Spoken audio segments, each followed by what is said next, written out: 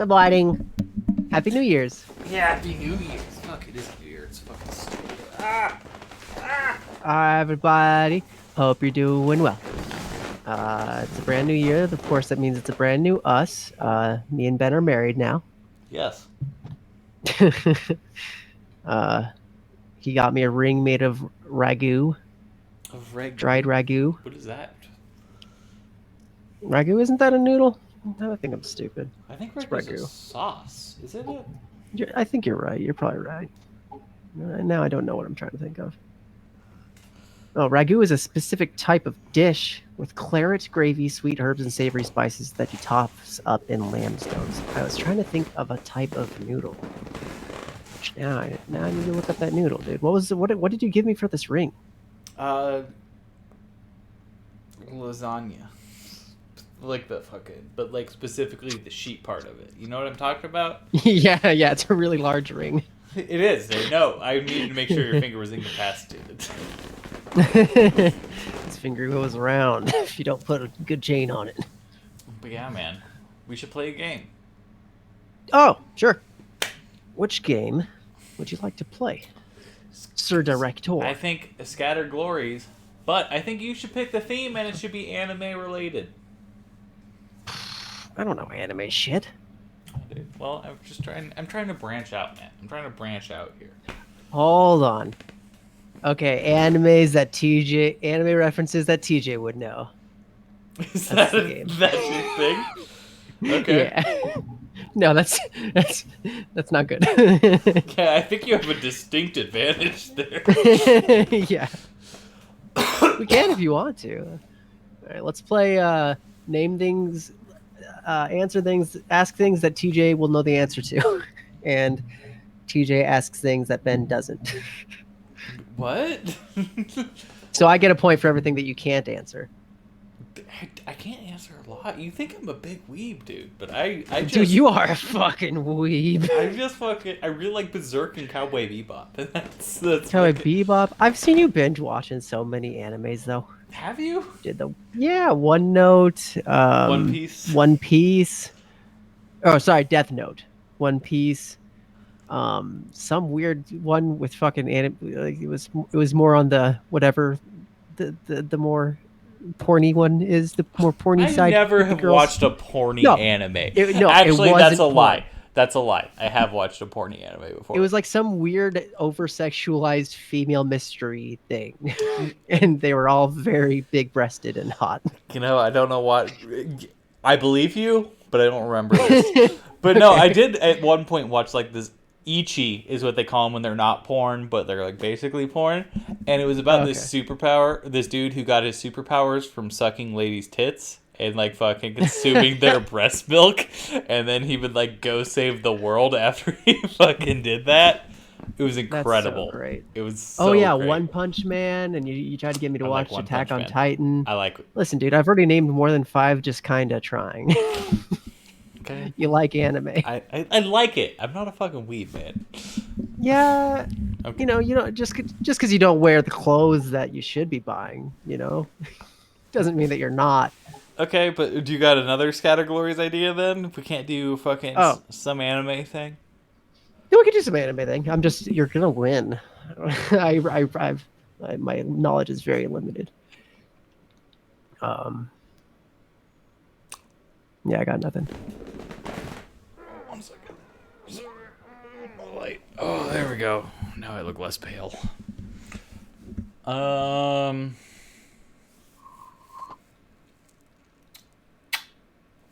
got nothing. We don't always have to play a game. Okay. I feel like it lubes the gears, man.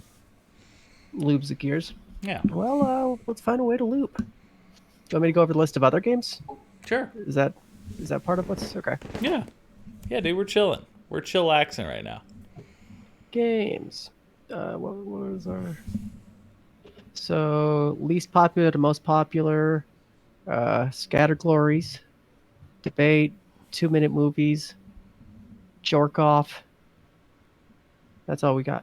Could have swore we had more.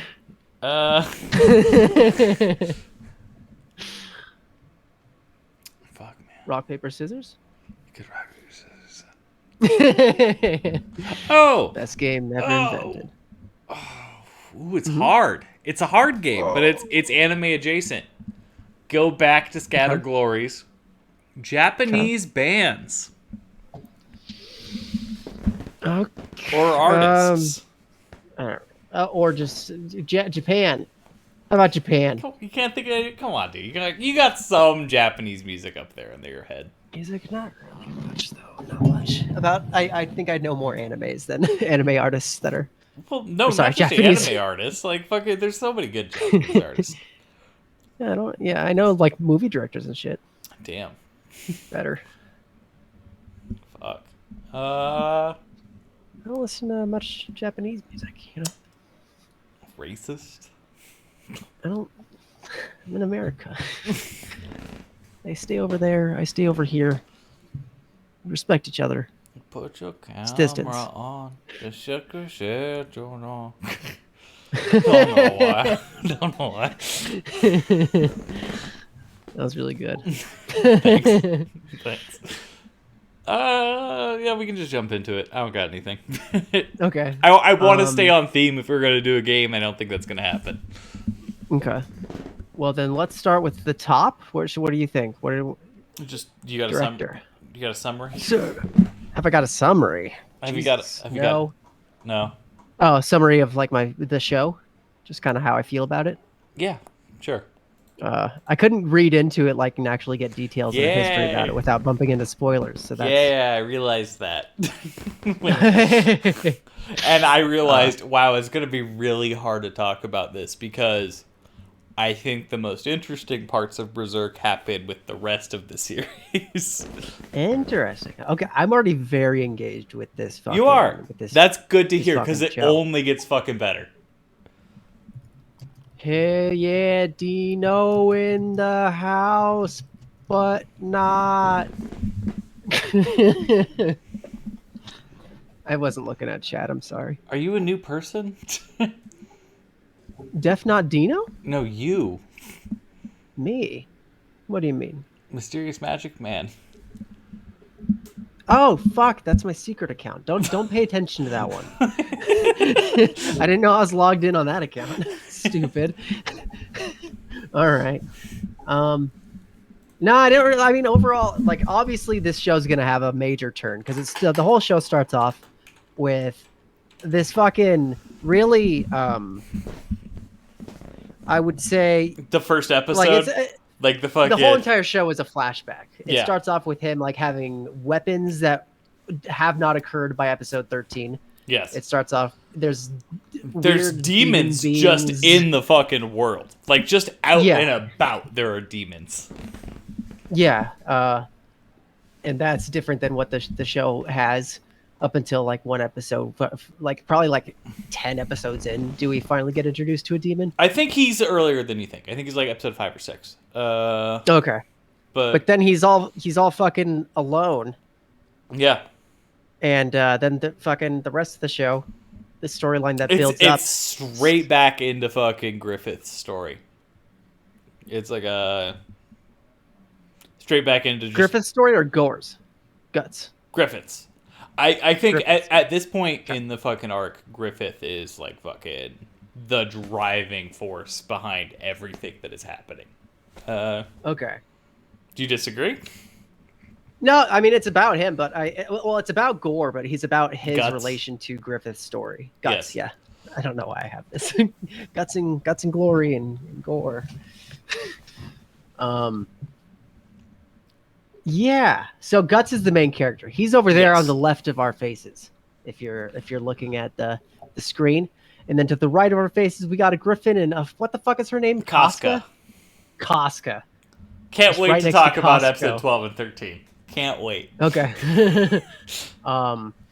So fucking it starts off with that guy that's on the left, all alone and being a badass. He fucking goes in this town. Oh, we should put spoilers in the fucking title. 1 second. Sure. Because we are gonna spoil episodes 1 through 13. I'm a noob. I don't know this fucking show. I haven't known it before. Ben's been trying to get me to watch it for a minute. And We'll get He's rid seen of. the whole show. I accidentally like spoiled a couple things, but nothing major. It seems is what I Ben did. added Ben didn't spoilers seem as a tag and put it in the title. okay. Ben didn't seem too disappointed in the spoilers that I ended up getting, so that's good. Yes, yes, because you'll see it when Okay. you'll see it and you'll know why what you saw was okay. Okay. Sounds good. Because I think you, I'll spoil a No, little as no, not worth it. Don't spoil. no, I'm not spoiling, but Okay. because you can see the roots of it now. But as Griffith's arc goes along, you can kind of see coming what's gonna come. Okay. Okay, that makes sense. Because it's already starting to introduce that he's like facing new sort of moral judgments and stuff Yeah, at the point that I'm at. But I guess that's one of the big arcs is that Griffith there on the right goes through some stuff. But first episode, I'm watching. I'm a new guy. yeah, It's very dude. stark. I wonder how the first 4 episodes or so felt to you because they're definitely Okay. very world introductory, except for the first episode, which is a stark contrast to the rest of the series. Yeah, Stark is the best way to like name what the first episode is in its entirety because it starts off power. I guess you could say power and demons. It's just everything is running amok. Like it's these like it's this town where just like a gang has taken over, and if it's in the medieval times, like a whole village or town could just be taken over by a fucking gang of bandits Yeah, and raiders if they wanted to. So you feel very like empathetic towards how bad things are. There's like this girl that ends up getting basically there is a lot of sexual abuse talk we're gonna have to dance around in this series. I tell you, it's fine. Yeah, I think we have something in the comments that says like basically a trigger warning yeah. or that we're bad with them. So I hope that people will read that. Um, yeah, they're like forcing this very young girl onto a table. These three bandits, and they're like forcing her to lick up this spilled beer and stuff, and they're sexualizing her, and they're probably gonna molest slash rape her. And her like 70-year-old grandpa comes in, and he's all like, you know, Trying to protect her where the rest of the villagers wouldn't. yeah, and so they just like kick him over, and everybody in the bar is silent and not willing to interfere and uncomfortable. So that's the sort of the world that we're looking at, and I don't know what exactly. Well, Berserk comes in and he kicks everybody's ass, Guts. basically. Guts. What did I say that time? You said Berserk. Berserk. Okay. What a fucking that... name. Just Berserk. Yeah. So fucking Guts comes in. He's a badass. He's got this fucking bow and arrow thing on his arm. Can we He's talk got... about what kind of badass Guts is real quick? Because Sure. it's so stereotypical, and yet like the 14-year-old boy in me can't help but be like, fuck yeah, he just fucking did that. It's a I don't know if you have the same response, like fucking just in your gut. I'm actually pretty neutral. I just kind of watch it. I don't okay. really, I don't feel any repulsion at any cliche or any like appeal towards like, hell yeah, I'm glad he did that. No, my little 14-year-old brain, dude, just fucking whenever he does something cool, I fucking half erect. Okay. He's like very much of the anime type Yeah. that's like, I'm angry and frustrated. You're letting out anger. Ah! Sort of violence. Seems like it's a very distinct anime thing. I don't know. Yeah. Is that just me? No, I'm with you. I agree. I do I think can't think of... I do think the show kind of plays with those stereotypes and kind of tries to circumvent them a lot of times, particularly with what's that dude, the leader of the Blue Whales, with him being the stereotypical anime villain, but he's definitely always just so inefficient in the way that the rest of the bad guys in the show kind of aren't, and they kind of portray a more Western conventional kind of storytelling archetype. Okay. Yeah, but also like the amount of stoicism that the character has and how much he doesn't communicate, I think is something that's definitely unique Yeah. for Guts's character. No, yeah, Um, he's very meditative for like this kind of stereotypical badass. It's like a lot of the times is spent with his own thoughts and like ruminating over them. yeah. So the fucking like this whatever it seems that there's a spiritual evil of some sort because like inside of this town like he beats up those guys like tell your boss blah blah blah and so like there's like a clergyman in the city who's clearly like obliged to some like weird evil sort of thing or guy. So you get early on that there's at least something otherworldly about this show, and then by the end of the episode, it's a giant snake demon thing. So that guy, that guy turns out to not quite be human, and we get this glimmer of like supernatural shit that he has like an egg on his fucking necklace, Yes. and that for some reason Guts recognizes that on him. He's like, "Oh, one of those things." Oh, blah, blah, blah. What is it called? The Egg of the Conqueror or some shit like that. I don't remember, but that sounds right because I remember I thought I heard conch the first time. Yeah. That egg of the conch or something. But obviously that thing has like some sort of supernatural power, and you'd expect the storyline to then go forward from there. But he beats down the gods, and this godlike thing. It's revealed that it's a some sort of like supernatural being in like the goddish realm, at Yeah. least. And when he's beating it down, he tortures it and like wants it to feel pain because of the pain that humans have to suffer, and he's trying to make it feel like sympathy, maybe. But it I just reversed the think power dynamic in a sympathy weird way is that I didn't see coming. sympathy's the wrong word. I think it's fucking I think it's just Just desserts. vengeance. I think yeah, it's just vengeance. Yeah, It's just he wants fucking revenge on this thing. I could see that. Yeah. I don't think he cares about how that thing feels whatsoever. I think it's about how he feels making it Okay. feel bad. I thought he said something in that scene about like I thought he explained for a while that what he was feeling was what the humans have had to No, he did. endure. He did. But I think Okay. he didn't It was necessarily, less about trying to teach it a lesson and more about or just trying to inflict pain on just it. okay. Okay. I'm holding on to that there might be something for him trying to teach a lesson there because I'm trying to get some sort of theology behind how he feels or whatever, I guess, and what exactly they're trying to say about the world because it definitely seems very not optimistic. It's a dark show. Yeah, it seems to be that I mean, and the world that they live in is dark, so how could anybody be like holding on to all of the kings are considered holy just because of their bloodlines and stuff, which is how it was. Yeah. And And I mean, they Griffith is really the only exception.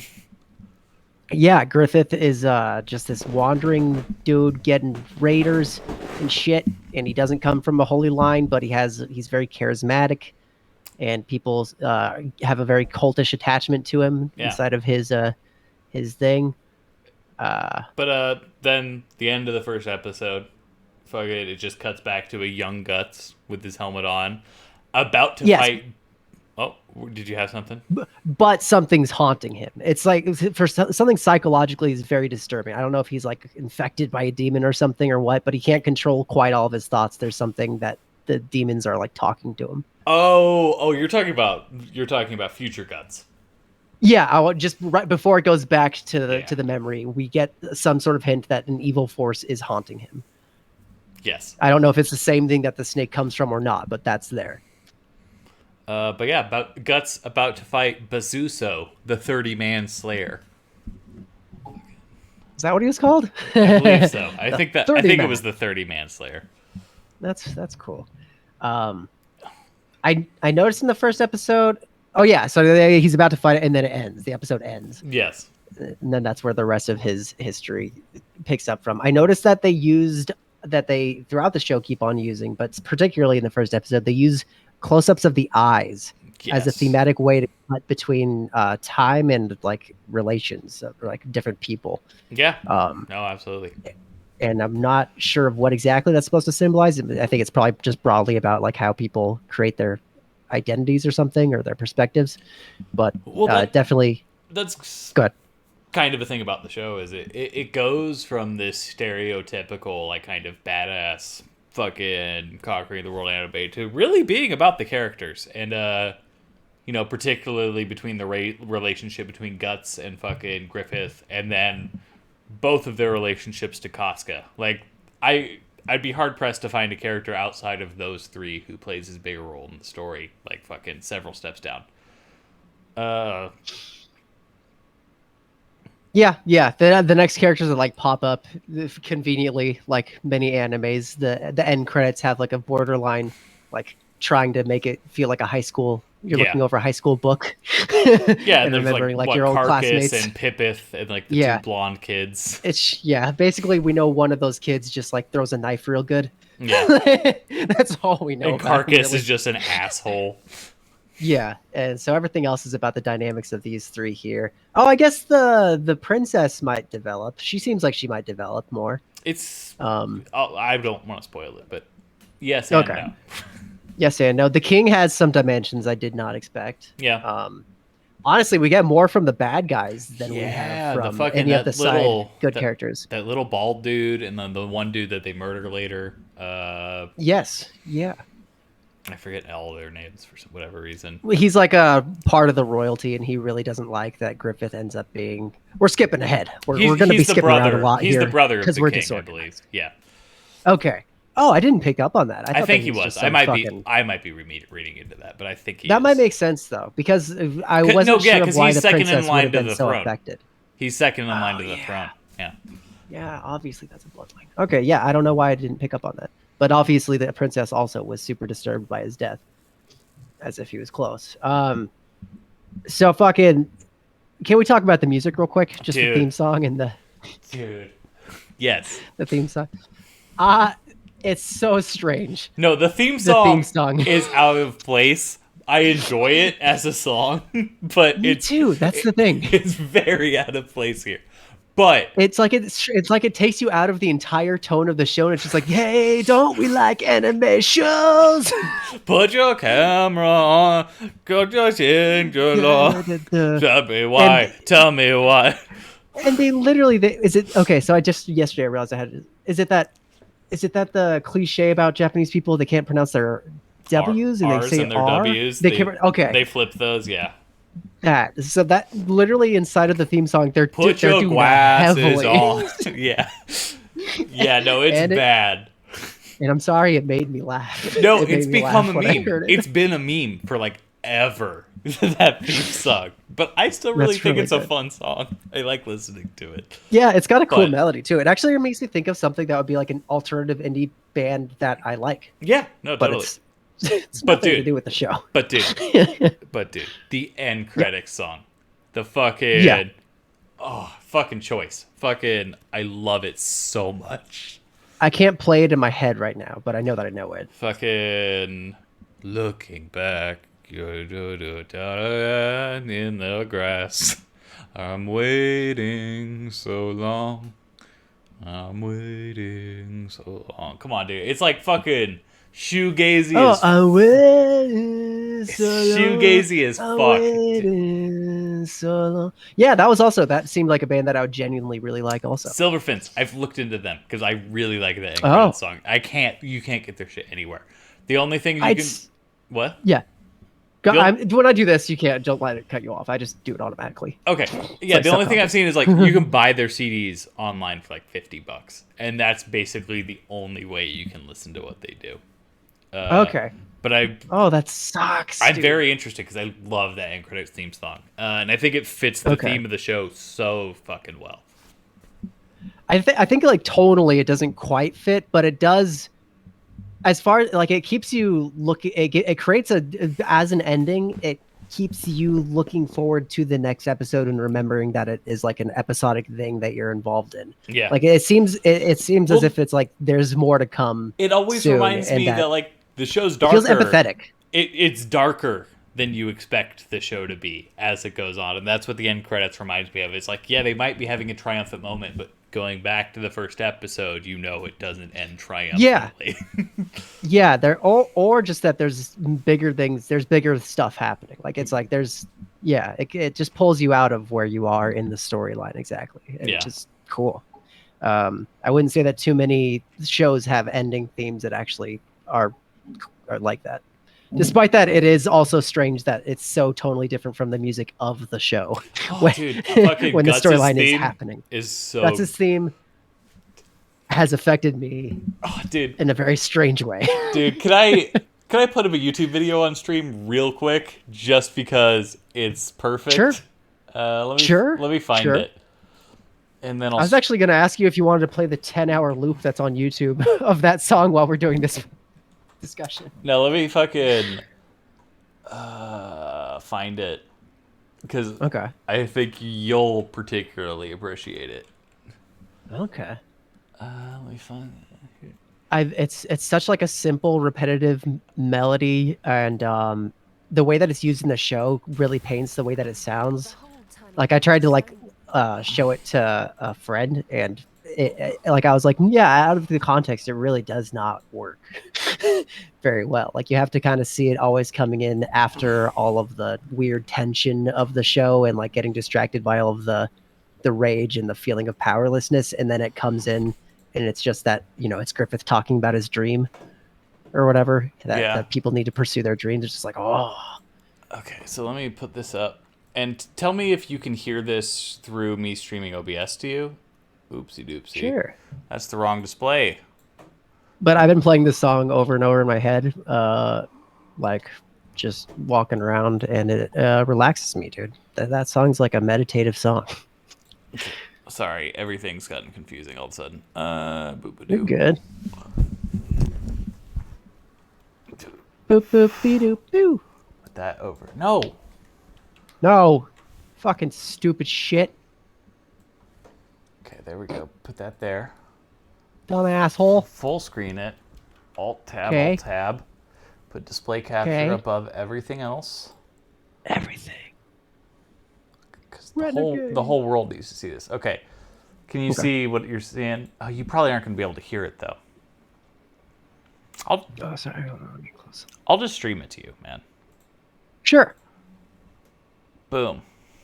I'll just stream it to you, and then we'll change this here in a minute. Okay. Okay, you ready for this? Sure.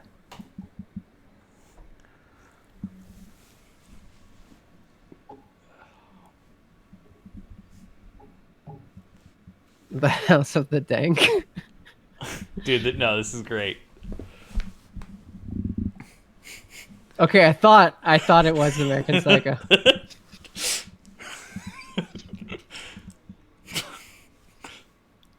I'm surprised that this is a thing that exists.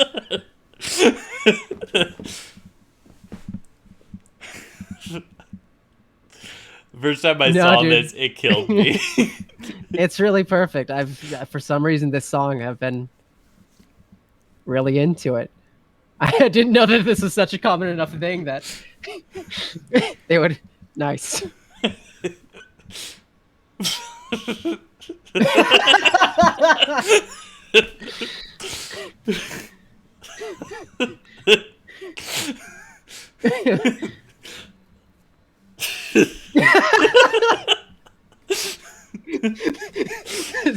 this video got way better than I expected. Yeah, that's that, man. That was really good, man. I'm happy you enjoyed it.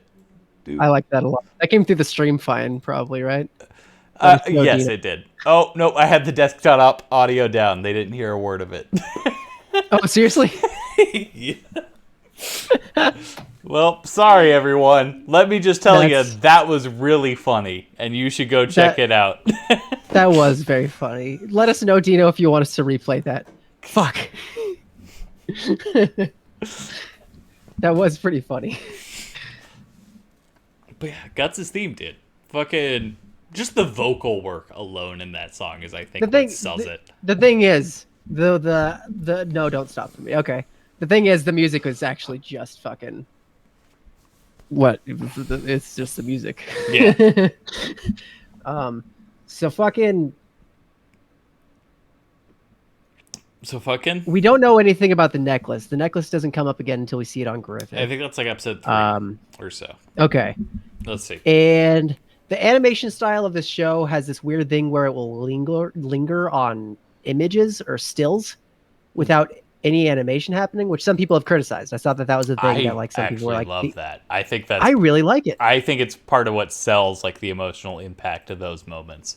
Apparently, there are some people who like say that there's animation mistakes in this show, quite a few, and I personally haven't really noticed any of those mistakes, I've or been if they're just noticed. referring to when that happens. The only thing I've been noticing in this fucking watch through, and I hope I don't ruin it for you, is the lip syncing has been off, and Oh, okay. I think that's just the pull. I think it's like just fucking if we had the DVD rip, we wouldn't have that lip sync air, but the fact that we're watching this particular version, we do. Yeah, I mean, I'm watching the English dub that's on YouTube. We should probably note that. Yeah. But since it's a dub, I'm not, I that's just something that doesn't bother me at all. Yeah, I don't no, even- exactly. I'm like, I watch fucking spaghetti westerns all the time. It's not a big deal. Yeah. It's Yeah. been distracting me a little bit this time for whatever reason. Okay. But it has this thing where yeah, it'll just like show, like sometimes it'll be giving like a brief history of like a violence or in an area or something. It'll just like show just an image still that it like zooms in on a little bit and like moves through, and like that image will just be of like a frozen image of violence and stuff. I thought that was Yeah. interesting. I've never seen something like that. Or sometimes they even panorama an image, like particularly when Guts' Yeah. sword is pointing to the sky, and that's just how you know Guts is thinking about something, as he has his big sword, and it seems bigger than normal, and it's up into the sky, and it'll just be a frozen image, and it'll pan up his fucking sword. That's a good point. We haven't mentioned that detail yet. Is that Guts has a gigantic, huge sword that appears to be unbreakable. Yes, particularly in these last couple episodes, it's really gotten put to the test. Yeah. Fucking also they'll have like one thing moving inside of those stills sometimes. Like sometimes it'll just be like one eye or something, or like one instrument, like a weapon. But Yeah. I was wondering what you think of what is the deliberate like use of that effect, because for me it seems to take me out a little bit. What but I think just that it the might be freeze trying frame in general. Yeah, I'm wondering if it's to be like I think I wonder if it's it's to pull us out. contemplative is what I always have assumed it is. It's either telling the audience to contemplate, or it is symbolizing that the character themselves is pondering an event that just occurred, or fuck it. That's what I've Yeah. always gotten out of it. It's always in a time of reflection for the character that seems to happen. I thought it was like after like thinking about it for a while, I figured that it's a way that I figured it was a deliberate thing, but maybe it wasn't. But it seems to fit with the show that it's like a way to works pull really you well. out of the flow of what's happening at that moment and just begin to ponder it instead and like put it into context or something. Yeah. Introduce some stillness amidst all the warfare inside of you. Well, yeah, because that's the thing is there's this very big juxtaposition to like the fighting in the show versus Yes, the character very violent show. Yeah, but versus the character development in the show, because like the fighting's all there and it's all in the background, and the character development is really what fucking drives everything forward. And you see that as it going on is Griffith's political dealings drive the story way further than anything that happens on the battlefield. And that's character development seems to be the more important thing, and that's somehow how I think it leads to a reflective nature in those pausing moments. Does that make sense? Yeah, but you said one thing that I want to say is you said that the violence is in the background. It's always like you just mean a sense of violence happening in the world, right? That's what I assume you meant, because during the actual violent scenes, moments, they're front and center. Yes. Overemphasize the blood. They're like trying to make it seem as violent as possible, and they're really emphasizing that the character of Guts is just 100% violence. Yes. Yes. And we'll get into that pretty soon, because I guess we're about to meet Griffith for the first time. Yes. So, episode 2, we have Guts slaying Bezuso, the 30-man slayer. And Which is just a giant piece of armor, essentially. yes, and Except that there's a guy in there. it all comes down to one blow that fucking Guts lands on his helmet, or rather that he lands on his axe, and then his axe lands on Guts' helmet and shatters his axe, and that's how the battle ends. And that Griffith fucking witnessing that is impressed enough with Guts that when what's his name Corcus approaches Guts, fucking Griffith tries to recruit him for his army after a fucking. Well, hold on, real quick. The context is just that this guy was just attacking a town, right? And everybody was competing up against him. I'm really not sure what the fucking. For some reason, it was organized though. They were like, let's set challengers against this guy one by one. Bazuso. Yeah. Sorry, that's quick context. Go back. Fucking. Yeah. So then Griffith's whole army basically just one-on-one tries to take on Guts, and Guts takes them all down until Griffith takes him down with one blow. And continue for me. Sure. He could have been killed during that fight, but chance essentially led to him not dying, which I think is important. Just that the guy's axe managed. Or do you think it was intentional Fate? On Griffith's part?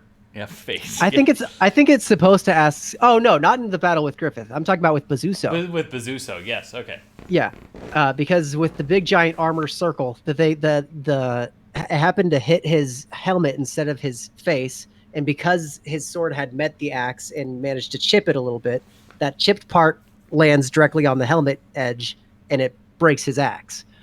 And so that he managed to win that battle. A lot of the show seems to be, well, it doesn't seem to be. It's obviously talking about free will in some sort of way. Oh, and they always talk about fate at the fucking very beginning of every episode. Yeah, is that always the same? It took me like 5 episodes to start paying attention, and then I, for some reason, just was not able to. I kind of zone out when it happens for some reason. No, that's always the same. The one after the end credits is always different, though. Yeah, I decided to stop watching those though. I got a little bit worried. I going back to them after I've seen the next episode. Gotcha. Okay, that's because they're too good. They're very good previews, and they add like some of the philosophizing over the. No, that's episode. what I like is they add the context for the next episode. And it's like they kind of pose the question to your head that fucking you should have while you're watching it. I really like. But also they do kind of spoil. Yeah, they do kind of spoil. A little bit. Particularly at this point, I wouldn't have said. Can I address the spoiler that I know? Shit. Yeah.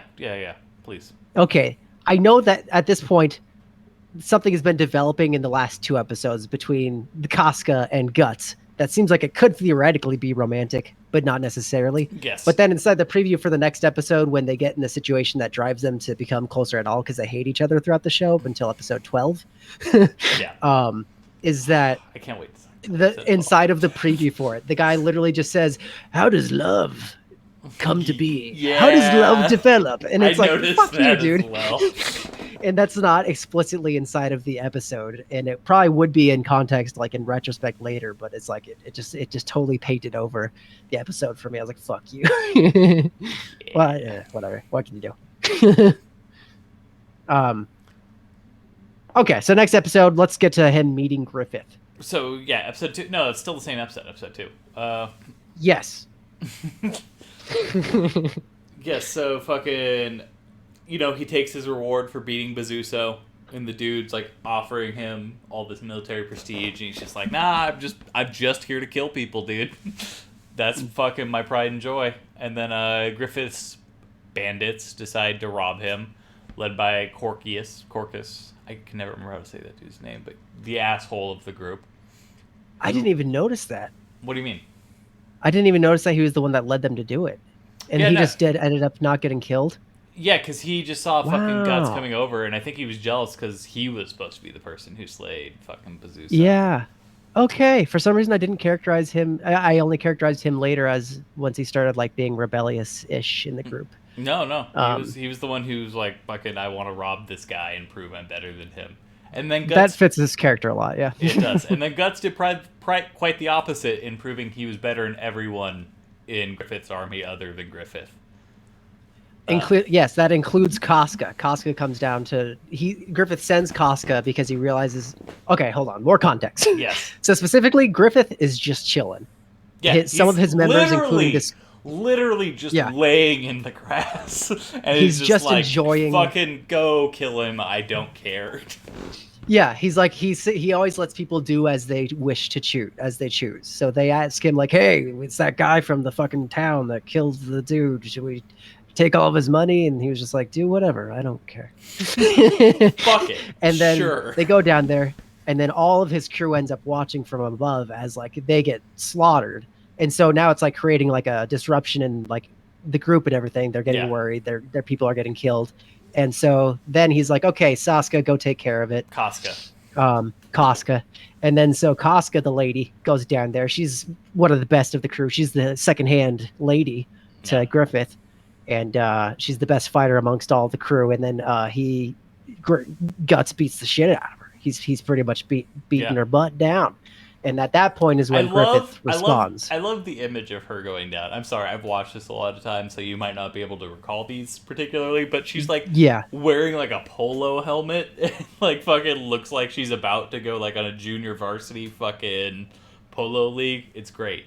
But cool. Continue. So fucking then Griffith goes down and Casca could have been killed by Guts, clearly. He comes at like the right moment. And Griffith comes down and like with one or two blows, like just fucking he stabs really Guts quickly in the rib cage, I think is what it is, right? The rib cage. That sounds right, because it was definitely on his side that it seemed to be mostly emphasized. Yeah. And so he's taken out, and then he wakes up, and he's being fostered by that community back into health. Yes, particularly by Casca's nude body. Yes, Casca's nude body kept him warm during the night when he lost a lot of blood and like could have had hypothermia or something. Yeah. And inside of his dream, he actually visualizes that happening, and it notes her black eyes. It really emphasized that she had these black big eyes. Yes. And I'm assuming that might become something later, but right now I have no idea what it's for. I don't confirm nor deny. Sure. Well, it also he says that he gets touched by the guy that was trying to get him to stay in the town to protect the city, but he was just like, I got my money, I came here to kill, I'm gonna go find things to kill. Yeah. That guy touched him and he goes like, don't touch me. And then inside of this dream also, he feels himself being touched and dreams about himself being touched by the naked Casca. And we hear him say, I've never been touched, or I don't want to be touched. And so, but she manages to calm him, it appears. There's nothing about what's his face in those dreams. Fucking his like surrogate dad. I think he did pop up. Gambino. Gambino, yeah. Yes, because he denies Berserk assistance. Because Berserk, sorry, not Berserk. It's gonna happen more. Yeah. Guts wants is asking for his help in this scenario for some reason, and he won't help him. Gambino. And I'm wondering if, and he's a child, so I don't know if that means that there's like a place in his mind that he goes back to where he is unconscious and usually spiritually consults Gambino. That hasn't recurred since that episode. How much of the Gambino backstory have we fucking encountered in the fraction of the story we've watched? For me, I know that Guts accidentally killed him. Okay, you know that much. Okay. Yeah, that's about as much as I know, in that he like had the whole episode and like got injured on the battlefield and felt like Guts was cursed as a child that shouldn't have been like saved or something, and then tried to kill him, and then Guts accidentally kills him in self-defense and is expelled from his tribe. As far as like how I don't, what was the detail on how he was discovered? So Gambino found him as a corpse, as a baby underneath his mom's dead corpse. Yeah, so Guts, I don't know if it's discussed in the anime, but Guts was given birth by like a hung woman, I believe, who was pregnant. So yeah, he never knew his mother. She died of a hanging, and then Gambino found him and raised him in like the bandit gang. and that scene we haven't been able to witness it yet, Yeah. but we see images of that tree and a bunch of people hanging from it. Pop I don't up think it through ever his- really gets discussed in the anime. Interesting. I think I just know it because I've read about it in the manga. I've always intended to read the manga, I just never have. And I just know bits and pieces about it. I totally missed the nah, it's just because Black Eyes is fucking weird. That's funny. Yeah, it so far hasn't come up again. So honestly, it could be, but apparently Ben's keeping that one on the chest. Yeah, we'll see. I think that's everything in episode 2. Well, oh no, Griffith's. The devil's hand holds him in place, or some sort of like red demonish Oh thing. man, I don't remember that. Holds him in place, and he's taunted for having killed Gambino, and he says that you were the one that was supposed to die, and then that's where Guts ends up waking up. Yes, and then the end of the episode is Guts challenging Griffith to a rematch. Yeah. Okay. I thought. Yeah. Yeah.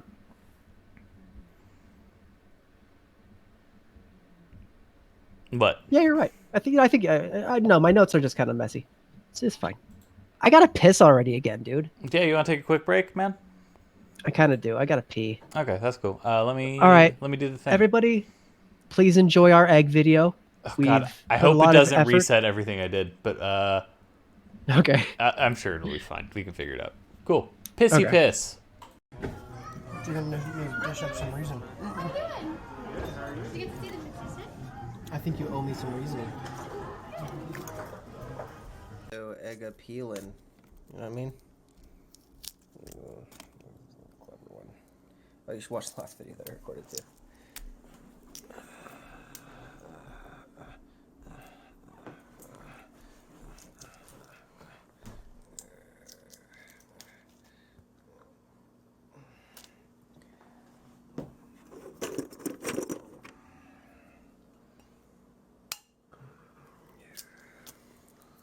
Ooh, the wet ones are actually peeling way faster. For some reason, some of the ones near the bottom were wetter. How do you explain that? How do you explain that in the world?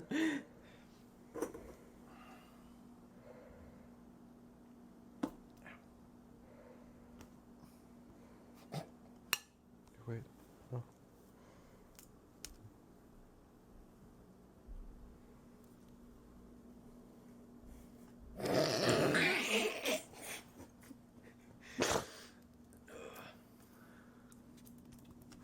Oh, fuck, this one's getting destroyed too. Dang it. So that's just gonna happen every now and again. I think it's your most recent batch. Maybe. No, because these are like in the middle of the bucket. Oy, oy, oy. You're just looking at my belly. This one's falling apart a little bit. Oh well. I'm just gonna have to eat it and like it. I'm just gonna have to like it, Ben. Okay. All right. There you go. Sorry. I know you just summed it up, and it was about to be a perfect shot. So, like, I'll give you the inspiration of music.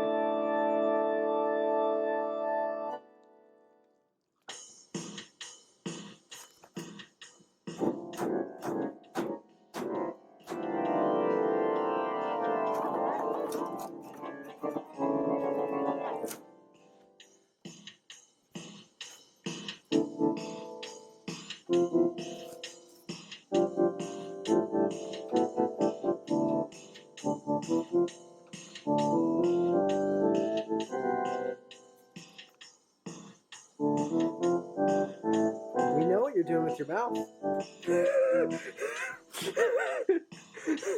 Sorry.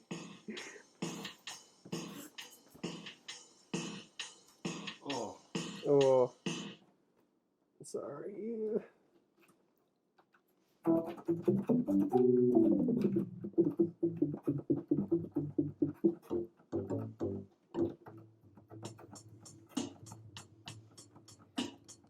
Can't remember if she got.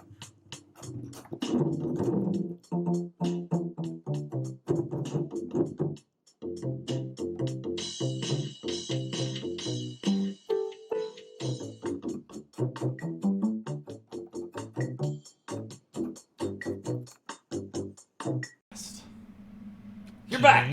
We're back. We're all back. Hey, hey. Episode Trace. Trace. The First Battle. That's the title of this episode. Oh. Yeah, I didn't look at the titles very much. I sent you the list, man. I sent it to you. Yeah, I got it open somewhere. This episode's very simple. I think we can kind of brush over this one. It's an injured Guts challenges Griffith to this battle, and they have a very heartfelt battle. And Guts, even though injured, puts up a very good fight. But Griffith does win in the end, and Griffith requests Guts' life as payment. So Guts has to serve the Band of the Hawk. Okay. Does anything else important happen in this episode? I believe so. What else? Kind of. Not terribly. Not terribly for the storyline development, but for the meaning of the show. As they're fighting, it shows that Griffith has extreme control and precision. He specifically slices to disable his joints. Yes. And no, and it definitely the whole time it paints he's okay, go. As he's receiving the cuts, it emphasizes that Guts is impressed and excited as he's feeling all of the precise pain being delivered upon his body. Yes. And go ahead. What were you gonna say? It emphasizes the difference between the two characters as well. Whereas fucking Griffith, this kind of strategic, fucking very mastermindy person. Of course, he has this specific fighting style, whereas Guts is brute force and whatever. And they just kind of become these contradictory forces as the series goes on. That is displayed through their fighting styles in this episode. Interesting. Okay. Griffith also, I thought the most important part of the episode was when Griffith tried to postulate why Guts is the way that he is and why he won't give up fighting.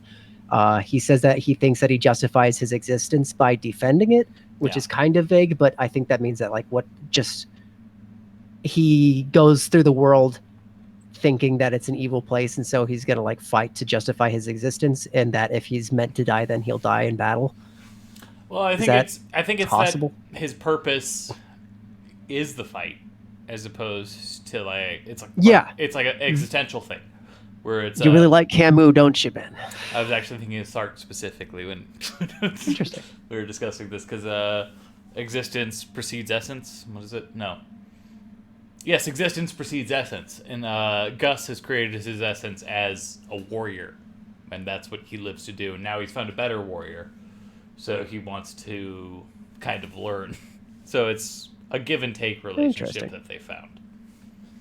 Yeah, because I guess he has the choice to always do something else. Yeah. No, Griffith doesn't require him to stay. Well, yes, he does. We'll talk about that later. I don't know. So far, I don't get the feeling that he's identified himself or chosen his fate to be a warrior necessarily. I feel as if he just sees no other purpose inside. For me, I'm getting that he's just devoted to... he's essentially self-destructive. He sees no reason to live otherwise inside of the world. He just sees violence, and what does he get? All that he does in his spare time is just sit and stare. Yeah, and practice swinging his sword. Practice swinging his sword with logs tied around it. Yeah. And he doesn't seem to have a reason for doing it. So for me, I thought that it was more of he's doing it. It's like a Sisyphean sort of Camus battle that he just looks at the world and he's this is an evil place. And so he's so I'm going to fucking try to fuck it up. I don't know if Griffith or if fucking Guts really has that kind of moral compass, though. Okay. You're Griffith? Guts. Okay. I don't know if Guts really has that moral compass to be the world is evil, because he followed Gambino in a bandit gang all those years, and now he's just rejoined with another bandit gang, and he's just... Nothing speaks to me on a level to say he has any issues with the world. I think he just enjoys doing what he's doing.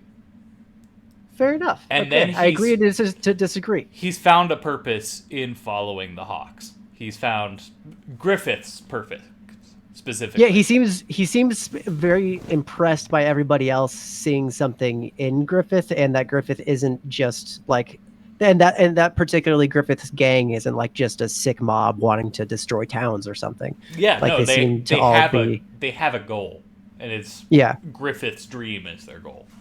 Which that for me painted Guts as a character that like just knew violence and now is like for the first time ever encountering something that doesn't show the world as just a violent evil place. Well, I think he experienced for that with me. Gambino as well. I think there's actually Okay. There's things I want to say. There's more to come there. That's fine. Yeah. There's things I want to say, but they'll spoil the rest of the show. That like paint Okay. some of my things why I think of it this way. Okay. Yeah. But I like that. This has changed my way of wanting to approach TV watching. I really like this, taking time with it. Because most of the time when you watch a show, you have that week in between, when it's airing. Yeah. Yeah, and you have like much more time to think about what they're posturing possibly about the characters. And so it like brings you like more into the, I guess, I don't know, just makes you spend more time with it. Yeah, no, that's great. Reflection is always going to improve the viewing experience. Yeah. But I don't remember what that was connected to, but episode 4? The Hand of God.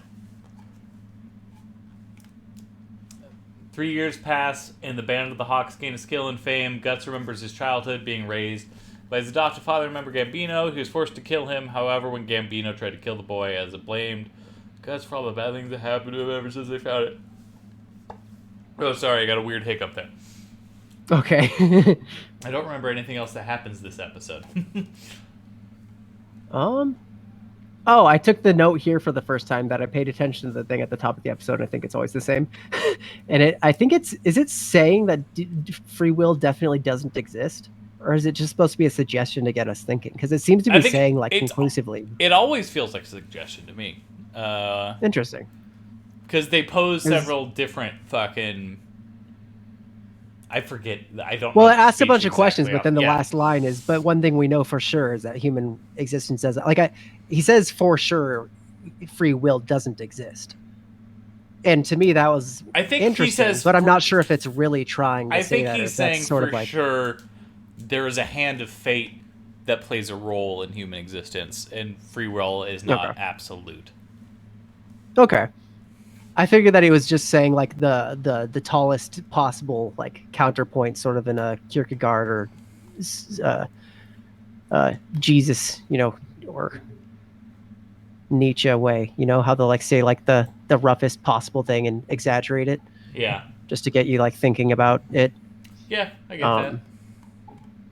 But yeah. What else I think that probably covered it. Oh, no, that episode has them playing the water games. Yes, this is the episode where they bathe each other, and Guts first asks about Griffith's necklace. So, fucking Guts goes...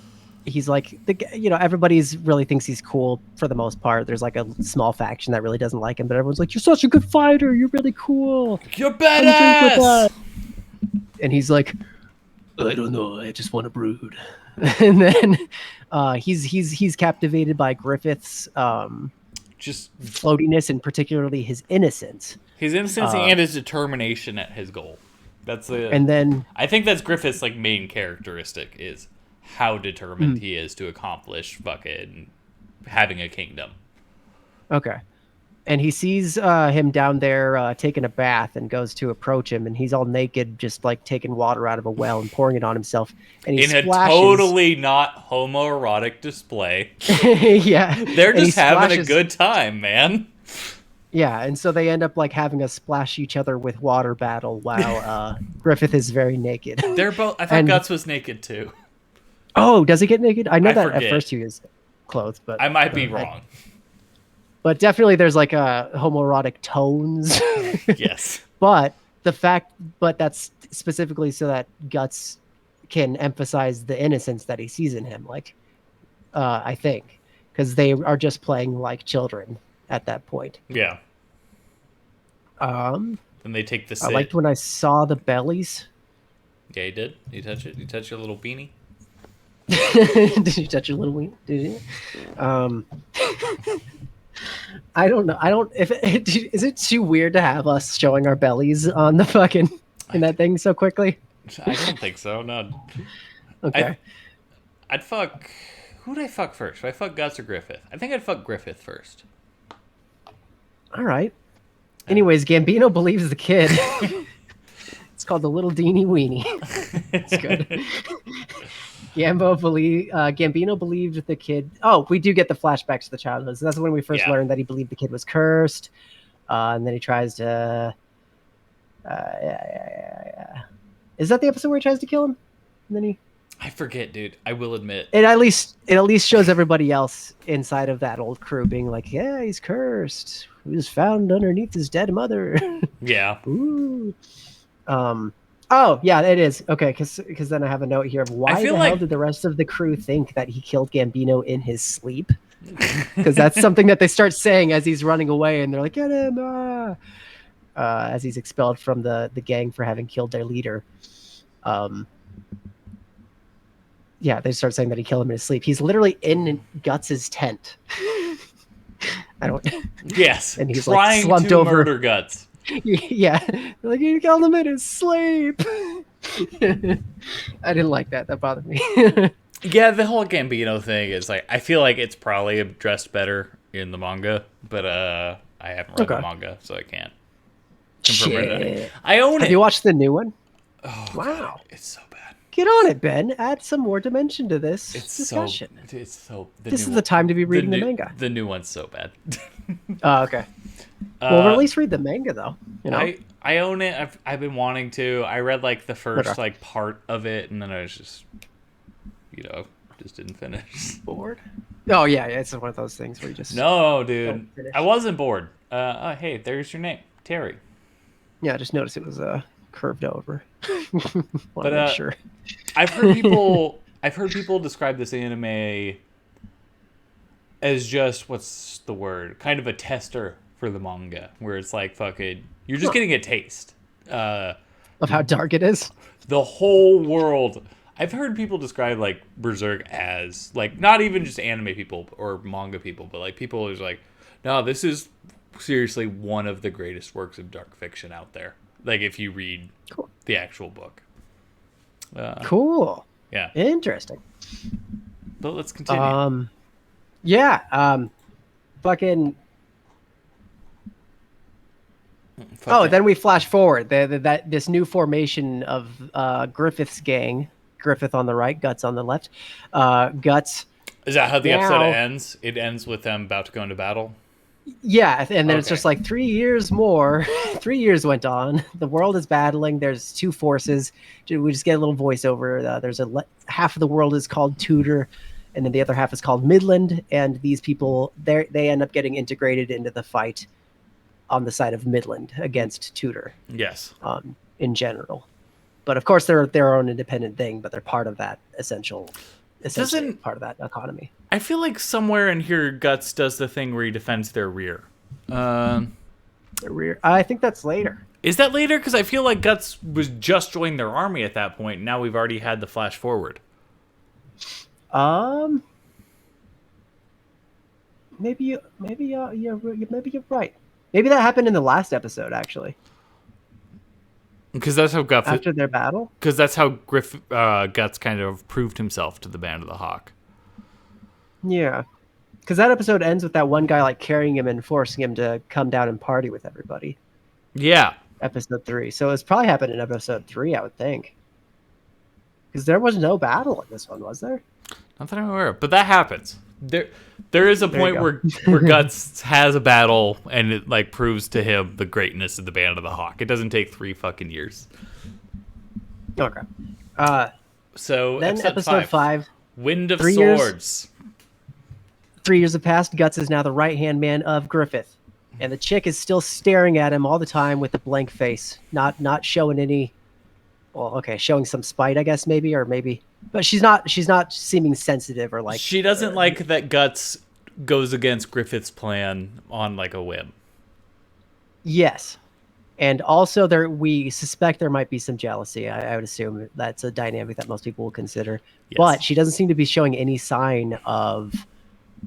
like wanting to fuck Griffith, really. Like she doesn't seem to be his fuck tool or nothing. That's one of those things that I've always found very interesting about this is what is Casca's relationship to Griffith? Is it like a paternal thing? Is it a sexual thing? Because it kind of goes back and forth between a lot of different thoughts. Like, is he just a mentor to her? Yeah, I think it's a mix of both. She seems like her sexuality got warped by the rape attempt that we're gonna learn about later. Yeah. in her early life, and like her father just sold her, and their life before that was just sustenance, and that she was an extra mouth to feed that made it too hard on her father to feed them all. And then he sells him to a nobleman, and then the nobleman immediately tries to rape her, and then that's where she meets Griffith. Skipping ahead a lot, but skipping ahead to about episode 12, but we go back and forth. Griffith is for Casca.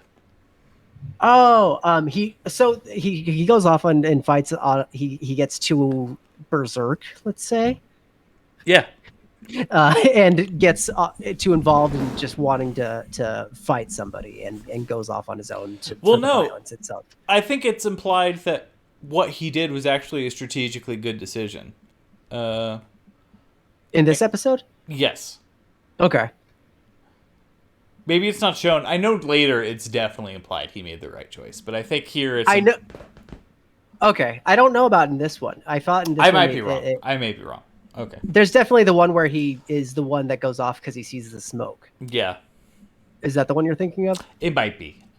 Because I know that's a separate event, but I thought this one he might have had some just cause as well, but I might be wrong. There might have been something, but whatever it was, when she like tries to scold him and he gets mad at her, and like I think he shoves her. Doesn't he shove her or something? He's like, or does he threaten her?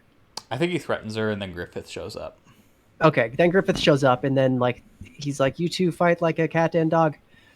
That's a line that he said very, very nonchalantly. And then he says to Guts that he drew up the plans knowing that Guts was probably going to do what he did.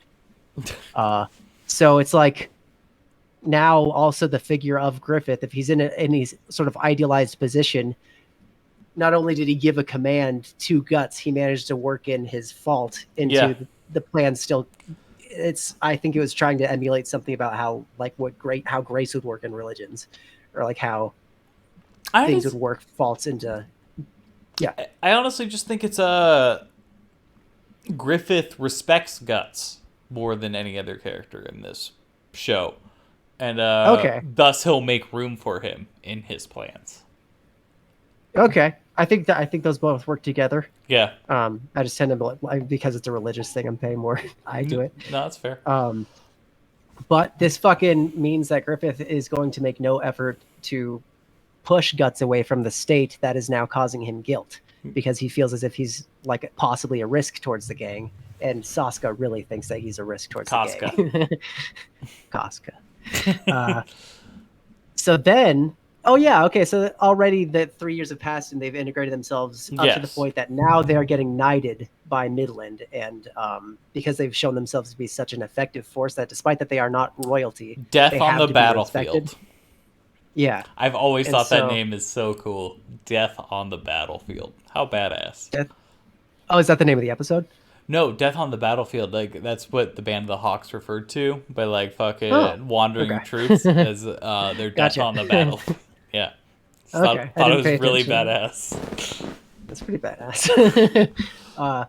He's getting knighted by the Midland King, and obviously that makes the people who feel like knighting is a royalty thing and bloodline related get upset by it. And the crew is they need to act a little bit less like mercenaries now, because the kingdom is going to have their eye on them. So during that scene, when he gets knighted, I thought the characters were perfectly placed. Griffith is being sworn in. Guts is ambivalent and ignoring all the history and the interpersonal squabbles of the gang. He's just outside swinging his sword. Yes. And then Carcass is talking shit. Yeah.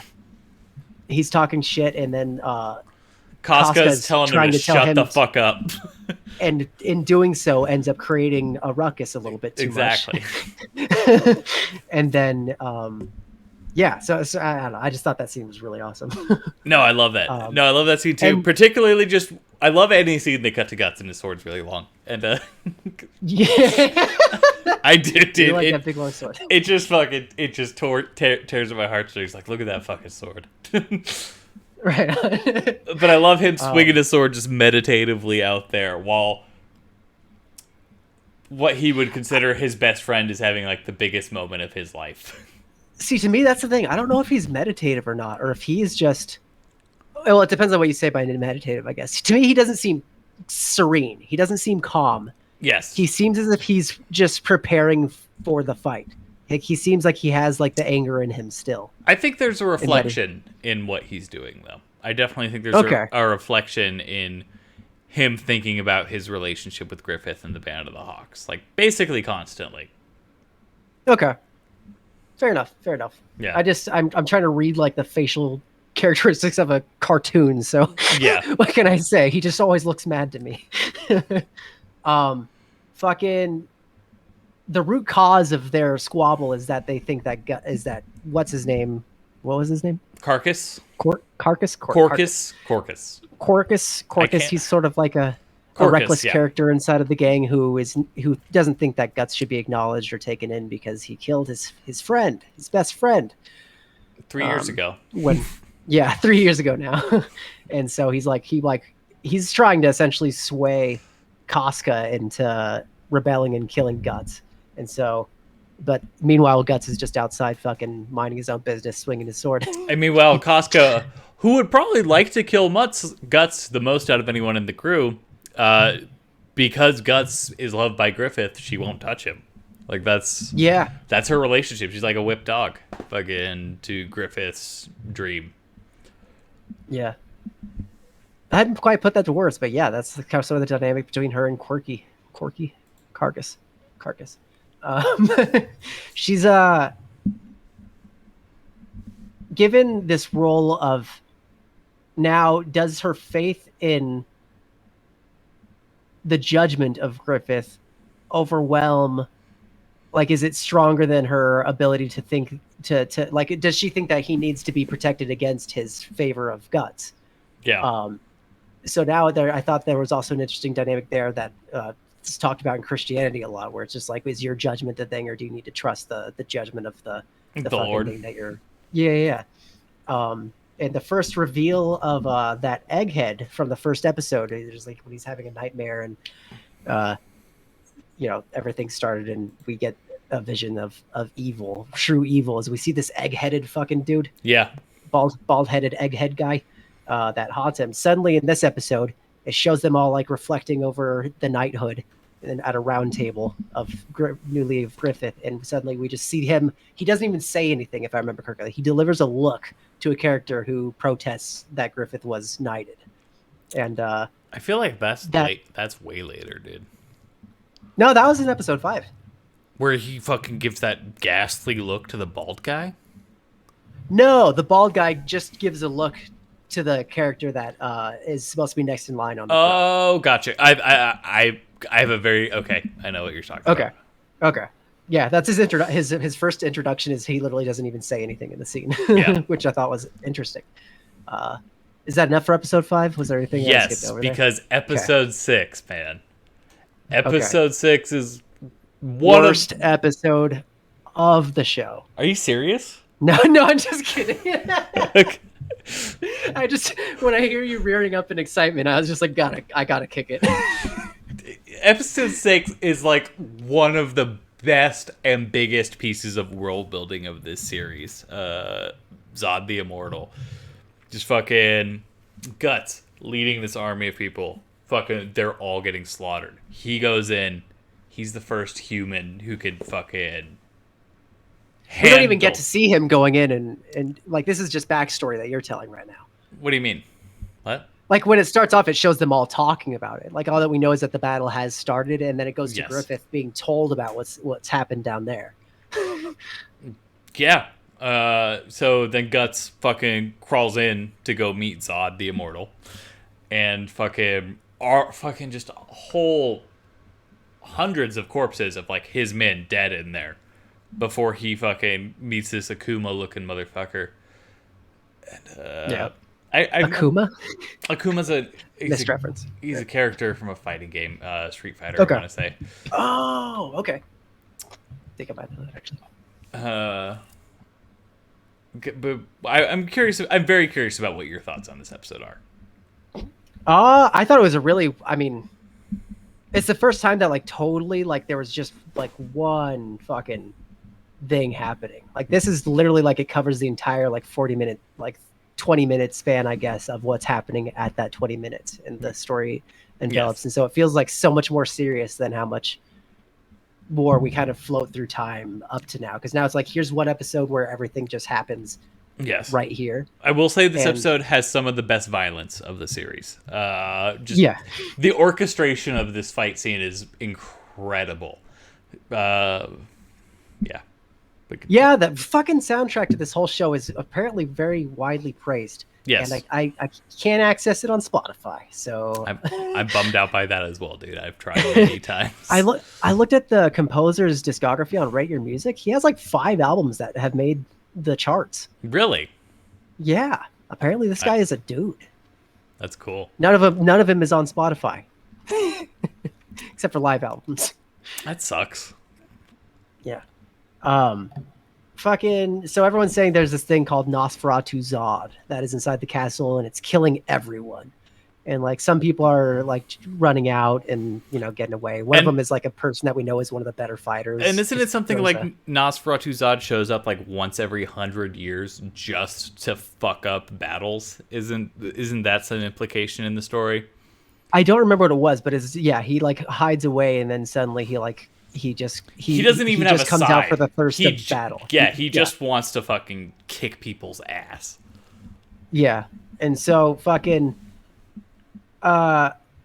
it's interesting that we get the development that Guts does seem concerned, because at this point we're worried about whether or not he really cares about any of the lives of his men. As far as, like, this is where you can tell concerned. He's part of the Band of the Hawks. Like he really cares about the soldiers he's looking out for. Because he does have a genuine sense of worry that they are dying, and they all the rest of the gang is like telling him like to not go in there for, you know, the sake of protecting Griffith. But his reason for that he says for going in is because all of his men are dying. And that he has to, you know, take this Nosferatu thing down.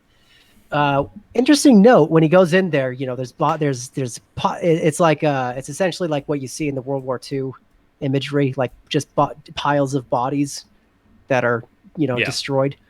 And then this giant, way too big of a thing. It's like half human. Well, it's not quite human. It's before he transforms because yeah. But even when he's not the demon form, he still looks fucking weird. Yeah. And he's huge. So he's like he essentially like looks like what I would imagine people might think of if they like read into like giant like mythology and in like old religious books or something, like David, maybe what Goliath looked like, you know? Yeah. No, I get that. It's like a too large of features, and it has Guts' same haircut. Did you notice that? I did. Yeah. I did. Seems like we're supposed to draw parallels between these two characters, which makes sense kind of, because they both have a thirst for violence. I'm not streaming OBS to you anymore, am I? No, but I don't even have that open right now. I'm looking at my notes. I got it. There you go. Okay. Fucking. What were you saying? Yeah. I mean, I feel like we're supposed to make a parallel between them and say, like, this is what Guts could possibly become if he, like, falls into the pattern of what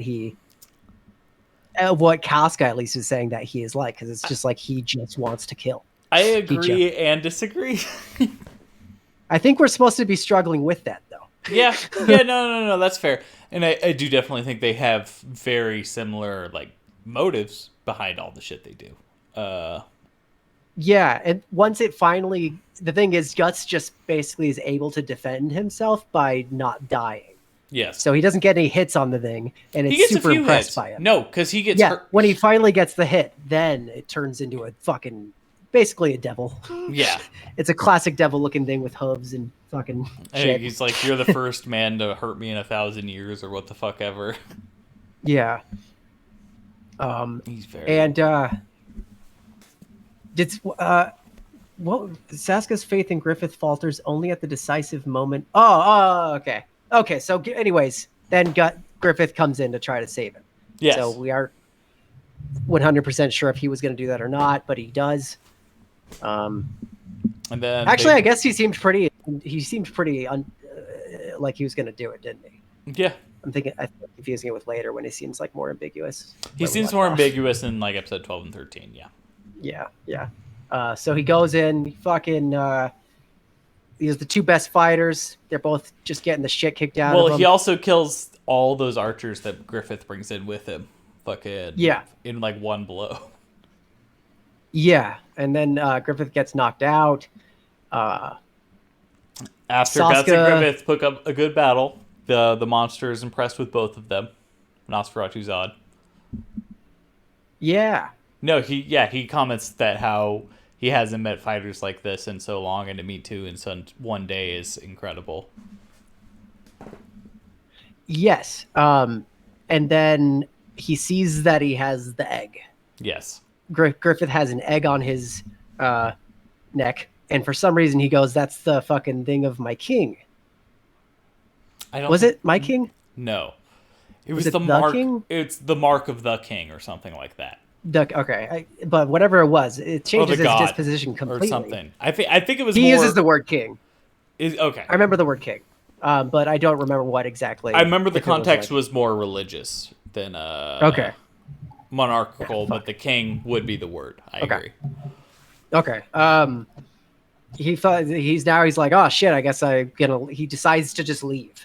Like he's not gonna kill these guys, and he tells Guts that he better watch out, and this guy is gonna, once his ambitions crumble, he'll betray you or stab you in the back. Yes, it's something along those lines, but it is very much a behest warning to Guts, because he respects Guts now after this battle, and he wants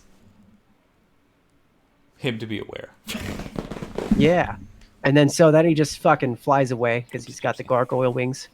He just goes through the top of the building and everyone else is pissing their pants. Yeah. I love that. And then Saska goes over and she's like, "Oh my gosh, Griffith could have died and it's your fucking fault, Guts." And then the episode ends. Hating Guts. All right. Episode 7. Sword's owner. Well, hold on. What? How do we feel about the show at this point? That's when I took a small break from watching the episode. Yeah, how do we feel about I think Zod the Immortal really sets up what the rest of the show is to become. Okay. It definitely expands the world in like this spiritual nature that it didn't have other than the first episode prior. And that would to be a thing that is built on to come. Yeah, I agree.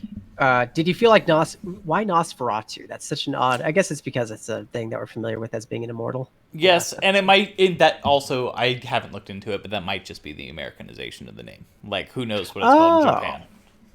Interesting. I don't think know. That's an Americanization. Nosferatu, I think, is German. Yeah, I know, but it's like fucking. It's something Americans are familiar with. Yeah. That's fair. But yeah, it's the first time that we see also that there might be something. No, it's the first time that we get the sense that Griffith might be up to something evil. Exactly, because there's definitely something. Yeah, it's the first time you see him in a nefarious light. Continue. Yeah, we've seen the egg and we know that it's got something to do with that egg that we see on the demon later on. And that Guts sometimes is like, what's that thing in the egg at the beginning of every single fucking episode. Like, yeah, it's in the hand of like some villainous demon-looking thing. Yeah. Hand.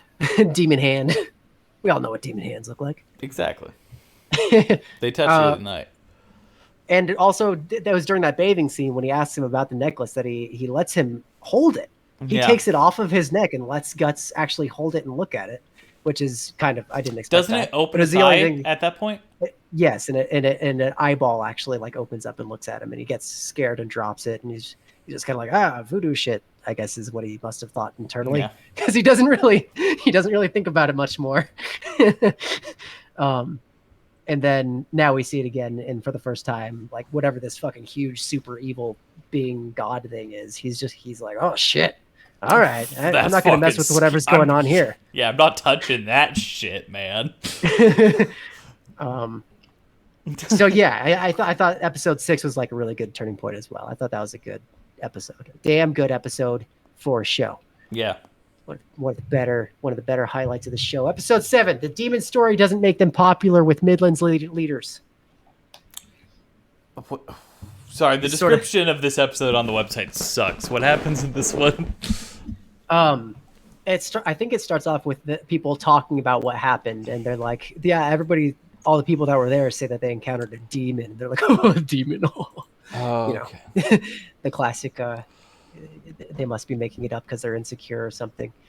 And but they lost a lot of people during that battle. But they still gained a castle. That was the main point of the whole battle, was that they were trying to gain this castle, and then there just turned out to be this mega beast there. Yeah. That wasn't even there for the sake of like protecting that castle from them getting a hold of it. No, it's just fucking that beast just wanted to kick some ass. So Guts is willing to he goes up, and Griffith is injured and he's being healed. And so this is where Guts like fucking fights the rest of the band of the Hawk to go see Griffith, and like the royalty, is that the word? What's fucking...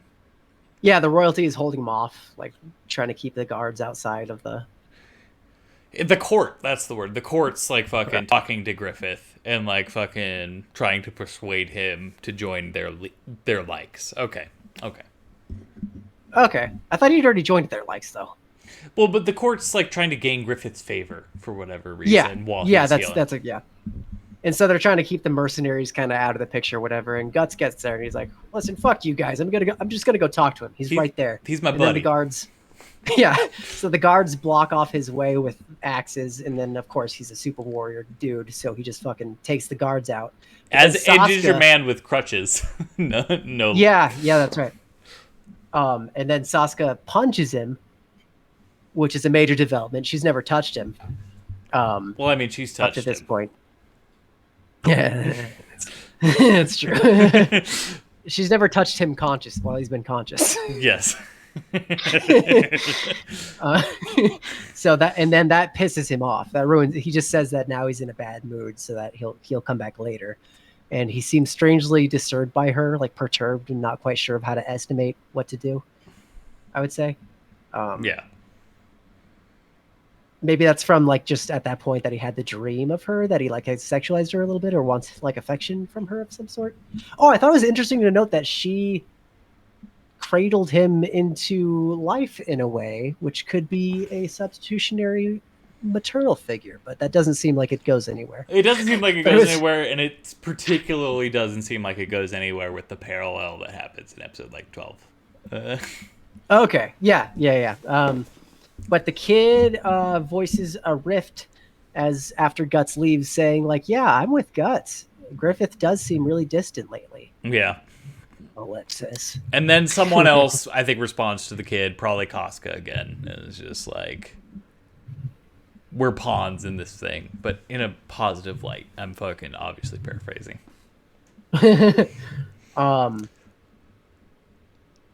Looking at my notes.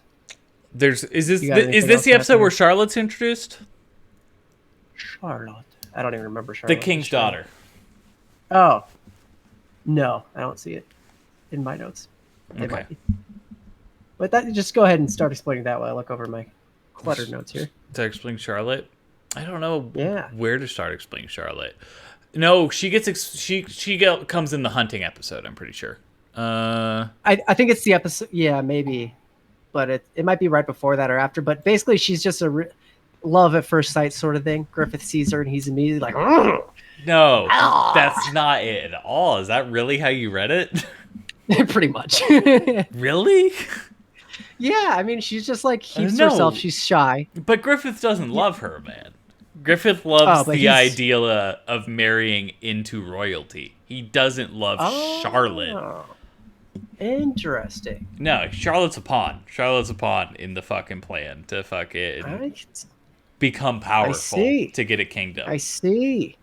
But I don't know that at this point. It seems like that's something that you get for sure, knowing the linearity of the story. Because at this point, I'm still wondering what he likes about her. Oh, I honestly thought it was very obvious. That's why Griffith loves Charlotte. I'm sorry. No, that's fine. But he can't stop looking at her and shit. So she obviously notices that he's looking at her, and she's like, hee. And then she like trips. He catches her and shit. Yeah. And oh yeah, that's when they first meet. It was when they're coming down the stairs. So that is this episode, because Griffith does eventually meet Guts on that staircase, and then they interact with the king. I'm pretty sure. Oh, okay. And he says that he chooses to devote himself to Griffith now. We actually hear an internal dialogue from Guts. Is this when he's sitting on the roof? Yes. Where his sword is particularly very long this time? Maybe. I didn't pay attention to that, but you tend to look for the size more than I do. Dude, no, it's like sometimes, because normally in battle, his sword's like, okay, that's like a 3-foot long sword or whatever.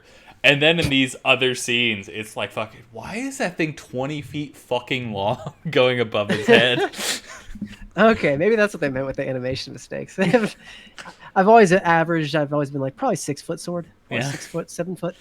But so when he hangs out with Griffith for a little bit, Griffith stresses that, how long will it take for you to trust me when I put up my life for you? Yeah. And so because of that, Griffith suddenly is like, all right, I'm going to devote myself to this guy. You mean he Guts? Just did it. Yeah, sorry. He just did it for me. He just did it for friendship, it seems. Yes. That he likes Guts as whoever he is. And then they recover and are prepared for the next battle. And episode 8. The Hunt? Yeah. Is that what this happens? Yeah. Right? Yeah. Yeah, this is the episode with the Hunt in it.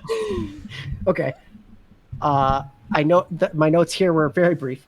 The bumbling jackassery of the enemy general is kind of too convenient and so cliche that it doesn't give me any comedic relief. It's annoying. I can understand where you're coming from. I feel like it's intentionally playing into those cliches. As you see later, where it's he's like baffling about his super move in like episode 11 or 12 or whatever. Yeah. And he's 13. just... No, it wasn't 13. Because it was definitely before that. It was like... I thought you were talking about on the battlefield. Yeah, it's on the battlefield. Sorry, not on the battlefield. I'm sorry. Go on. It's when Cosmo's about to fall off the cliff. And like Guts like fucking intervenes in like their fight together. And he's like, look at my super blue whale fucking shit. It's just in the middle of this speech, Guts breaks his fucking helmet off.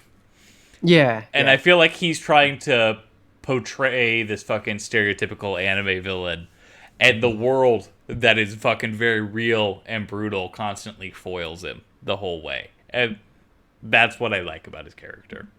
Right on. Okay, I can get that. The Egghead is clearly using the more hot-headed second in line in this episode. He's trying to make implications that maybe he should be jealous and hate Griffith since he's in those nightmares later. I'm assuming for some sinister reason that goes beyond the kingdom. Yes. But mostly on the surface. You're talking about that bald guy. Okay, yeah. The egg. I know what you're talking about. Sorry. But mostly on the surface, like he just suggests to the guy that he should take out Griffith because obviously this guy is becoming powerful and could get in the way. Yes. Of his ascendancy. And then they decide to take him out on the hunt. Yes. For whatever reason. So that is the next episode. What the hell else happened during this episode? What do you mean? The hunt's part of this episode, dude. Well, no, the hunt is the next episode. This one, episode 8, ends with them planning on it. Oh, so there must be... Yeah, you're right. I think it's just something. Here, let me open the fandom page. Apparently, the general. They don't even have a summary on the fandom page. Weird. Oh, I'm sure that he met the daughter in this episode, though. So that probably took up some good screen time. And that, again, we don't see that Saskia seems jealous in a way that is sexual. Yeah. Because I figured that she would be. That comes later, though. It doesn't even come later, though. Okay. Anyways, episode 9. The daughter goes along with them all on the hunt. Yes. And it's a very big deal that the Band of the Hawk is fucking guarding them. Because normally it's like the White Dragons, I want to say, is like the elite fucking command unit who guards during the hunt. And fucking having just these outsiders who have no noble blood guarding is definitely stirring up the court. Yes, that's the main thing that the Egghead used at the end of the last episode. Is like, Yeah. These guys are taking your place, possibly, Yeah. or are some sort of threat. And the daughter, it's her first time ever on a horse, we learn, or going out hunting. She doesn't like war. We've learned that at some point with an exchange with Griffith, that she thinks that war is gross and hot-headed, and she... That's not previously. Now, that comes later. oh, really? That comes when Guts assassinates the other guy. I don't know. Or maybe it comes here. It's inessential. It's inessential, though. It comes here. But it comes here when anyways, Guts... Okay. It comes here when Griffith tells her to blow the thing. The fucking... yes. Okay, continue. They get together and they're like, she's just talking about how she doesn't really like the hunt, and she like starts talking about how she thinks she has a distaste to war in general and all of the violence that men are into.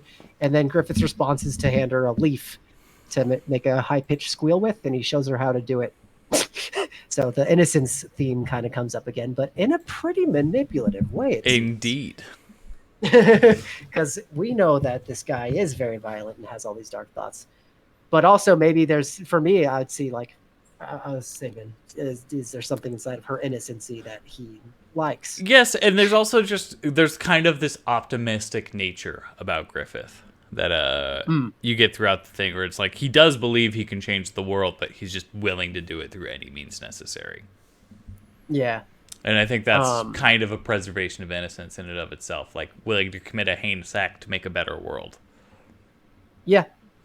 I do want to stress, though, that it's not probably the best move that if a girl is complaining about war, they just stick a leaf in her face. Yeah, don't even say anything. Just blow into a leaf. Yeah. It was such a weird move, but I guess it worked out for her. Just whistle the good, the bad, and the ugly theme real quick, and hopefully she'll shut up.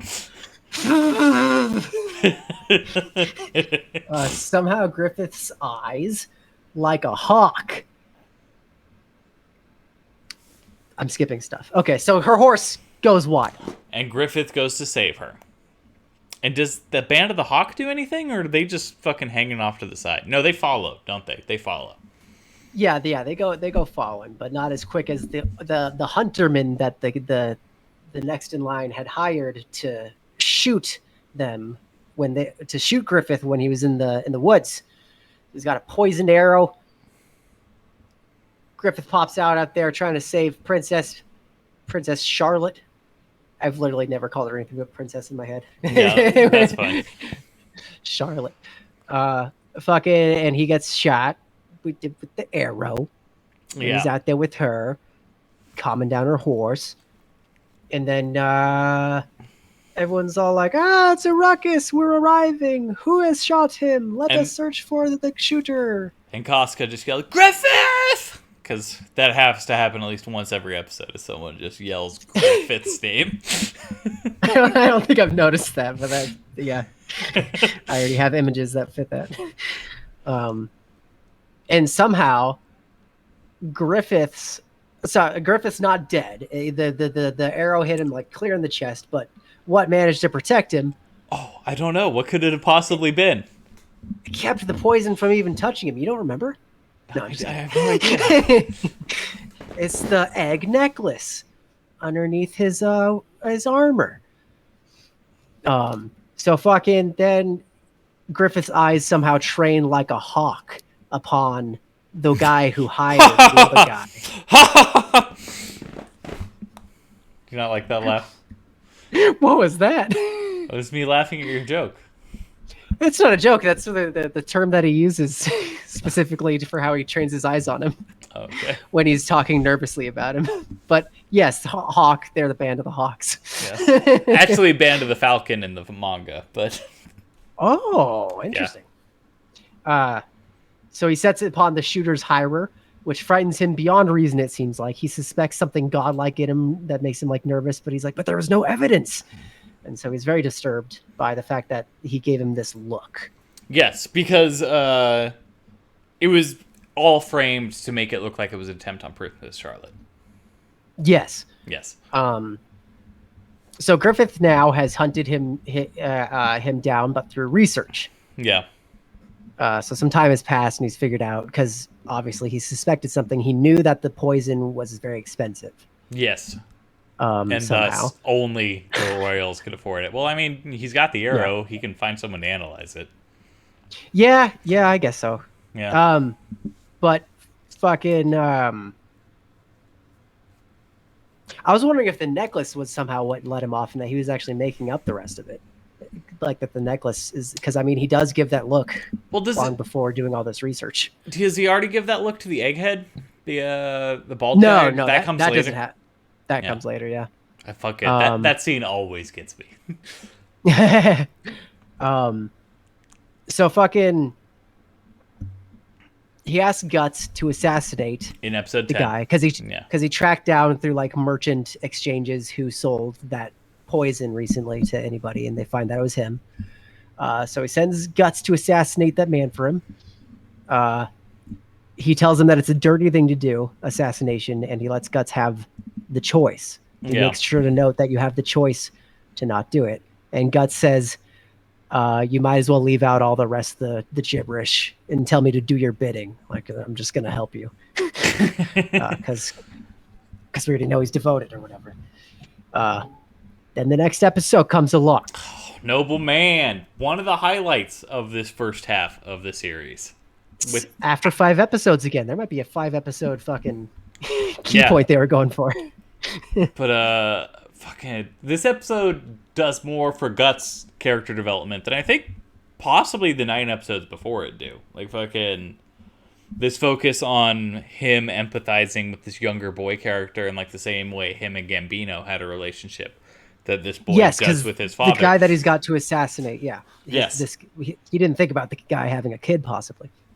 And I also think that relationship pulls a parallel between Guts and Griffith's relationship. And I think that's also displayed through this episode when Guts stumbles upon Griffith having a conversation with the princess about what Griffith would consider a friend.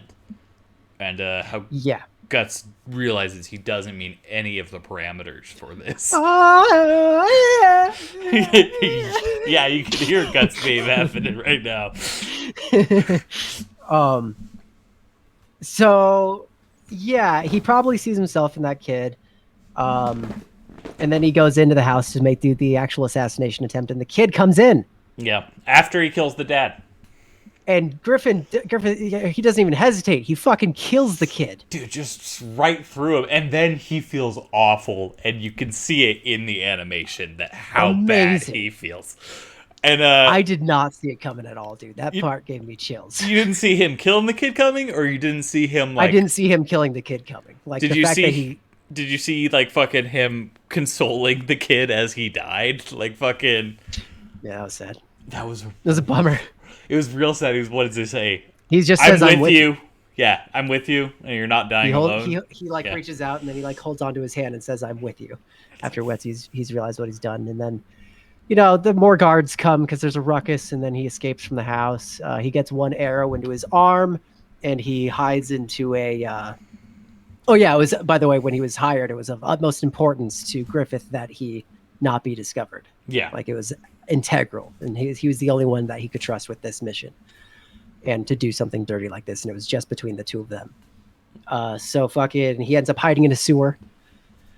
And then he's sorry, I'm kind of skipping around. No, after he escapes, or I guess let's talk about Griffith going to the ball with the fucking Safe Charlotte.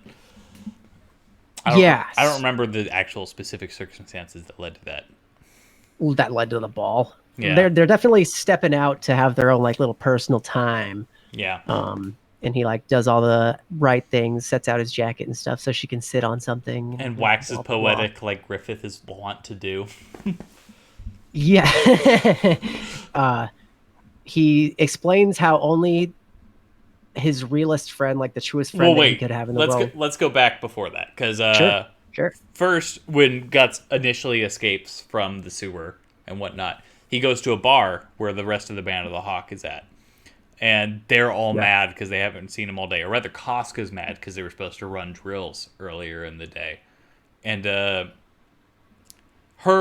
him looking for Griffith in that particular point in time, like, fucking makes him feel, I think, above the rest of the Band of the Hawk. Like, he is the second in command. He is Griffith's friend, and he's entrusted with this thing.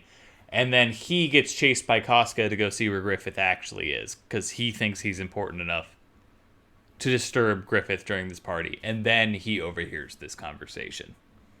And Saska is on his tail. Yes, Casca. I'm worried about. Sorry. Then we hear Griffith in monologue. Griffith doesn't know that the two are there, as far as we can tell. Yeah. And they really emphasize that he's very high up on the staircase in comparison to them. Yes. And he's not even looking at the princess. He's looking up at the sky away from her as he's talking to himself pretty much. Again, another point that he embraces his ideals above the princess. But continue. Yeah.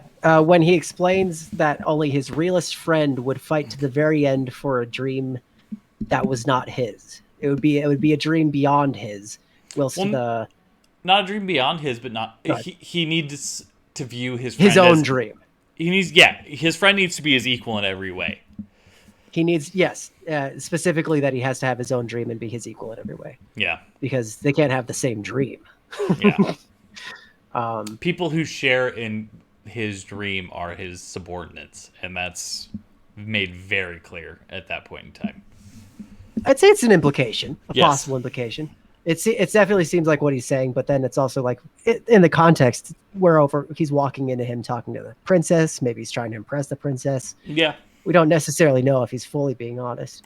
Well, but and it does become clear later in the series but the frame stops moving. Yes. And it's him facing towards the viewer's perspective directly. Yeah. And that's when the fucking Guts theme music starts kicking in, and I got the most chills I've gotten from a show or a movie in a while. Yeah. That scene was so fucking epic, dude. Dude.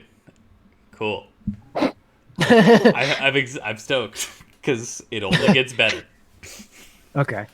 Then the episode ends with Griffith the egghead suspects that Griffith killed the guy, set off the assassination. So he's trying to talk to him to see any weakness in his disposition, Griffith's disposition that might like reveal guiltiness or something. And he doesn't see any degree of weakness inside of Griffith whatsoever. So he's like, his internal monologue is like, maybe he didn't do it after all. Yeah. Oh, dude. And then he looks back. The scene that always gives me fucking chills is like Griffith's dead eyes staring at that motherfucker and just him realizing his time is limited on this earth. Because they've already departed ways. And then the guy, in his own self-doubt about whether or not he was right about Griffith being the guy that killed him, turns to look, and then Griffith is just staring dead at him. Yeah. Yeah, it was cool. That's really cool. Yeah, that's one of my favorite episodes of the show. Probably one of the best. Yeah. Yeah. Definitely the best of this chunk block that we have in front of me, I think. Yeah. I'm with you as well. No, I'm with you. It's that and Nosferatu's Odd's probably my second favorite of this chunk. I'm not sure about my number 2, honestly. Episode 11, I thought was pretty weak. And I thought it was the worst episode, and I was upset that it followed that last episode. Wait. Okay. We can finally talk about Casca's period? Sure. Did you not catch that? I may not have picked up on it, dude. No, that's the whole reason Casca was having a hard time was she was on her period. Oh. What was the significance of the cut on her? I know it's her period in the manga, and I know Okay. he always keeps referring to it as like women's troubles and like all. Yeah, it's a women's trouble. Yeah. And I know Christina has always read it as period and been very mad about these 2 episodes and has called them the worst 2 episodes of the show. And I frankly will agree with these two. Interesting. Um, uh, for some reason, I thought that she had when he. Okay, we're skipping ahead here, I guess. Yeah. There's a big battle. Yes. Casca's jealousy over Griffith and the princess seems to be affecting her fighting ability, we think. Yeah. But then it starts to become seeming like she's sweating and there might be legitimate sickness. And in the midst of all the battle, Guts pretty comedically. And she also her. says not now. Like, why does this have to be happening now? Just to lend more credence to the period fucking reading. Oh. Okay. Yeah. While fucking vocalizing his Guts saves her while vocalizing his inner turmoil reasons for fighting, and I thought that was one of the most cringy moments of the show was when he was on the battlefield actually thinking to himself, I must kill. Yeah. He's like, I cannot stop the bloodthirst. I can't stop until the voices in my head are silenced. And the big bad leader guy is still very silly voice, so he's saying all that shit to himself, and then the character's they're like, all just talking shit about Casca being a woman on the battlefield. Like, they all are, dude. It's the reoccurring theme of these episodes, and I hate it. I fucking think it is like the most neck-beardy shit of the whole series, is how they just demean women in these episodes. Well, I thought... yeah. I guess I'm with you. I don't think the writers believe that though. I don't think are with the side of the characters, dude. But it is like fucking. It is like she can't perform in battle because she's having her period. Like it's fucking. Yeah, that's a new perspective for me. I want to look into that more just because I thought the why now line is good, but I for some reason I thought that. So dude, we end up seeing a. I've tried to see it as not a period for a long time, and then I went and read the manga, and it is very clearly implying she's having her period. It's fucked up. That's fine. I just thought that it showed that she had a scar on her stomach. I did too. That was when he undressed her. That's what I used to fucking justify it as well, but no, that's not what it's about. What's the point of the scar then? I don't know. Why does it emphasize the scar? Maybe that was their way of trying to partially break away from the manga. Maybe they disagreed with it too. Yeah, maybe. But my thought was that she probably had a C-section or something, or performed an abortion on herself or something, and that she may have just had pregnancy at some point recently. I don't know. You know? Yeah, that's fine. Why is that so unrealistic? There's a scar on her lower midsection, you know? Okay, let's continue. So okay. They're left uncertain if Griffith is going to. He Guts he saves the her, guy's but then ass. she kicks his ass, and then she starts to fall off the cliff just from fainting, and then he reaches out, and then gets an arrow to his shoulder or something, or his back. It's like I don't know. He gets an arrow. Okay. And then so he falls off his horse with her falling off of a cliffside. They fall into water, and we are left uncertain if Griffith is going to actually send men to save them because his men are like indisposed. Yeah, they're saying like, is it worth all of your men to go and is it worth all of our men to go save 2 men? Like, because the integrity of this battle is too important that we need to continue fighting. And this is like the first time you see like a disallegiance to Gus from Griffith. Like normally Griffith would do anything to save Guts, and here we have like he's trying to impress these higher military officials as Guts. And yeah, that was the episode that the fucking preview was just like, will they be in love? How do you? Yeah. What are the ways of love? It's like they didn't even have the whole episode fucking whatever. So together, that's how that episode leaves off. And so because they fell, she like has hypothermia or some shit. She has the shivers. It's not hypothermia, but he needs to keep her warm. And they're naked together again. For some reason, she has a fucking scar on her stomach. And then we see a lot of Casca's backstory. She has lots of memories and stuff while she's in her Well, oh no, that's right. She actually tells it to him. Yeah. She goes into a long monologue. Has a So very long monologue while fucking just being upset with Guts for basically becoming Griffith's favorite. yeah, and for having hugged her naked, Yes. being the one that had to save her. And Um, yeah, this is where you learn that fucking she was sold into like nobility slavery to basically be the sex slave of a royal. And Griffith saved her kind of as a sexual assault occurred, but really all he did was throw a sword to her so she and tell could, her to make a choice. yeah, and told her, oh, and the royalty, like he really put that sword in the middle of them and they both went for it. Oh, That battle could have turned interesting. out any Didn't other notice that. way. You said if you have something to protect, take up the sword. Yes, and then they both went for the sword. Yeah, yeah. I didn't really pay attention to the fact that he does. Yeah, both Guts and Casca, for the first time we learn, killed by accident. The first Yes. time that they killed somebody, and then they've been just looped in that life ever since. Then we learned that she had the history. She then idealized Griffith quite a lot. Thought he was top-notch material. Somewhere between a god and a lover. Yeah, and she believed in his faith and his dream so much, and his belief that she wanted to submit herself to his dream. And then one day she's there. They're visiting this king or something for some reason, Oh god. and This scene always fucking kills me.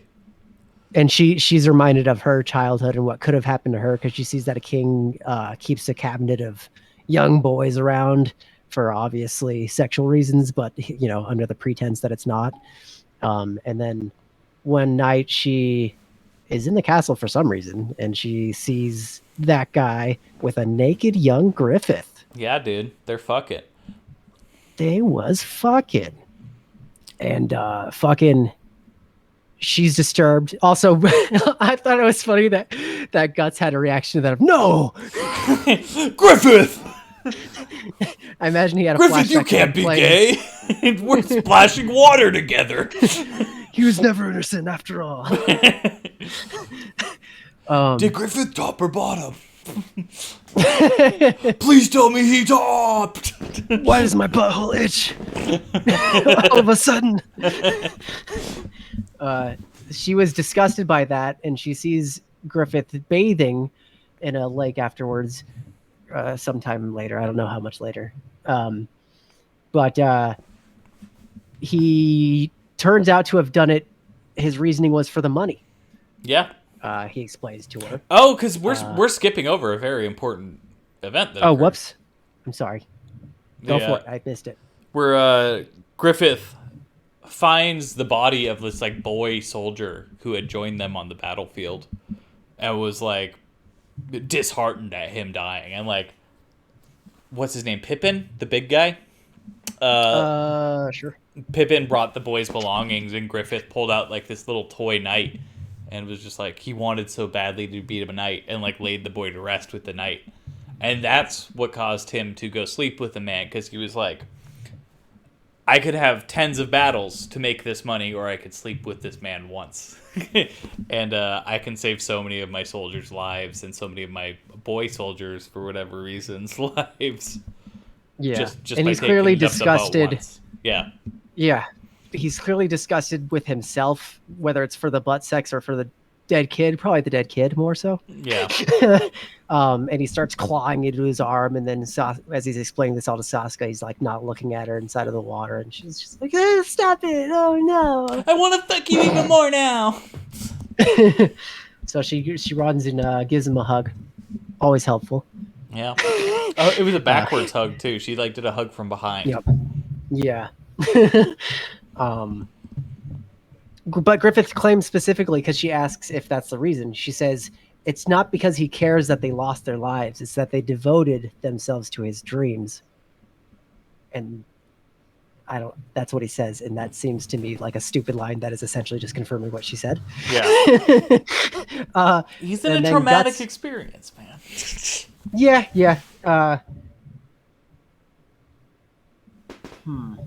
What else happens in this episode? They notice the soldiers outside looking for them, and I think that's basically it. She stresses. She starts crying and yelling at Griffith that the reason that she hates him so much and she's so upset is because Griffith trusts him and respects him, and he doesn't appreciate the implications of that. He doesn't appreciate being Griffith's favorite in a way she would. Yeah. And that's interesting. Thought that was interesting. And that whole episode is basically just her giving one long monologue after like one kind of silly scene at the beginning where she's super pissed and throws a bunch of shit around. And then she is crying on his chest, touching him. It gets a little, there's a weird sexual subcontext, but she's like explaining how much she hates him. Yeah. And she says like, hey, he had faith in him is particularly the word that she uses, that Griffith has faith in Guts for some reason. And she sees that and she hates that Guts doesn't appreciate what that means and the implications. Yeah. And then they're interrupted right there. They hear a search party nearby looking for them. Not a search party, kill party. What would you call it? It would be a search. It's a search kill party. Someone's looking for them. Yeah. The bad guys. Yeah. And then she's angered that this makes Gut immediately initiate their return. Like he doesn't reciprocate. The people pass by in silence, and then Guts' response is, "We need to get moving." He doesn't respond to any of her whole episode that she just broke down and told about her whole life story. Like he doesn't respond to that. Yeah. And then it seems like she wanted some sort of reciprocation or closure, but now they have to be cut off by the violence of the world. Okay. Then episode 13. Number 13. This is where we left off, everybody. It's our last episode. This is where I'm suspended in tension. Yeah. The whole Yes, I'm still here. Okay, everything went dead quiet for some reason. Like I couldn't even hear. No, that's cool. I think this episode is some of Guts' most badass fighting moments. I think this is actually some of the best fighting in the series, like in terms of the animation of it. I really like the battle scenes here. Yeah, this is all basically a battle. They don't. Long story short, I think all that we really need. Oh wait, no, it's this important. No, so while they're walking, there's some character development between him and Casca during the battle as well. Like Yeah, that's true. I was just gonna. I mean, it's another thing where it's like all the time is suspended and we are in one battle. Yeah. Again, for most of this episode. But it starts off with Guts trying to egg on her psychologically. He's taking on some leadership qualities by dissing on her as a woman, and then that encourages her to keep getting through the injuries. How I read that scene. Yeah, I like to read it that way. I mean, there's a lot of weird sexism happening in these last 3 or so episodes that apparently, yeah, I can't speak in agreement with that or that because I haven't thought about it enough. But for me, I thought exactly what he was doing was he was trying to use her emotional weakness there, to make her stubborn because he knew that that's how she was strong. Because he definitely cares about her, and obviously she's a capable warrior. And he really shows he cares about her in this episode. Like that's where their development really occurs, and it's fucked up to say, but I think this episode's kind of a shifting point of the story, where it becomes less about Guts and Griffith's relationship and more about Guts and Casca's relationship, like from here on to the rest. Interesting. And sure, Guts and Griffith's relationship and Casca and Griffith's relationship still plays a role, but it kind of becomes secondary. It's, I mean, you'll see it. So then they're just trying to get back. She's still like having her sickness or whatever it seems to be getting out of control and making her faint. Which, if it's a period, definitely overboard. I assure you it is. I'll send you the links. Well, no, I believe you if it's inside the manga. I don't care. Yeah, actually, I do care. Okay, but fucking, they get surrounded. Anyways, by the blue he's trying whale. to like just keep her. Yeah, that's the end. And a bunch of mercenaries. She's just trying to essentially keep from fainting because they have to walk so much right now, and she might have hypothermia. Who knows what's going on with her? But she's way sick. Yeah. They get surrounded. And I will Guts agree, protects her, a lot of it is her being cold. But continue. and Guts protects her and clears a path for her to run away, but she's too stubborn to run away or something. She stays by him like for a little while longer. Well, no, and just because like notes how much he's before this like. is when Guts she discovered just through Guts's combat that Guts was defending her for sake of camaraderie as opposed to something else. Like when Guts deflects the flail as opposed to dodging out of the way. Yeah, for some reason, not squeezing that all together right here. Yeah. Okay. And then she reads. This thing is supposed to be able to kill anybody, by the way. It's like really stressed that this is a family thing that's gone on for ages. And she specifically thinks in her head, there's no way his sword can stop that. And then it just does. Because he's Guts. And he's badass. And I fucking love watching that shit. And he has this sword. All that we know about this sword so far is that it's just super strong and that it was important enough that it showed his eyes and used a cutscene to like show him back in the past seeing somebody making it. Yeah. And that he's like just watching that person make it. And then we go further back into his past in the first episode. But we don't really know much about what this sword is.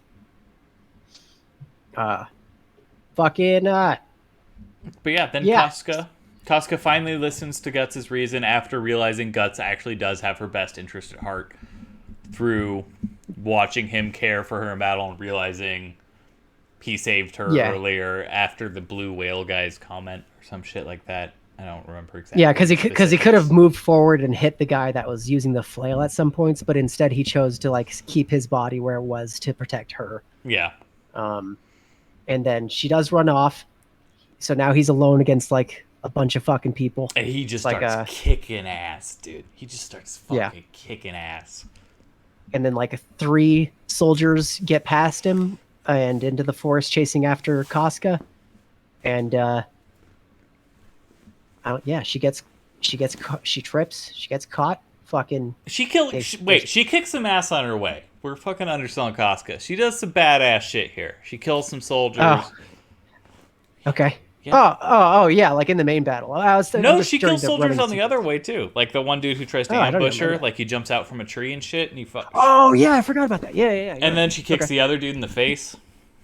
So she makes it past a couple people, but then they fucking get her down and they start to take off her clothes. They start to undress her, and that's how the episode ends. Yeah. And that's where I've been suspended for this last week. Yes, Casca about to be sexually assaulted and Guts in the battle of his life. Yeah. And let me just say, I thought that episode was good. I thought that episode was good too. It's 11 and 12 particularly I don't like. I like 13. I thought 11 was horrible. Yeah. for multiple reasons. I'm with you. The period is just going to add to it. Yeah. I'm with you, man. 11 is definitely probably the weakest episode of the series. Okay. Just too much screen time for the bad guy, also. Yeah. Not really. I guess he's had more screen time. But this show is really rad. You like it? I have liked it. I am curious about your history with this show. How did you come across it? Where did you bump into it? How old were you? I've always known about Berserk, but I actually didn't watch Berserk until like fucking 2 years ago or some shit. Now me and why Christina were living together. Well, because okay. I just know it's big in the anime community, and I just always heard about it. Okay. But I never knew much about it. It was just a name. And then a couple of years ago, like one of Christina's clients got a tattoo, like from Berserk, and she fucking was it a good one? I forget what it was. But of course it was good. Christina did it. She did good. Yeah, she did a great job. Excellent. But then Christina started reading it Berserk and was like, "This sounds really badass. We should watch this." And we did, and it was fucking badass. Okay. And in these 2 years, I've probably watched Berserk like 5 or 6 times. Like it's something I revisit often. Holy shit! I don't think I watch any other TV shows as often, honestly. The brevity helps. Yeah. Though that it's such a short run show. Cool. I had never heard of it until you essentially brought it up, and then I'm retarded, so I fucking believe in religious stuff. Yeah. And so when things happen that are coincidental, I'll usually pay more attention to them because I feel like it could be a nudge from the universe that I'm supposed to try something. But Ben was always like, watch Berserk. And Ben telling me to do something is like, I have a lot of recommendations about it's everything. it's par for the course. Everything I have to see, so see and hear. So I was like, whatever. Okay, I've now heard of this thing called Berserk. And then one day, I was trying to send a text to my buddy about. I was just trying to find a. We just search for gifs, send gifs to each other a lot, and I was trying to look for guts. I didn't know anything about Berserk beyond the name of it, but I was trying to look for guts so I could make a joke about fucking a girl real deep. That's and great. then all of the results were an anime character, and I was like, what the fuck? So I had to look up guts anime, and then I was like, Berserk. Oh, what's this? It was just weird because they both come into my life around the same time. And so I was like, all right, Ben really wants me to fucking watch this show. Let's watch it. Well, I guess more so. That's not the reason. Is that we started doing other things, branching off, and you chose this one. Yeah. And so how much are you digging it? Like fucking. I'm digging it a lot, man. Yeah, I'm glad I'm to hear digging it that. a lot. The one episode that's weak probably keeps it out of the upper echelons of art in the history of the world. Oh my god! But what if I tell I can't? But what You if? can't tell me nothing, dude. Give me time. You're asking where I am right now, Ben. Okay. But just as far as like quantifiably, I can't Just quite say get this. past how bad that episode was. It keeps this first half out. Just say that. All right. Just keeps this first half down. If the show is what it is right now, I would say that it is a strong. No, honestly, light 8. I'd say that it's a light 8. Damn, dude. 8 point. Fuck. I didn't realize it was that high. Dude. 8.2 or something. I can't wait. Yeah, I'm really liking it, man. I can't wait for you to watch the rest because it only gets better. Okay. This So far in our experience reviewing things, only Raw Power beats it out for me. And Mouse. What did I give that? He gave an 8.3, I believe. Okay. But no, because I feel like this first part of the series is very much world building, and then the later part becomes existing in the world that has been created. Okay. Just for that, I'm going to bump it up to an 8.3. Yeah. Because I think it slightly edges past Lonesome Credit West for me. Damn, dude, you're really So liking far. this. I'm stoked. I'm Yeah, I stoked really like to it. hear that. Because Yeah. I got It's worried. really good, dude. I was getting Yeah, I worried think as it's, I was like- watching this. I was just like, all the best moments are later. He's not gonna dig it. No, dude, it's really it's such a peaceful. It creates a weird Zen state. Yeah. Also, like the show is so strangely meditative amidst all its own violence. I don't know. It's really something else, and the soundtrack does contribute much more than Dude, I'm probably Guts' giving it credit. Guts' theme is just like so good. Guts' theme, but there's also like other songs. I'm Oh, yeah. sure. And nothing has ever like pulled me out whatsoever, but nothing has ever drawn me in as much as Guts' theme. That like kind of sits out. Yeah. But the tone of the show is definitely. It feels kind of bookish. It feels kind of bookish. And that's really cool. It doesn't feel quite as much like. It's closer to Full Metal Alchemist than probably anything else I've seen otherwise. Well, what would you compare this to? While I take off my headphones real quick and can't. wait. Okay. I get the Full Metal Alchemist comparison. Simply because the man who wrote Full Metal Alchemist wholeheartedly admits to fucking taking a lot of inspiration from Berserk. Yeah. That's cool. That's really cool. Yeah. But a lot. And it's got like similar like weird religious overtones and lots of like seriousness, like a lot of confrontational violence, but like the character. I think that's why I overall like it more than Full Metal Alchemist. Is there is this more serious tone to it, whereas Full Metal Alchemist has a lot of these lighthearted moments. And, again, that's fitting because the two main characters are children. That it should have those lighthearted moments to it, and it works really well in that series. But Yeah. just the dark nature of Berserk fucking draws me way more. It's way more of a brooding in it feeling in here than inside of Full Metal Alchemist. Like all of the evil comes as like a shock or like a Yes. traumatizing like thing that invades, whereas here it's always there, and they're It's just trying ever to present, and the main characters are just kind of existing within it, but yeah trying to be different from it or trying to change it. yeah But yeah. yeah, So what is this your favorite anime then? yes, Okay, this is my favorite anime, followed by Cowboy Bebop. okay. I am not sure of what my favorite anime is 100%, but I think probably Neon Genesis Evangelion Yeah, I beats it figured out to be an Evangelion guy. because I really Evangelion's like that. great. No, Evangelion's probably number 3, but I love Cowboy Bebop. Just the aesthetic of Cowboy Bebop is what puts it over Evangelion for me. Yeah, Cowboy. For some reason, Cowboy Bebop never hit me quite as much. That's crazy. I should rewatch it sometime though, because honestly, I did watch all of it with you. I think that I get a different experience of shows when I'm not in a social environment, and I think I just have to deal with that as part of my anxiety. Like just being Yeah. around people makes me more anxious No, I and get takes that. me out of the thing more. So I think I might like it more on the second go round, but also it's more episodic, and I do like storylines that travel strongly across Yeah, arcs. it definitely has an arc in the background. Yeah, Like with yeah, Vicious and Julia and whatever. yeah. But it is very episodic. And its soundtrack and its fucking The stylistic soundtrack's so good. the Yeah, stylistic nature of it are what sent it over yeah. Evangelion for me. I Even thought it though was great. even though Evangelion's like Probably in the eights. Evangelion's definitely like the deeper show and like the more meditative show, and you can just like sit it. It's Mm. like, oh, this is a lot of complex ideas are being explored in this, Mm. and that's why I think I like Berserk better than both of them. It is a combination of the two. It has the cool fucking aesthetic along with this deep, Okay. effervescent storyline behind it. What's your favorite anime movie? Anime, I don't know. Probably some Miyazaki thing. Oh, what's the one? What's the one? Princess No, it's Miyazaki? not that Is that it? Princess Mononoke. Princess Mononoke. I think that's probably my favorite anime movie. Okay. I don't. I don't. Oh no, wait, Grave of the Fireflies. What the fuck am I saying? Grave of the Fireflies. Absolutely. Haven't seen it yet. Oh, dude, it's great. If you want to be really sad, go watch it. Okay. Melancholy, you mean? Sad is. Sad. Oh.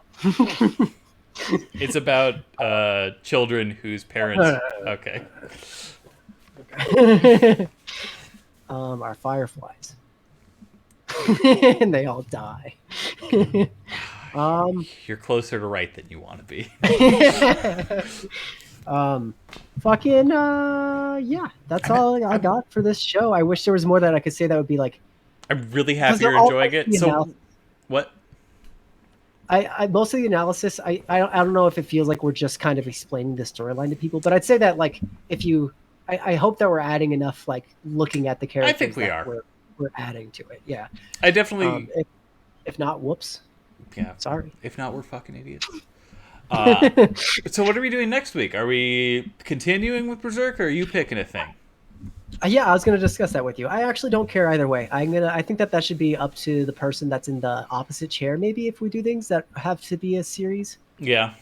In which case, I don't care. I say that we continue. We can continue. You want to continue with it? Okay, that's cool. Yeah, I'm okay with continuing with it. Because I would like to finish it, and I would like to fucking not have to have a break between thinking about it, and then just like yeah, that would go be that long.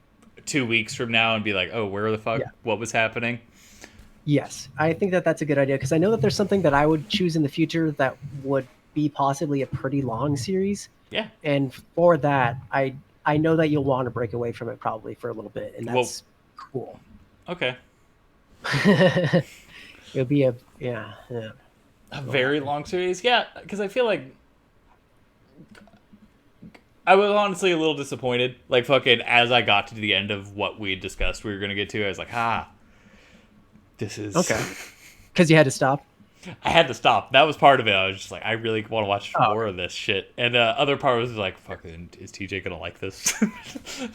Yeah, that's tough. The difference is that the thing that we're going to be going into, I won't know it either. Yeah, that's fair. So with you want to talk about more stuff that's going to happen also. Yes, I think it was good. I've been holding back a lot, fucking right now, like going to points where I'm like, this proves it. It's like he doesn't know that yet. That's fine. Cool. Cool. I So think we're that doing concludes our. Yeah, next week we'll do Berserker 13 through 23? 25. 25. Oh, and are you still gonna keep to our fucking agreement? Yes, I'll You'll watch probably. the It last two. wasn't an agreement, but I will receive points Yes. if I. What was it? 5 points or 10 points? I have it written. I forget. Um, But if you watch the last 2 episodes immediately prior to streaming, the Yes. last 2, not the last one, the last 2. Last 2. I will do it. Okay. Fuck. I'll probably make it the last 3 though, just because I'd rather. That's fine. But the last 2 are essential. The third one you don't get bonus points for, but you can do it. Whatever. Okay. I'll do it. All right. So you want to take a quick break here and then play a game? Oh sure. Yeah. Breaks are always good. Def Not Dino, are you still with us? Nah, he killed himself. We're gonna try to find some sort of way to engage here as that we're leaving this discussion. And also, if anybody's out there, tell us what sort of animes you've been watching, or have you watched any animes, or is it all a word that starts with G? Oh, Ben, I can't hear it at all. No, you can't. Def Not Dino, can you hear it? Maybe it's coming through the Twitch stream.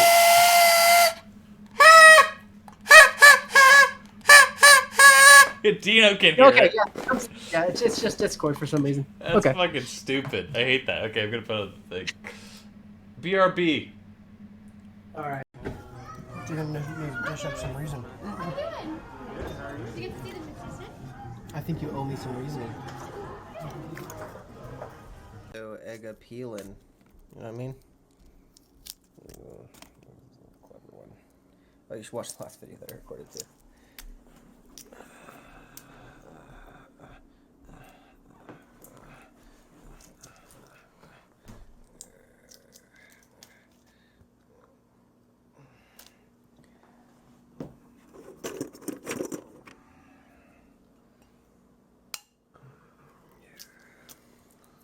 Ooh, the wet ones are actually peeling way faster. For some reason, some of the ones near the bottom were wetter. How do you explain that? How do you explain that in the world?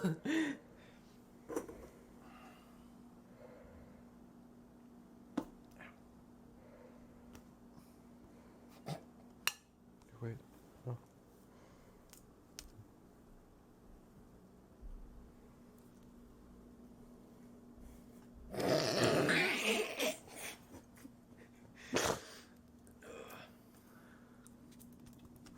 Oh, fuck, this one's getting destroyed too. Dang it. That's just gonna happen every now and again. I think it's your most recent batch. Maybe. No, because these are like in the middle of the bucket. Oy, oy, oy. You're just looking at my belly. This one's falling apart a little bit. Oh well. I'm just gonna have to eat it and like it. I'm just gonna have to like it, Ben. Okay. All right. There you go. Sorry. I know you just summed it up, and it was about to be a perfect shot. So, like, I'll give you the inspiration of music.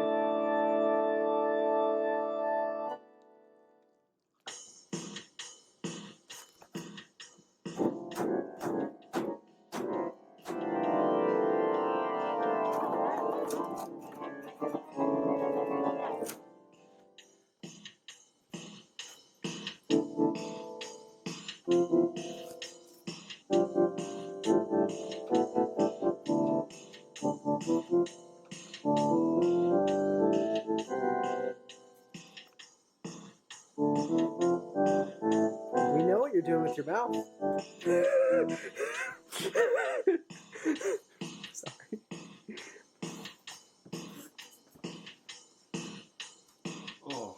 Oh. Sorry.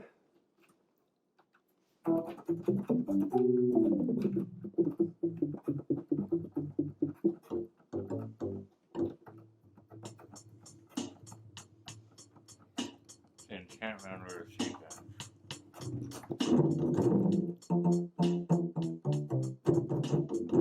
Time in the video.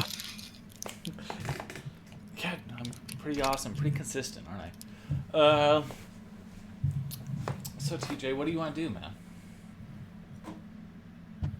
So did you send me something on the period stuff?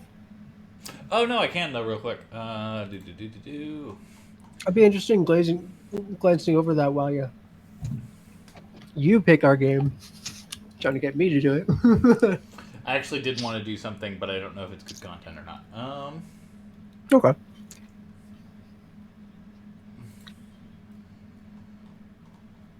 Let's see. I found it earlier. I'm just gonna Google Berserk Casca period. Okay. I can just search for it independently also. I got I it. figured we could revisit it well.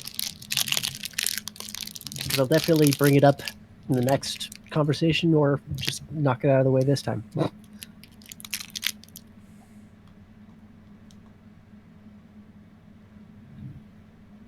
Well, I found a They Reddit form- thread yeah. where everyone's fucking describing her period. And fucking being like, it was a good plot device. Fuck you. And Okay. I've realized it's also probably a bunch of men in the Berserk Reddit. Well, it doesn't sound like it. What? Yeah, a lot of animes. It's called fan fiction. They'll usually take a lot of the singles and couple them together, and have them fuck each other, and they'll draw all these anime people fucking each other. Usually in ways that weren't like possible in the storyline, but I'm just trying to find a Yeah. source that fucking doesn't have spoilers. Dino, have you ever watched a single anime thing? Oh yeah, they do it with everything. But then it's not the anime style. Like it's specifically when they call it hentai fan fiction. What about SpongeBob and Sandy? Do they also have? Oh, you guys are talking about Rule 34. couplings of the cartoons. Rule 34 and shipping. That's what you guys are talking about. Basically. That's wild. Gino hasn't seen a single anime. Not a single one. Dragon Ball Z. Yu Yu Hakusho. Naruto? Damn. He's seen DBZ. How is DBZ? DBZ's dope. DBZ's dope, but I think it's dope because I saw it as a child. Okay. Okay. But TJ, here's my idea. Mm-hmm. There's a sale. There is a Steam sale. Mm-hmm. Let's fucking poke through Steam, dude. Let's see if there's anything we want to play today. Yeah, we should play some backup music. You know, some backup music. What do we got the link to that thing still or no? Let's see. You do somewhere. It's on Spotify, but I've listened to so much Spotify since then and that it's buried in my account. You know what I mean?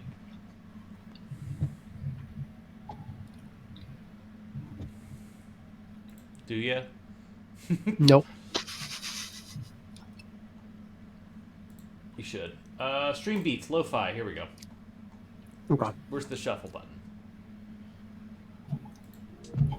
It's gonna be the one that looks like two arrows crossing each other.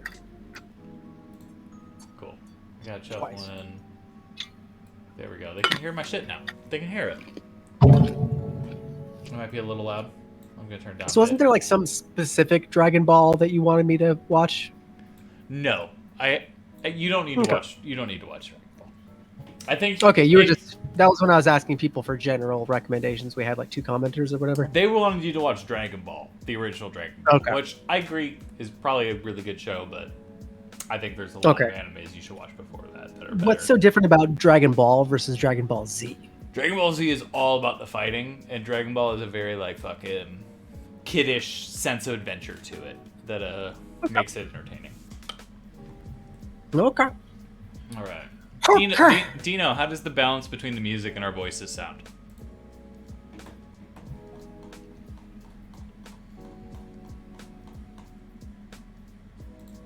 I'd say the music could go up, yeah. Music quiet, boom.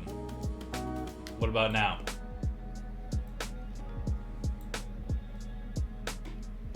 Oh yeah. Is that good? That cool? I think it's pretty good. You could go even higher on the music if you wanted to, but not much. Okay, I think we'll keep it then. I think that's fine for me. Okay, TJ, winter sale on Steam. Let's go. I'm gonna stream it to you. Here you go. Okay. Take this window. Boom, boom. Steam. I'm looking, baby. I'm looking in. Going live. Okay, now I'm looking in. Baby, I'm on the Discord, everybody. I'm looking at what he's got going on in his Discord. And I'm sitting here, I'm thinking, whoa! Think about what technology does for us. I'm gonna throw in the display capture, throw it up here. Great. I have no choice. I should put us. I'm gonna make us a little bit smaller here. Ooh. But we're still gonna be kind of big. Oh, I flipped our sides. That's wrong. That's wrong. No, don't get rid of Guts. Guts has to stay.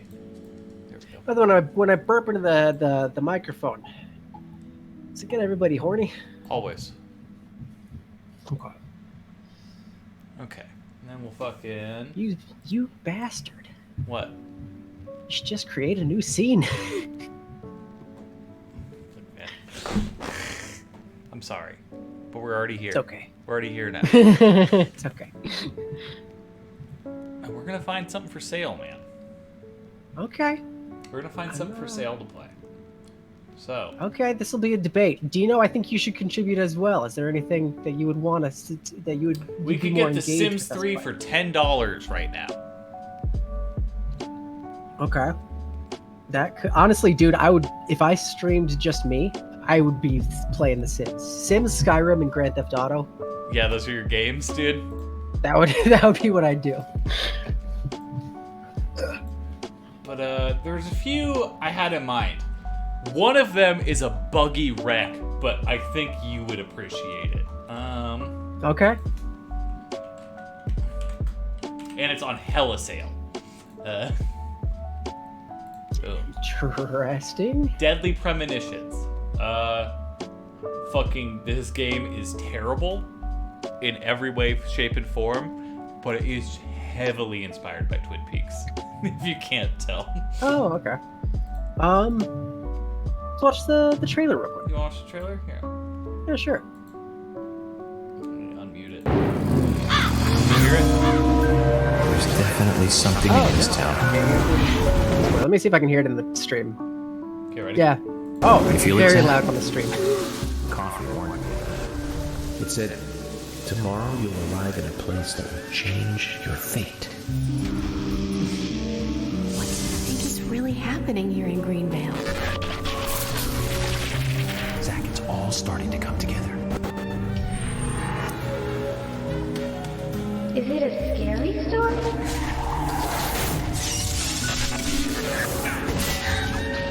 I haven't been this emotional in a long, long time. Yeah.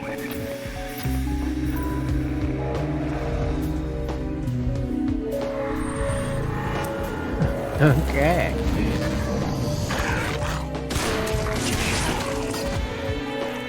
I think even the music they're trying to emulate the fucking Twin Peaks theme. Yeah. It's very Twin Peaks inspired, but it's also terrible. so there's that. Just keep that one in the back of your head. Okay, it's in there.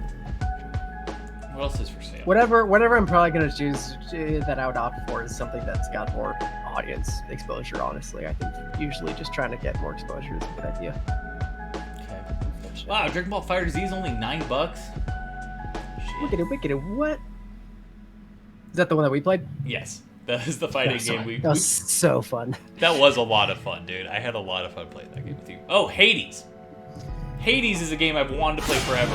Probably has quite a bit of audience. Let's see. Sure. Gonna flip up Twitch here.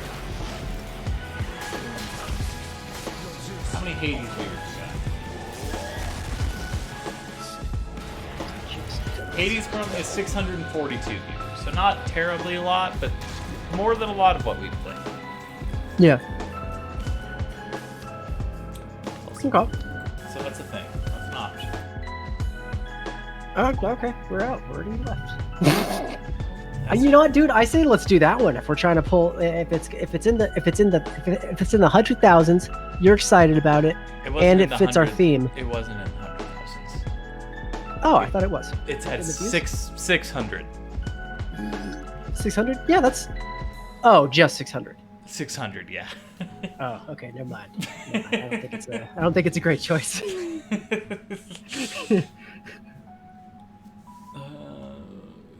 Shit, up to 75% off. See more under. Who doesn't want to watch somebody play Uno? Under $10. The Sims 4. Nice. Sid Meier's American Truck Dude, Simulator. there's one game that you know I'm very interested in. What is that? Skyrim? Come on. Skyrim? No, I've tried to get you to get it before. 12 hours. Oh, is it on sale? Dude, Or 12 minutes. No one's even streaming it anymore. Yeah, it did kind of fall off. But I It's think that we also- would be really involved. It's in it. also not on sale at all. Oh, it's on sale. Fuckers. All right. Yeah, it's Get out. barely on sale. Look, man, that was the point of this. We're finding sales. We're finding Right. deals. All right. I can't actually, for some reason, you're coming through. It's very blurry on my Discord, so I'm gonna. Oh, I'm sorry. I might respond to something you've already scrolled past. That's fine. Trying to keep up with the scroll like you're doing. Oh, Tekken 7. That was good. A Way Out, I would love to play if we could play together. Okay.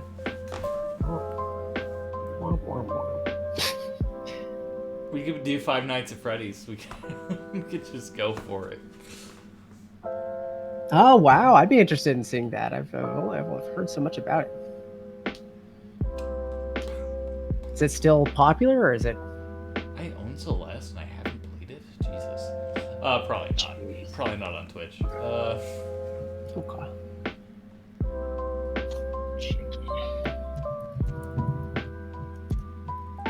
Let's see. Let's see what's going on Twitch, man. Okay. With what? I'm just checking popular categories. Just right now. just what's happening? What's popping? What's popping, Twitch? That's how we should open every episode from now on. Wow, it's What's just popping, Twitch? It's just a lot of games I have zero interest in. What's popping, my Twitchers? Except for Fall Guys and Dark Souls, but and Rocket League. Oh. What? Well, dude, I say get into WoW It's not my or shit. League of man. Legends. I hate that. I shit. know. I hate that shit. You're so boring. How am I bored? So boring.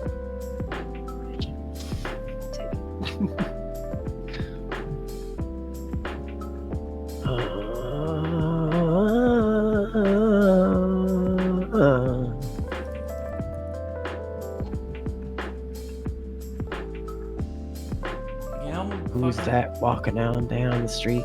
Santa Claus. fucking looking at this list, Hades doesn't look so low down. Okay. Let me see what the Hades category looks like.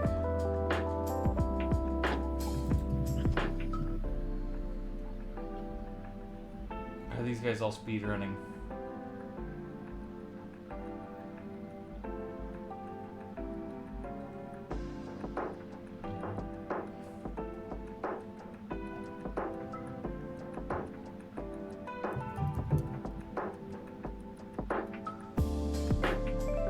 They're definitely doing something. Alright. Maybe this is a bad idea, TJ. I think I might be able to Okay. do that at this point. All right. Yeah, it's fine. It's fine. It's the way of the way of the wind. Yeah, I think it's a bad idea. Unfortunate. Okay. Boom. Not that much for sale. Oh. Well, there's stuff for sale, but it's just like, okay. Oh, you could buy that Goshen game. This is Is that for sale? Goshen? Yeah, I think it's called Goshen. What is that? That one, I don't know. It's like a. Oh wait, hold on. Genshin Impact. That name's familiar. That one I see people streaming a lot. How the fuck do you spell that? GENSHIN. It's not on Steam. Oh. Oh, interesting. Why? Okay. Well, a lot of people don't sell their shit on Steam. Just hack it. Okay. Santa Claus. Santa Claus. Are you putting this Dr. Girlfriend now? No, I don't know why. I just went into a weird voice singing the Santa Claus song in my head. And sometimes I just don't know why I do what I do. I love it. Okay, man. What button do I hit here, TJ? You hit the fuck button. This is what I do. I go to real. I go to Untitled. That's what I do. That's what I do. Well, what you do? Where are you? There you are. Here you go, TJ. Hi. Oh shit! I'm just doing what I default do, man. I'm just doing what I default do. You smashing. I am. Get smashed. I am smashing. Yo. Oh wait, shit. What? How did last episode? Did I let you direct? Did you? I did. And did we say that we wanted to do it in a variated way? I have no idea, man. I don't remember. I think that's probably better so that nobody feels left out for a full week. Yeah. But I don't care. We can continue as with you directing this one. I just realized I just did that for some reason. I thought that was the way to go. I just saw this and I was like, "But did we do this last week or just last time?" But fucking get smashed, dude. Let's start smashing it up. That's the show. Let's smash. What's Netflix and Smash? Out. Boom. Okay. Dino smashed. Ailey. Boom. Dino's getting smashed. Put himself inside the crusher and now he is smashed. Casual Like those playthrough. big things at the trash yards that crush up the stuff. Ooh, go smash. I can go smash. What is it? It's Okay. an alcoholic dash. Chilled? Was that it? Yeah. It's how we make lots of cash. Alcohol can cure your rash. That's cool. I didn't think that's probably good enough. Okay. All right, Teach. You ready? I'm streaming to you. I'm streaming to the world. Okay. Cool, dude. It is cool, dude. Who's your character? Marth. Oh, classic Ben. I'm Marth, man. It's who I play. I've been experimenting with new strategies lately, and I'm playing against a Ganondorf, which I didn't expect. Oh, holy shit. But yeah, now you know who this guy is. Dude, it's our two main things we stream fucking crossing over. Yeah. Well, I mean, they I always never did. realized Ganondorf was in here. Nobody plays as Ganondorf. He's not very good, but typically when you find characters that aren't very good online, they're very good because they just like to pick on people. There we go. Well, you're not doing too great against this bad person. Okay, you're doing alright. I got him. I know what's up, man. It's like playing against Captain Falcon, but different. Okay. Alright. Dude, he's got the Triforce in his hand. You can't fucking... Yeah, he's got the fucking Triforce Got power. nothing on this guy. Ganon. Gosh, Marth, why are you always giving me this trouble? What was your Ganondorf voice? I forget exactly, but he was like just a very nice guy. Oh fuck, I suck. I suck! Dude, He's fucking schmoo. you rock. It's fine. Dude. It's fine. He can schmoo. He can schmoo all day. Nice. No, not nice. Good, bad. Oh, Nice. fine. No, not nice, TJ. Bad. Yes, bad. Good. Bad. Good. Bad. Bad. Ah, fuck! Okay, it's gonna take quite a comeback here. You to suck. fucking- You suck. You suck. Man, That how wasn't do you supposed to happen. even... Christmas is over? What does that have to do with Yeah, Christmas is over. Why you got the sock? Everybody will know who Terry is. And then, Lynn? they can, use that as a further reference for who we are, and it's the only thing in my room that I have that would also, like, go on the wall with a tag, and I wanted it to be decorated a little bit. Alright. Wanna change it over time, it's just... Lost my microphone. You lost your microphone. How'd you do that? Oops, It's at an inconveniently located spot. Fuck. But I'm back, baby. Can you hear me? I can hear you, yes. That's There we go. Okay.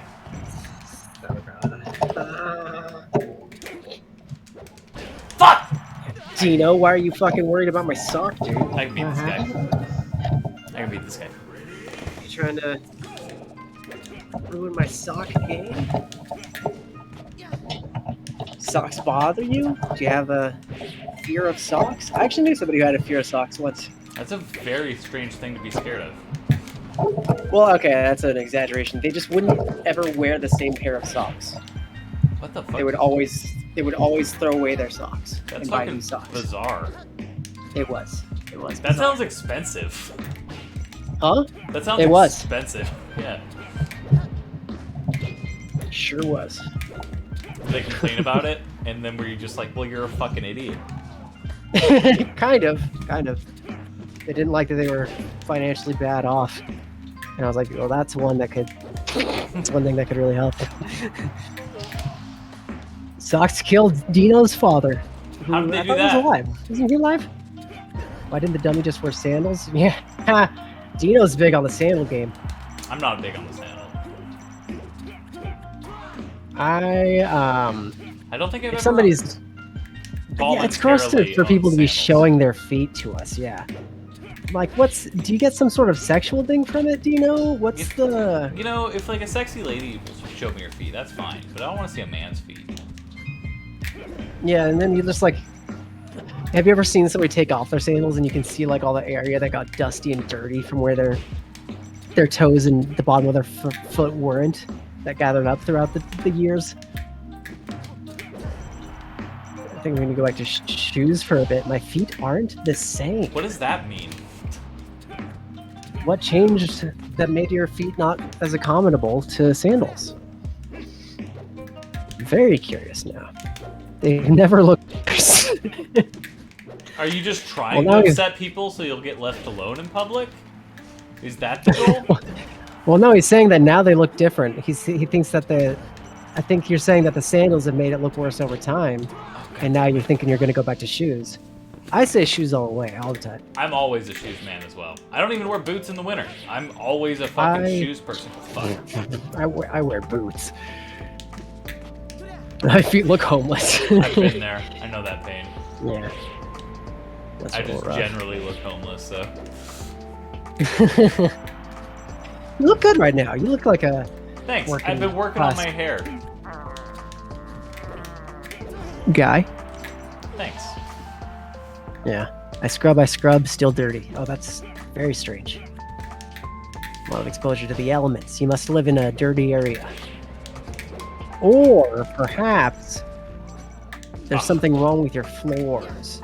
No, that wouldn't affect the top of your feet, I guess. Oh, dude, Maybe did I tell you about you have my somebody Christmas gift? living with you who is doing something to your feet. God-forsaken desert. Ah, you live in desert, eh? Did I tell you You told me about some presents. Did I tell you about the Roomba? Yeah, you told me about the Roomba. Dude. What did you name it? Pumbaa. Like Timon and Pumbaa. Pumbaa, that's right. It's a good one. No, dude. Roomba fucking life-changing. My floors have never been so clean. Okay. Because they're like hardwood. So like fucking clean them's a bitch. But Pumbaa goes everywhere, man. What do you do about the stairs? It automatically avoids them. Like fucking, I didn't Okay. trust it at first, and then I would just like sit and watch it. And it just fucking, no, it's like, it sensed when it was going close, and it was like, nah, I don't need the stairs. Okay. So it doesn't vacuum your stairs? No. Lazy. Might as well pay a Mexican at that point. Cheaper. Well, not up here, it ain't. You have to fly them in every time. Yeah, I'd have to import someone.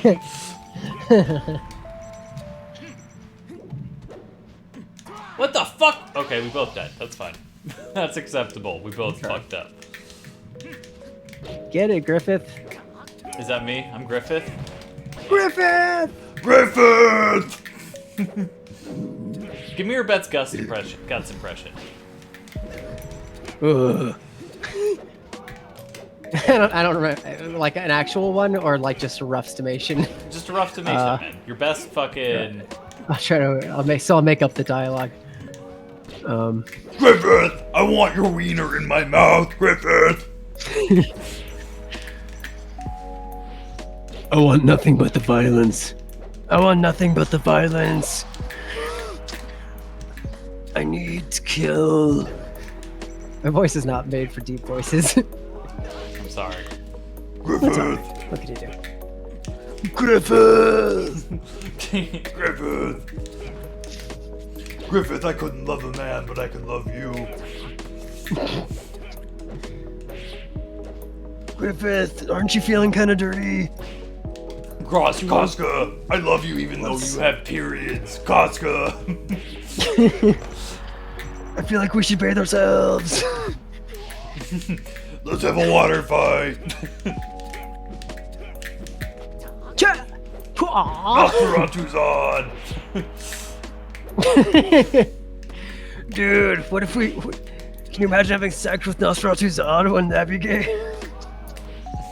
It's probably really good, though. Man, dude. Nosferatu's on, if it wasn't like an anime character, kind of a sick band name. Like if you were starting a metal band. Yeah. Nice, dude. Gave him a smack. You gave him a slappy poo. You gave him the old tip. The Look tipper. at you giving him the side and the tip. You're giving him the poker. You're throwing him in the barbecue. Look at this fucking shrimp for the Barbie here. I got this. Oh shit, no I don't. Look at... Dude, look at this fucking... Not even a Ganondorf. This is just Oh, a shit. dwarf. That didn't happen. And how about you show him... Oh, TJ, you fucking bastard. I was doing so well. I was doing so well. oh right. It was somehow my fault. Always the fault of somebody else. Yeah, dude. I was getting That's cheered why on. you're never going to win, dude. It's because you always blame everybody else. Shining star. No matter who You're a you are. superstar. You're Earth, about Wind, to and Fire, see. man. Earth, Wind, Take and it to the Fire. beat. Take it to the beat. Oh my gosh. What? Oh my. Kill him. Smack. Smack. Okay. Did you ever notice that he's basically just wearing a carpet? Now that you say it, yes. I have noticed that, but I've never, like, put it together exactly how ugly Yeah. it is. It's a very, very stupid. Like, it looks like an Afghan rug. Afghani rug. Not Afghan. Okay, that's fine. Oh. That's fine. Bubble pop. Bubble pop. Ah, ooh, ow, ooh, ah, ooh. It's weird that you guys both get the bubbles, because you're from different realms. Everyone gets the bubble, except for Yoshi. Yoshi gets Oh, an okay. egg. Never noticed that. Okay. So it's like a little button that you guys have in your hands to produce, like, and it's funded by the Smash Bros. Yeah. Corporation. The Super Shield fucking Smash Bros. Button. Okay. There we go. Jesus Christ. And right now everybody's competing to be the Smash Bros. Sponsor. Well, there's actually the a next- lot of for the next theory as 2 what years. the story behind Smash Bros. Is. But the Okay. leading theory seems to be you're an autistic kid's play toys. And this is just what he imagines them doing. That's funny. Is there supporting evidence of that, like, laying around, or is it just Well, that's the one that because in the seems- first Smash game, it's just like a toy chest where a bunch of toys come out of.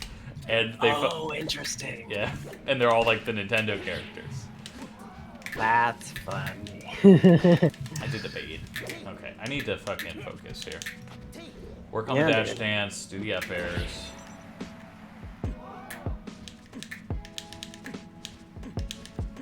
I don't know why he's got to be autistic, Dino. That's just what I've heard. Yeah, that's true. Because I mean, why would he choose this range of characters? It's fair. That's perfectly Because normal. he likes Nintendo. No, dude. When I played with toys, I played with all the toys in my box, different sizes. Different sizes was the main thing that made it weird. But different universes too. Like I had Seth MacFarlane horror movie toys. That's fucking dope. Wait, Seth MacFarlane? Actual action figures? Not Seth Yeah. MacFarlane. Todd McFarlane. Todd McFarlane. There we go. Seth MacFarlane's Family Guy. Oh, can I talk about my other favorite Christmas gift? Oh, sure. I might have told you about this. Like, Christina's mom clearly just forgot to get me a Christmas gift. Or Christina's grandma. Okay. She completely just forgot to get me a Christmas gift, so she, like, went in her closet and, like, got this shot glass, which was just Peter Griffin, like, doing a jump, and it just says, "Holy crap" on the back. Okay. Holy crap. It really Yikes. got me. She knows you too well. I think it's exactly the opposite. Like, because that is something I find hilarious, but not for any of the reasons she hopes I do. Yeah.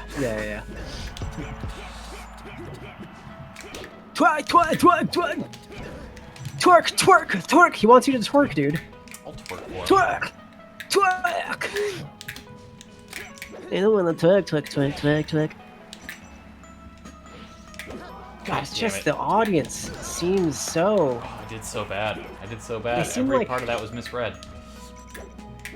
They seem like they just aren't even humans over there in those stands. You know? Is it an audience of balloons? I did so bad, TJ. Is it an audience of candy? Is it a bunch of spat up wads of gum? Watching you guys fight? I don't know, man. I don't know what you're talking about, really. I'm trying to figure out what the people in the audience are. What is the audience Those made are of? lights in the background, dude. That's a city. No, dude, you're in a stadium, Dumbo. The ones in the seats. There's no seats. Yeah, there are right there. See what you're seeing. They're out of eye line. It's a city in the background. There dude. they are. It's a That's city. no, there's a city behind the stadium. But if you look down at the seats underneath this Oh, I see now. platform, I see what you're looking are on at the now. side- I see what you're looking at now. Okay. Fuck. Look, dude, it's hard to Yes, focus dude. on the game and what I'm doing. And fucking what you're talking about. Yeah. Oh, I missed that L cancel because I'm dumb. Dude, we should totally make a thing that you have to do a Ganondorf cosplay if you lose a certain amount of battles. A Ganondorf cosplay? That's expensive, Yeah. dude. Just your best with household items. I don't know how I get red hair, first of all. Well, if you just drop this idea on Crystal, or on Christina, she'll immediately. That's true. She's good at this kind of shit. Yeah. Which, by the way, isn't it kind of funny that as a woman, she was the one worried about got upset about the What? periods? Well, yeah, because she thought it was... you're just trying to be sexist for funny, okay.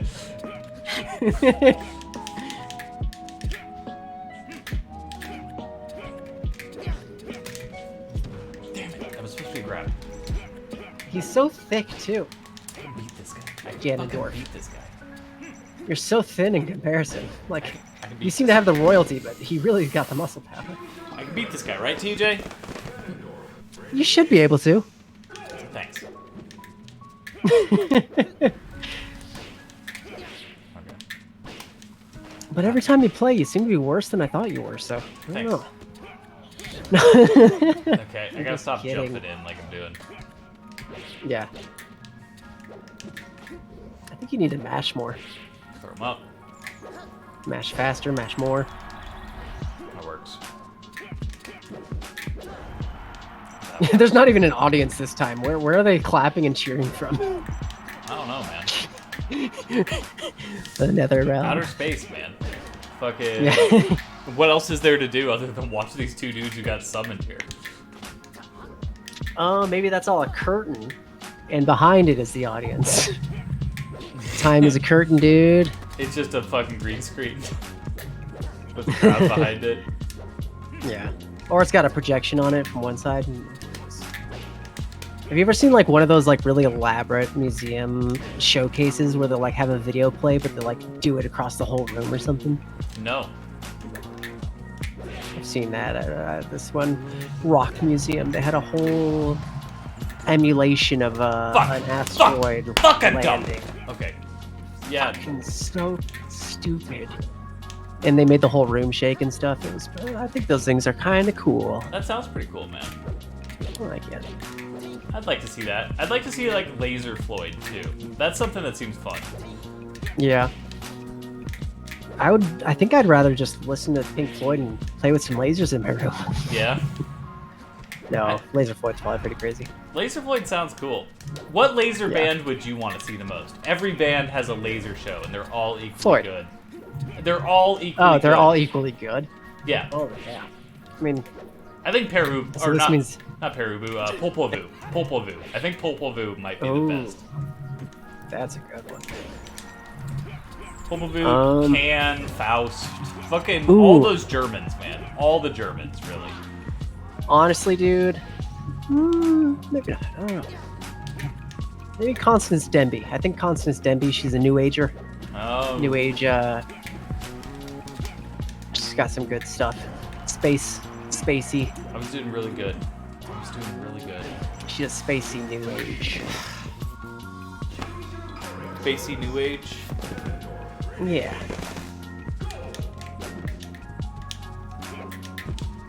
The thing is, I don't even know what a laser show is necessarily capable of. I've never been to a good one. I imagine it's just that it's going to be a new world if I look into it. I think So, you know. Pink Floyd is basically the world of laser shows at this point. I don't know if there's Yeah. anyone else really. Electric Light Orchestra. ELO has one? No, I don't know. I just assumed. They seem like they fit. It's a fit. They're a very different kind of band. Yeah. But they got little spacey sound effects and stuff mixed in. Lots of synthesizers. So this game goes back here a lot. Dude. Maybe you What? should fight Guyan and Giant. The big fucking pig guy? Is that what you're saying? Oh yeah, I forgot about that. What were you Which is the saying? same exact. That's the same exact bad guy from fucking Berserk. Nosferatu. Nosferatu's odd, yeah. Which what characters would you have in a fighting game? What do you mean? If you had a fighting game, if you could make a fighting game and you just picked whichever character. How many characters would I get? Let's say 12 characters. 12 characters? Okay. In a fighting game. Yeah, Tom Waits, obviously. Oh god, that would be funny, but no. Oh, okay. I definitely think fucking Guts. Guts, Tuco from The Good, the Bad, and the Ugly. He's the ugly. Nice. Yeah. Who else is a good fighting character? I mean the bad. Yeah, I don't. Lee Van Cleef I would take from Day of Anger, though. I wouldn't take Lee Van Cleef from The Good, the Bad, and the Oh, Ugly. I haven't seen that. Okay. Okay. But I don't think that's necessarily, because I think we just need one spaghetti western representative Okay. to make it cool. Nice. Got it. I guess Marth, because I like Marth. Oh, hey. I just realized Ganondorf is a redhead. Yes, What that's a poor guy. I brought that up earlier. Oh. He said I would have to cosplay him. Oh. Well, I didn't realize that he's a redhead though when you said that. Now I'm categorizing him as ginger, which to me is more than just a hair color. It's also a disgrace. And wow, he probably got bullied a little bit. Fuck yeah! Ugh! Hell yeah, man. Whew, I feel good. Who else would I Hell put in yeah. there? Who else would I put in there? Michael Nick Scott Cage? from The Office. Why? Because it'd be Would he funny. have superpowers? Or No, just it would get just killed be, by everyone? It would just be funny moves, and it would be like fucking. Okay. He'd be the gag character. Yeah, He'd but do it stuff like shoot a stapler gun at you. would be like the that's what she said, and that would be like a reversal.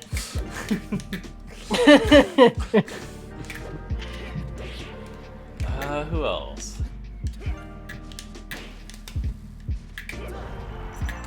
Who else? Fucking. Oh, dude, I would have Chester the Cheetah. Oh, Chester Cheetah. That's a fucking really good one. I like that. He's cool. Oh, I'd have Eddie from Tekken, but Tiger Eddie. I'd have Tony the Tiger. Okay. Tony the Tiger's a good one, yeah. He seems pretty buff, actually. Yeah, dude. He'd be a good fighter.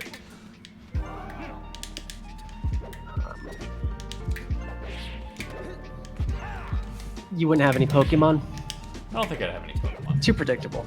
Yeah. Exactly. That world's been covered. Oh. Old guy from the movie Old Man. Old Boy. From Old Boy? Okay. Yeah. That'd be fun. Old guy. I thought Old you were boy. talking about fucking what's his face from No Country for Old Men, because that is a good answer. Oh, that was a really good one. You're talking about the old guy, or you're talking about the bad guy? The bad guy. The bad guy. You finally saw that? Yeah, Christina made me watch it. It's You good. motherfucker, It's dude. really good. It's really good. I'm sorry we didn't talk about Really it. good. It's so good. I tried to get you to watch it a couple times, but it was never. There was always another thing that we landed on. It was all. It's just fucking one of those things that I thought was gonna be overhyped when I eventually saw it, so I just was putting it You're off. fucking so stupid. You don't have that? No, I get no. mm, I just heard it was good from too wide a variety of people. Okay. No, I don't really have that too much. I can get the anxiety that something's overhyped, but mostly because honestly, I put off watching it in part because I think I'm gonna have a bad reaction to it just because it is so hyped. Yeah. It's just like because, and it's annoying that like people talk about it. It's less because I think that like the fact that so many people like it means that it's not good, but more that it's just that it'll somehow shape my Fucking! perspective of it, and I'd rather show the alternative of that, Yeah. bro. Which is why I still haven't listened to Kendrick Lamar. Damn.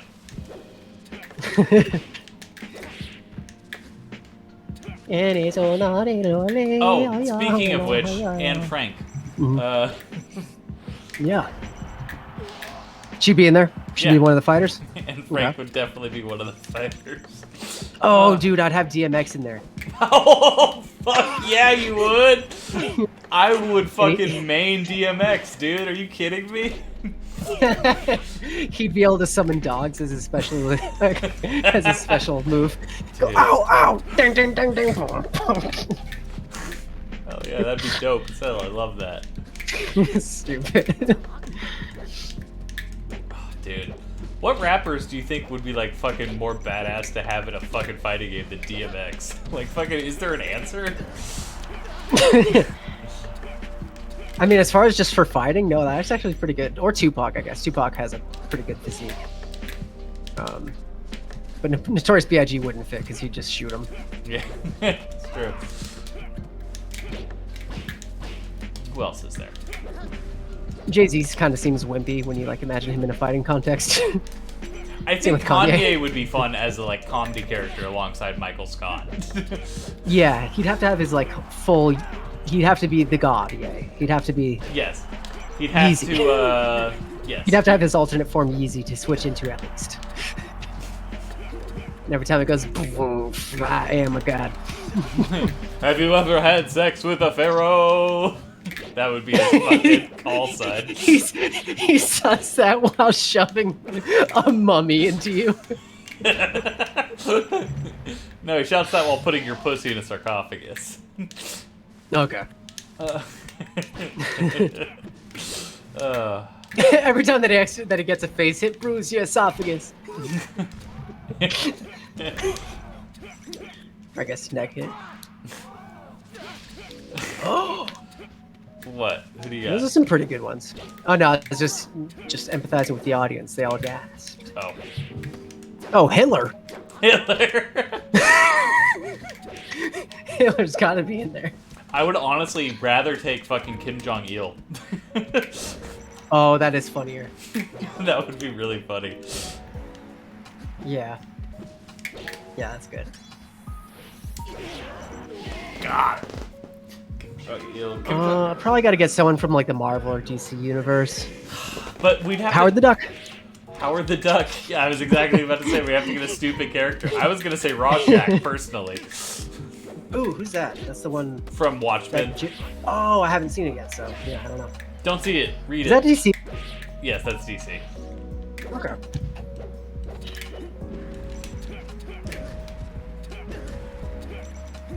Oh, dude, get that fucking the triangle the the triangle tits from fucking Oh, Sheik's in this Zelda game. Ocarina of Time. She's in this game, dude. Or Seriously? You're talking about the fairy? Yeah. Okay, no. The fairy's not in this game. Sheik's in this game, though.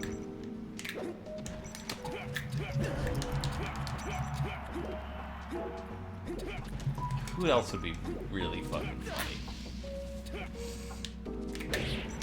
What would be like the least expected Star Wars character?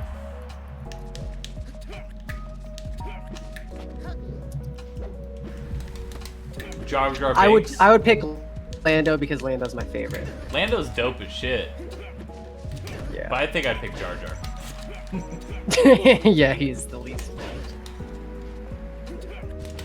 Or you can just pick No. fucking Luke's dad No, that dies. I'd pick Sebulba.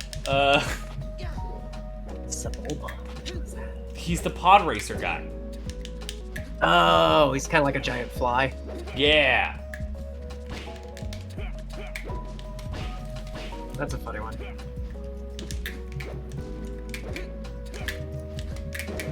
Fuck. Look, I suck cock, man. Why do I suck so much fucking cock? Fuck. Oh, You what? suck, cock. Oh. I'd have the Spice Girls or NSYNC as one character, but you can tag them out, and they just only have like. They all take one health unit, and they only have like 3 moves each. Yeah. I like that. That's fun. That's a fun mechanic. Yeah. I was gonna say, what slasher would you throw in there? Oh, you know what? I would have the I would have the Backstreet Boys versions. I'd have Backstreet Boys, and it would be all of the versions that are inside of the music video for that horror song Backstreet's Back, when they all play like Frankenstein or a wolf and stuff. Yes, I know what you're There you talking go. about. We watched that Just- together. I'm pretty just- sure. just For to some make everybody reason, we cringe. watched that Yeah, together. Yeah, I believe it. What did you ask? What slasher would you fucking put in? Ooh, I was thinking horror movies. I was thinking, I've always loved the design of the Jeepers Creepers guy. But those Oh, movies dude, suck. he is fucking cool, ain't he? Yeah, I really like him. I'd like to see him somehow revived, because those movies were not very good. I liked the first one. The first one was pretty good. I thought it was alright. Creepers. I thought the acting was We not got them very peepers. top notch. I I thought love the song, man. The song fucking. Yeah, their use of the song was good, and I thought that the suspenseful moments were genuinely suspenseful. But the characters were just bullshit. I think, just for like the straight realness of it, I think I would take the Texas Chainsaw Massacre guy. Like, just for how dark it is. That would be Yeah. a fun character. That's great. I like that a lot.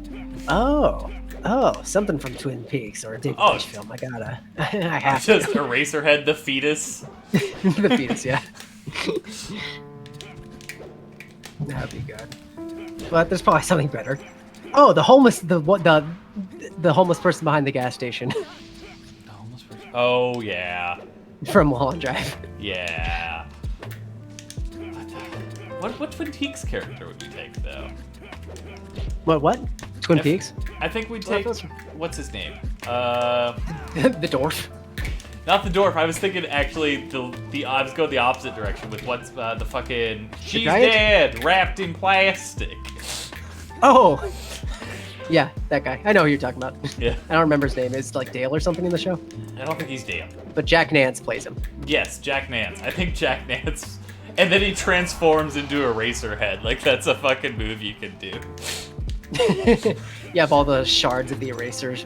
You can send it as a unit onto the other, Or onto the just opposite Bob, player. dude. You could just do Bob. Oh, Bob's pretty good, but I just don't like Bob.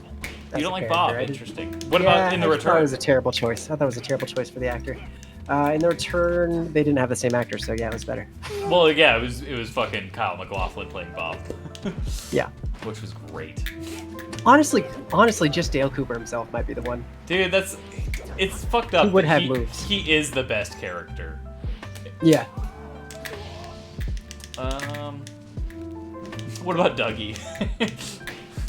Dougie, it could just be an alternate form that he gets into when he's like hit really hard or something. Oh, he has like a triple. He's Dale, Dougie, and fucking Bob.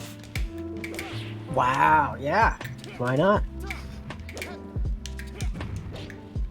When he gets like really low on health, he turns into Bob. Yeah. Starting position. Starting position. Do you know what I'm talking about? No. We does the thought arm you meant- wrestling in the return. Oh, yeah, I don't remember. Oh. You should rewatch the That scene as return well then, as dude. you wanted me to, yeah. Yeah, I don't remember. I like it better than That scene Twin as well as Peaks you do. You at this mentioned point. it. Yeah, I like it. I like it probably more too. But I have no reading of it as much as I do with the original. I just like the straight weirdness. That's what sells me on it. It's very weird. I And like then the I probably straight have weirdness, and it has like a more comedic tone to it, which I appreciate. Because I think Kinda. David Lynch is a very funny person. it has less of a slapstick humor. Yes. It's more surreal humor, certainly. Fuck. Fuck. I should have won that. Okay. Oh, we could have the Stella Troop. Stella Troop? Who would you take? Would they be just like a three-piece? I think They'd they'd be a have to three-piece, be. yeah. Yeah. Or we could just take one of the fucking Wet Hot American Summer characters.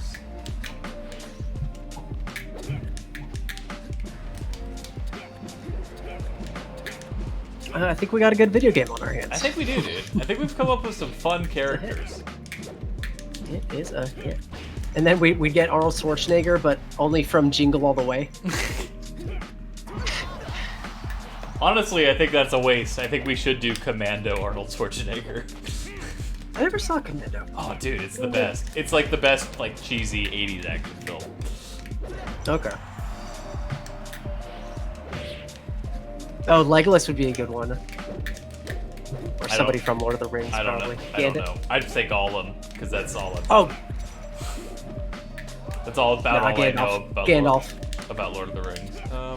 Gandalf, dude. Gandalf? Cool. The wizard. I know he's the wizard, but it's... I fell asleep during that movie so many times in my life. Never been able to enjoy it properly. And I get that people love it, but I just can't. Yeah. Or it could be that,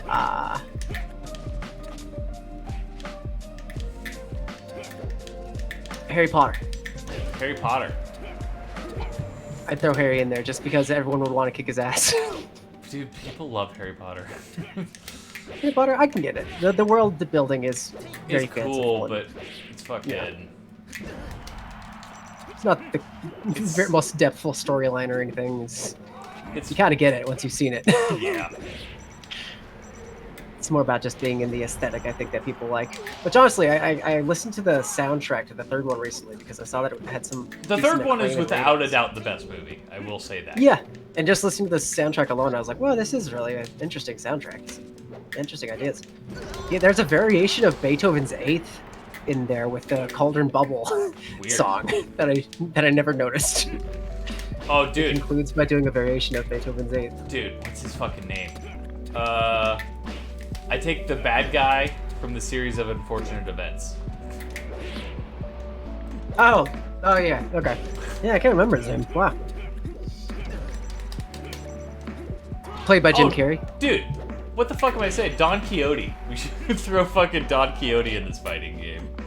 He just fucks up his whole way into fucking being a badass Sure. Okay. as he fights. I've only seen the Terry Gilliam Don Quixote. Oh. That's the greatest novel ever written. Sorry. No, it's fine. I don't necessarily agree with that take, but it's the common take amongst like literary critics. All right. Doom.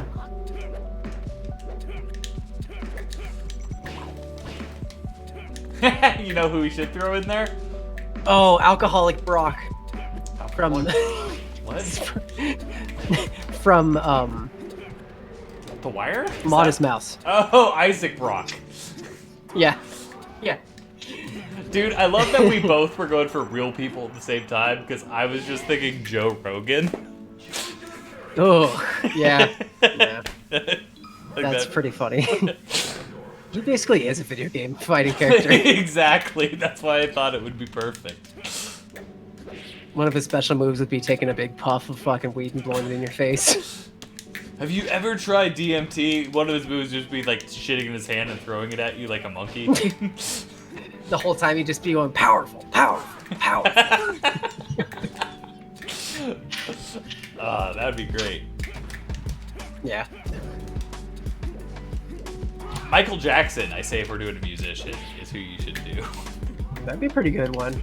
I say the jokes would be too easy, though, you know? That's fair.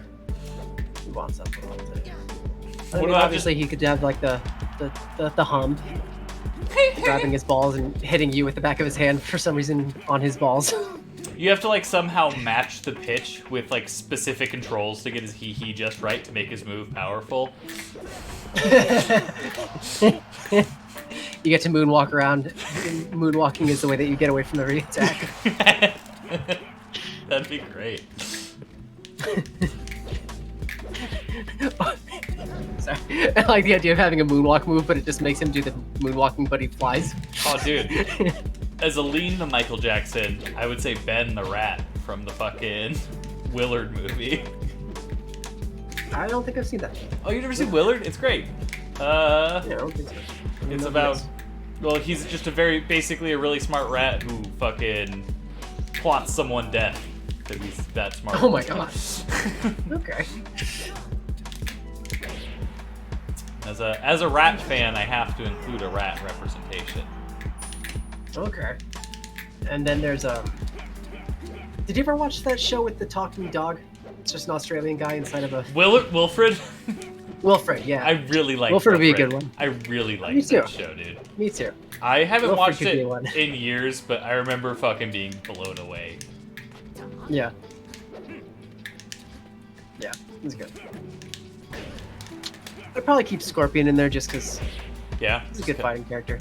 He is a good fighting game. Yeah, who? Anybody from Smash Bros? Marth. Well, Smash Bros is just like Nintendo games or video games in general, man. But yeah. Oh, I would get Snake. We would get Snake. Solid Snake's Metal already Gear in Smash Solid Bros, the new ones. Oh, they did get him? I Yeah, thought they didn't. They got him a while ago. They got him with the third one, That's cool. dude. He's supposed to be in this one, though. James Bond was actually supposed to be in this one. Because Nintendo owned the rights to the the 007 franchises 007, yeah. for like GoldenEye and shit. That makes sense. Oh, yes, indeed. Oh, dude, Socrates. That would be funny.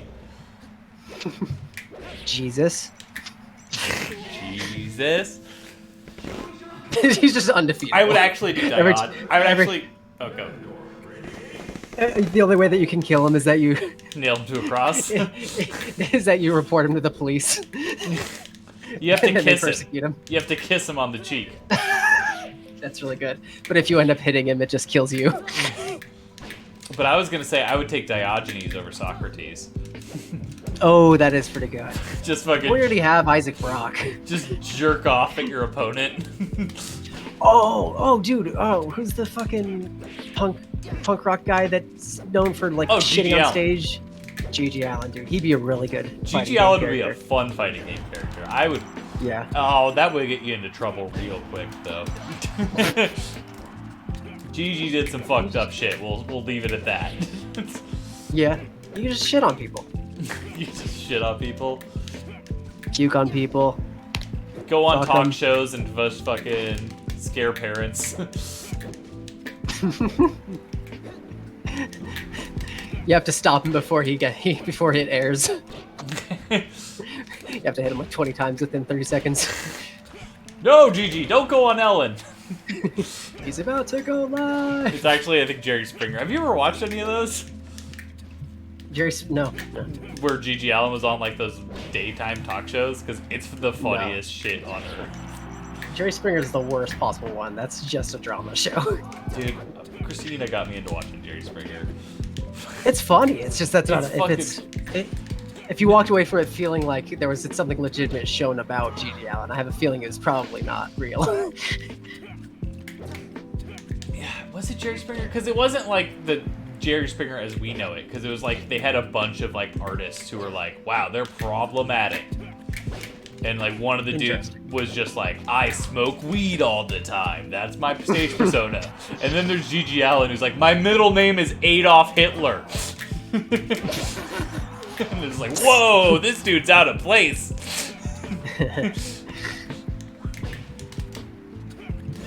Oh, fucking, I have not been paying attention to this game. And I'm getting my ass Oh, kicked. Obama.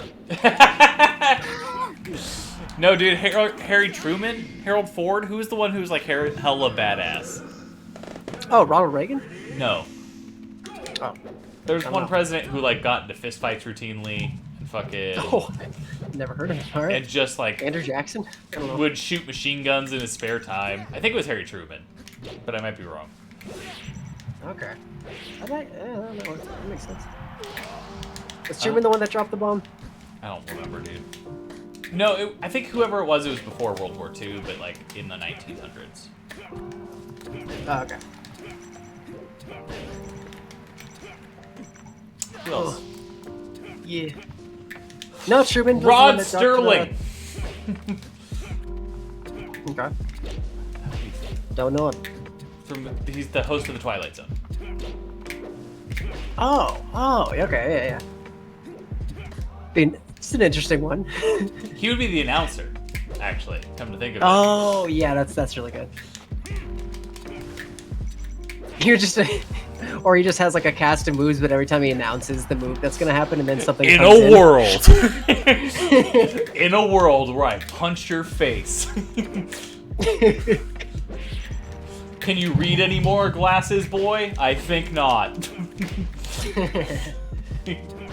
He just vaguely describes Twilight Zone episodes.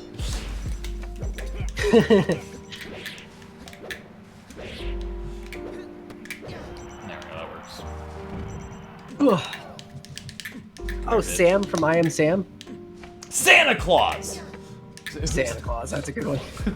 Sa- Tim Allen, right? I wasn't thinking particular Santa Clauses, but Okay. yes, is the answer. Oh, Joe Bob Briggs. That doesn't do anything for you, but I would like it. Yeah, I know. You've brought him up a couple times. I'm sure his day will come someday for me. Fuck, I just fucking gimped that. Dude, you guys have been. How much have you been winning against him? I really have been zoned out. You know, I have been kind of zoned out too. I think he has the overall winning record, but I think I've been making it closer in the past few games. Nice. I think he definitely won the last one because he like 3-0'd me or whatever. And I felt, Okay. Oh, and- dude, and Yoshimi. That's what I felt like I need to get back into it. Yes, Yoshimi would Okay. be cool. Yeah. Or just pink robots. What other concept album characters? Fucking Ziggy Stardust. Nice. Yeah, I would definitely take Ziggy Stardust. I think I'd rather have the Thin White Duke. He's fucking Oh, dude. more haunting. I'm with you. I think Ziggy Stardust, like, you could make cooler moves for them. Yeah, he does seem more like a fighting character. Like he'd have like. Like, the thing, More like, dude, like, punching what's his kicks. move? He smokes cocaine? Or he snorts cocaine? I don't know. He And does then, something like, goes on really awkward useful. TV interviews. Yeah, I think I stick with either Halloween Jack or fucking Ziggy Stardust. If I'm taking it. Halloween Jack. Halloween Jack kind of evolved out of Ziggy Stardust. They look very similar, but he had like Okay. the eye patch and shit. Okay. I thought you meant Jack Skellington for a moment. No. If I'm taking a Tim Burton character, it's Pee Wee Herman, and Pee Wee Herman should absolutely be in there. Yeah. Actually, yes. That's a really good one too. Tim Curry as Rocky Dude, Horror Picture Show Just thing. watched that last night. Fucking Oh, right on. Came on for quite a few this times for you this week. has it? What was the other? Yeah, I was bringing up Tim Curry when we were talking about Ganondorf and the Demon in Legend. Oh yeah, that's right. No, Christina just put it on, and I was like, yeah, I'll watch this. This seems like a good New Year's movie. Right on. Oh, and it was in Venture Brothers. Oh yeah, they did the whole Rocky Horror thing. That's right. That's right. I know what you're talking about. Man, this lo-fi beat shit I enjoy way more than I admit to like. Oh, right. Admit to. Yeah, there's so much music out there that's like just because it's like not put in album form, it's probably just totally missed out how good it is. Yeah. It's kind of a bummer. But honestly, Well, I'm not going to change my ways. Honestly, most people probably prefer that kind of music. That's the thing. Yeah. It's only the real like fucking us's of the world who are like, yeah, I gotta listen to this fucking album. Whereas I think these artists are specifically trying to make good songs. They aren't trying to make good albums. Yeah. Fuck that up. And I think their audiences generally appreciate that. I gotta take a caffeine pill. Take it, dude. BRB. That's cool, man. I'll just focus on playing this game and be real chill.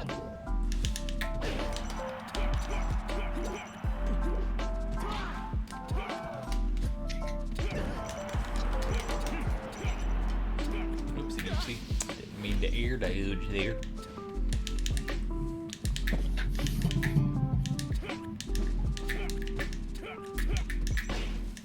Dude.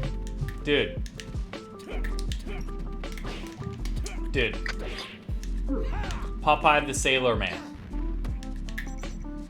That's a good one. Pretty similar to Ganondorf, though. Is he? No. Just decided to say something ridiculous. Alright. I need to focus because I suck cock. Whoopsie doopsie, that was a big example of me sucking cock. I like what you do. I love it so much when I suck cock. Sorry, I want to stay in. It's okay. Stretch, dude. Stretch.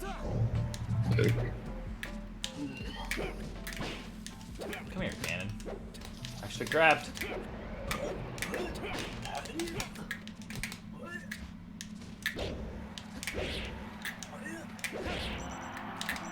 Doesn't that look so flexible? Dude, what the fuck? You look like a fucking monster. The monster from Pan's Labyrinth with the hand eyes. That's pretty good, dude. Alright.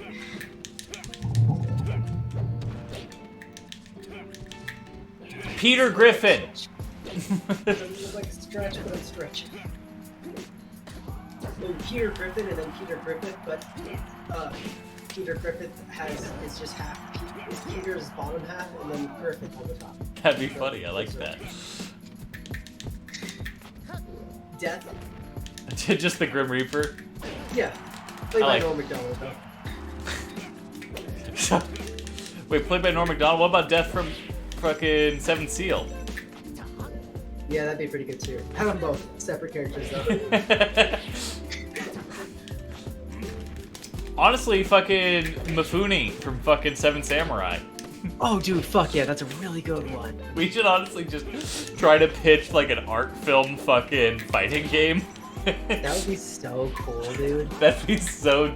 It's like the stupidest crossover demographic. Who would you cast from I'd fucking say just chaos. Satin? Just Who just would you too many cast from characters. Satan Tango, dude? I mean, the main bad guy kind of. You wouldn't cast the kid with the dead cat? No, she doesn't seem like a fighter. The cat could be a weapon. The cat could be a weapon. I'd say probably the drunk guy that just like stays in his house all the time. It's probably Yeah. better. I would definitely cast the kid with the cat as a weapon. Just because it had such an effect on you. Yes, that scene was fucking. That whole scene was fucking just the highlight of Yeah. the movie for me, without a doubt. Yeah. That's good. I really want to rewatch that. It's more recent. You probably know more about it possibly just because I've forgotten certain stuff. I bought the Blu-ray. I've only watched it once, but then like I spent a good long time watching reading an analysis book on it. So I like probably have like better insights, but you probably remember the actual details better than I do. Yeah. That makes me feel sad. If you ever come up here, Did you dude- get one from another country, or did it come out on? No, they did it finally made get a. released here. They released one, a 4K like fucking Blu-ray Fucking release. A. It was like 40 bucks. Oh shit! It was like $40 when I got it. You might still be able to Damn. get it. I don't know if it's still available. Damn, dude, have you looked into buying Berserk? No, I meant to talk about that during our fucking thing. How bad is it? It's really bad, dude. I figured. Like they're not. I figured as much. they're- That's why I didn't. You can get like the box set for like somewhere. It's always between 250 or like plus. Sometimes in the thousands. I don't know if maybe the $200 ones are just because it's only one disc. But it's very expensive. Yeah, I figured it would be. Why do I double And jump? the thing is, they're probably just gonna get a distribution deal, and then No, because like- that company doesn't have the rights to Berserk anymore. Who made the fucking '97 anime? well, yeah, but somebody will probably just attain the rights and distribute it. Like, why is it like? Is it somebody owns it though, right? I don't know. I'm sure it can be purchased. I imagine it's a situation like Because the movies, which are basically just a retelling of this story, but truncated and with shittier animation, have kind of been Weird. the focus of the fucking Berserk franchise as it stands. And they're Okay. also the company that made like the 2016 anime, I want to say. oh, so you're saying like they already have other things that are still filling that? Yes. And I think Yeah. they probably own the rights to this anime as well. Okay. And Yeah. they probably don't want competition, even though this anime is significantly better. Who knows? I imagine there's a lot of Moving parts Variables. that we don't understand, yes. yeah. I'm sure. Shit. Chopin, Chopin, I would have Beethoven. Frederick Chopin. I'd do Frederick Chopin just because he's so fast. But Beethoven's much piano speed. so blonde. Yeah, Beethoven's got kind of a cooler storyline and the big hair, fake hair. Got him! Honestly, Amadeus's portrayal instead of Amadeus, Yeah. pretty good. I've Mozart's- never seen Amadeus. Oh, I've heard it's good. it's pretty good. It's pretty good. I'd say it's a little overrated, but not by much. Not by much. Fuck. You're not gonna homie stock me, dude? Huh? Nothing. Oh, you didn't even homie stuff. Sorry, I'm gonna pop out of frame and do a stretch. I've You know what? re- You should- you I've should- reanalyzed you should who join the me in Twin this. Peak character should be. Okay, we should. Audrey? Gordon. Gordon? Okay. I thought about it. But Or Leo. Leo. The truck driver. Oh! But in paraplegic form. Yes, exactly. You see my ass fry? I don't think so. Okay, good. So I'm very sorry. Although I've seen your whole entire ass at this point, I'm pretty sure. Yeah, I'm sure at some point. I might have spread my cheeks for you. Ugh, no, you've never done that. I wouldn't forget that. I want you to take a deep look, TJ, one of these days. One of these days. Because Let me whenever I see an asshole, I never forget one. I never forget it. I have a whole rating criteria in my head. There's a number. Fuck! Dude, why do I suck so much cock? Talk! I don't know. Ah! There we go. There we go. I just love fucking. Oh, I wanted to make sure to let you know is that I'm not actually sure if by the end of January I will have enough money to get a computer. That's fine, dude. Um, No, because computers are really expensive. That was my Computers that was are my goal, but really expensive right now. Because there's it's less that and more that I just haven't been making much money. There's stuff in the $600 range I'd be willing to buy, but that's still. It's I just keep on. you also keep got to on get a getting good boned monitor. over That's here. the thing. But I might also get a really good tax return, and if that happens, then hell yeah, I'm gonna get it. But no, because GPUs, I don't know if I've explained this to you at this point, are really expensive right now because of chip shortages. Yeah. So the whole computer market's kind of out of whack. Okay. And also, you need No, to, there was like a. you need to get a good ahead. monitor. That's the other thing. Yeah. Yeah. You need to get a. It's not necessarily like 1080p or 4K or whatever. It's the refresh rate that's important. Oh, interesting. Okay. So I think like mine's a 244 refresh rate, which is very good. But you want like at least a 120. Well, shit. Maybe I should talk with you before I make my purchases and get a Yeah. sort of list going. I'm sure Spencer knows. We could actually make that a theme for a topic, maybe. Yeah. The top 5 computers on the market right now. I mean, their top 5 are going to be very expensive. Yeah, that's gonna be like 3,000. I'm definitely shooting for under 1,000. Not for the whole setup necessarily. Is there a way to make your laptop screen the monitor? I don't think so. Maybe. Yeah. I think my whole setup overall, let's see, like my computer I think was 600, my monitor was like 100 or 150, and then the extra RAM I brought was 100. And that's like my whole setup, other than microphone and shit. Okay. So it's like I'm probably about like 800 in at this point. Okay. And it still like can run basically anything, but not at full specs on everything. But Okay. It's also Yeah, I want something that can at least just handle like many games, but maybe not all of them. yeah. And something that I can just certainly stream myself from. Yeah. 'Cause I haven't tried it again, but I still am pretty concerned that if I try to open OBS, it'll slow down my whole computer a bunch. No, it's a RAM hog. How old's your computer though? 2012. That's pretty old, man. That's a decade. It's pretty old. Yeah. Yeah, wow, it's a decade old. It does not seem like... Oh, sorry, no, early 2015. Oh, okay. Still pretty old though. Yeah. I don't know why I thought 2012. Weird. Come here, Ganondorf. Ganondorf! Dude, I feel like I'm fucking batting away those light balls all over again. Griffith! Guts!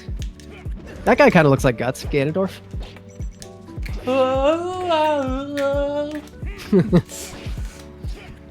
Yeah.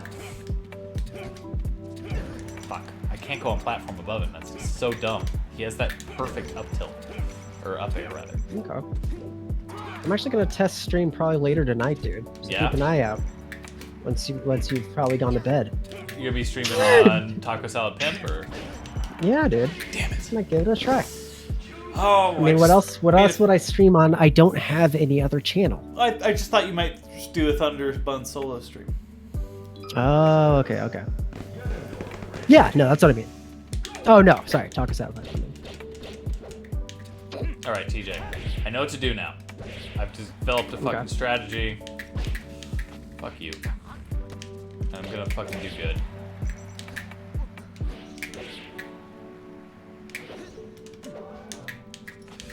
Oh.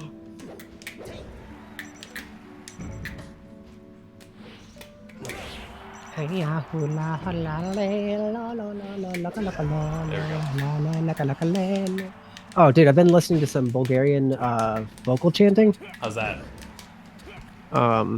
In particular, what is called? I don't know. It's really good, dude. I really fucking recommend listening to this Bulgarian state-sponsored female choir group's chanting album. Interesting. It is so. Is it just like relaxing, or is it like fucking? It's much more like there's like folk melodies that they're all. What's the fucking word? I just said it yesterday too. I remembered it. It's a word of fat trouble for some reason. Remembering. Where like multiple melodies will be moving at once. Fucking poly. Yes, polyphonic chant. Yes. So it's not all just like one harmony or like one thing and they're all harmonizing or Get out of something. here. It's like a bunch of different lines. And it's love it. I love it. Okay, I can't get on platform above it. And honestly, it was partially inspired because I just listened to that fucking Guts theme so much, and then that made me remember how much I loved those songs from Cowboy Bebop, and so I listened to those. And then I was like, what are the things that just relax me, make me? And I was like, I remember this one album I listened to once back in Pittsburgh, and then I listened to it, and I was like, yeah, I'm gonna listen to this. I've listened to it 3 times. It's just like fucking good, dude. Just relaxing for some reason. Chick voices really do it for me, dude. Is it a Chick Voices and Guts thing? At least for the first part, I think so. Yeah. Yeah. Oh, yeah. Oh, because I always imagined the fucking yeah. That's the part I always fucking. Okay. hone I think in that on. one's definitely a guy. Yeah. I always do the first part with the girl more, but I like both. Interesting. It's very good. Very good stuff. No, I Now love that I thing. need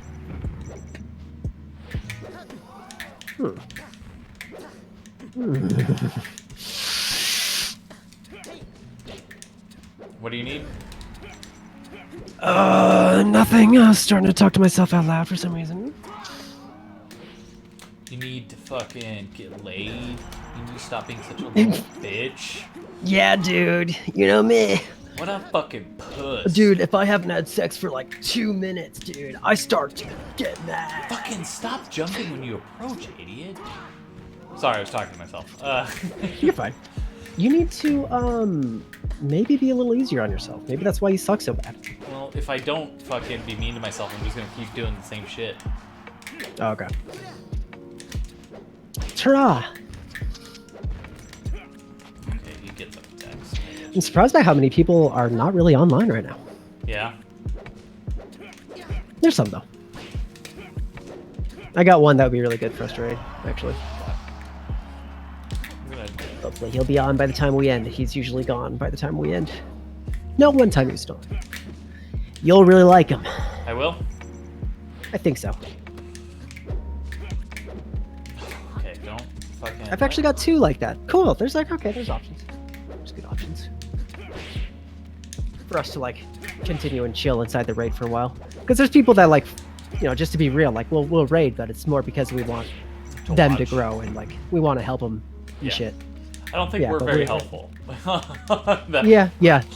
But I mean, it's still, I think it is helpful, honestly. I like Just the fact doing- that Stay Frosty like came back and Yeah. that one dude, like it's just, it's nice. It feels nice and it's still like fucking, like obviously none of us have channels that are so dynamic that it's like Yeah. the fucking like ones with 100 that we're visiting or anything, but it's still really No, they enjoy Nice. seeing us.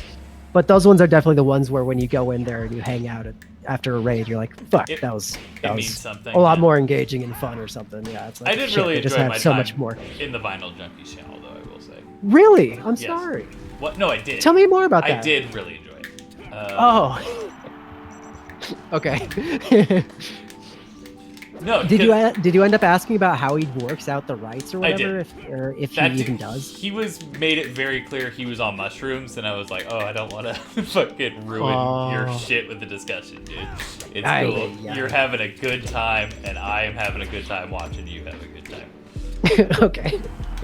But That's no, someone else pointed out that he played the wrong song that I fucking requested, and then he played the right song after. Yes. I actually saw that your name was inside the request queue inside of one of his clips from that day. Really? I didn't get to. Yeah, it was something was it from when he the was ranting Lear. about fucking shit? So LGBT people, yes. Yes. I remember Wanting too that, much- and I was just like, Wanting wow, Too much sympathy. that's a lot that's going on right here. It's funny. I didn't go in and like find the whole thing though, or nothing. It seems, his channel seems like he's doing some good stuff. How are these other 2 channels that you ended up rating afterwards? The other one was like very much so like focused on 80s new wave stuff, and I was cool hanging out there for a minute. And I forget what the one after that was like, because I was like fucking tired at that point. Oh, okay. But That's it cool was- though. I remember enjoying it while I was there, but I just don't remember any of the specifics. Heck dang dog. Did you give him a follow? I give them all a follow, I'm pretty sure. Sweet. There can raid over there. We got me on the channel, still going. We're done. You beach, Ganondorf. There we go. That's the tough thing about being at this like low of a thing. Is like I can't imagine like up until we're like I'm gonna GG's the Getting- Ganondorf. And then I'm Huh? gonna just GG's the Ganondorf. Good games. In Nice. fact, I want to play someone else. okay. I was having a good time against him, but you know, I want to play top tier. But I'm also gonna get a drink real quick. I'll be right back. Oh sure, might as well put it on hold. I'll go take a pee. Okay, I'll do the egg video. Or fucking what is this scene? Let's untitled. egg it up. Piss. You're gonna dish up some reason. I think you owe me some reasoning. So egg appealing. You know what I mean? Clever one. Oh, you should watch the last video that I recorded too.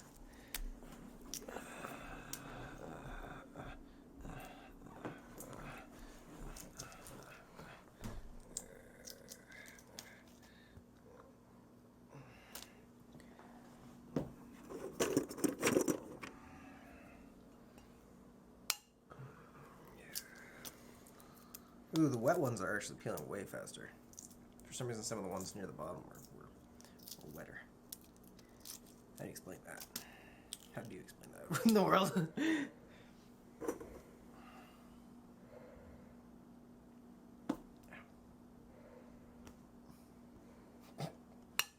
Wait. Oh.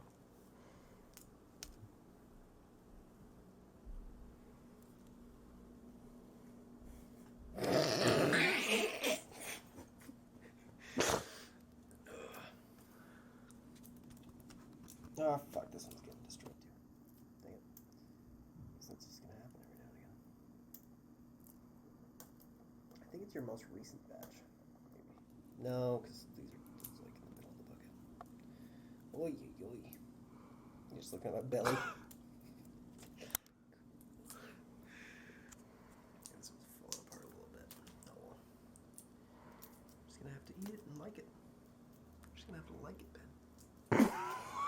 Okay. All right. There you go. Sorry. I know you just summed it up, and it was about to be a perfect shot. So, like, I'll give you the inspiration of music.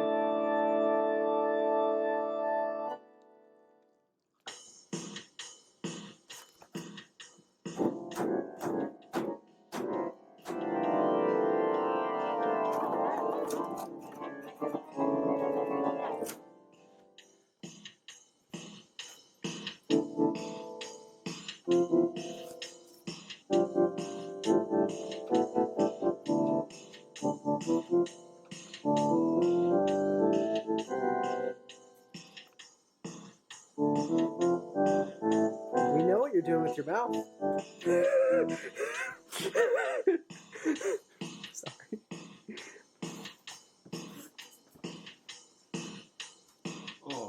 Oh.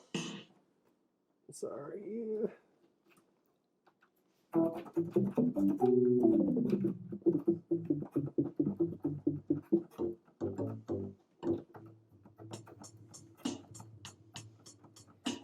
Enchantment or sea that.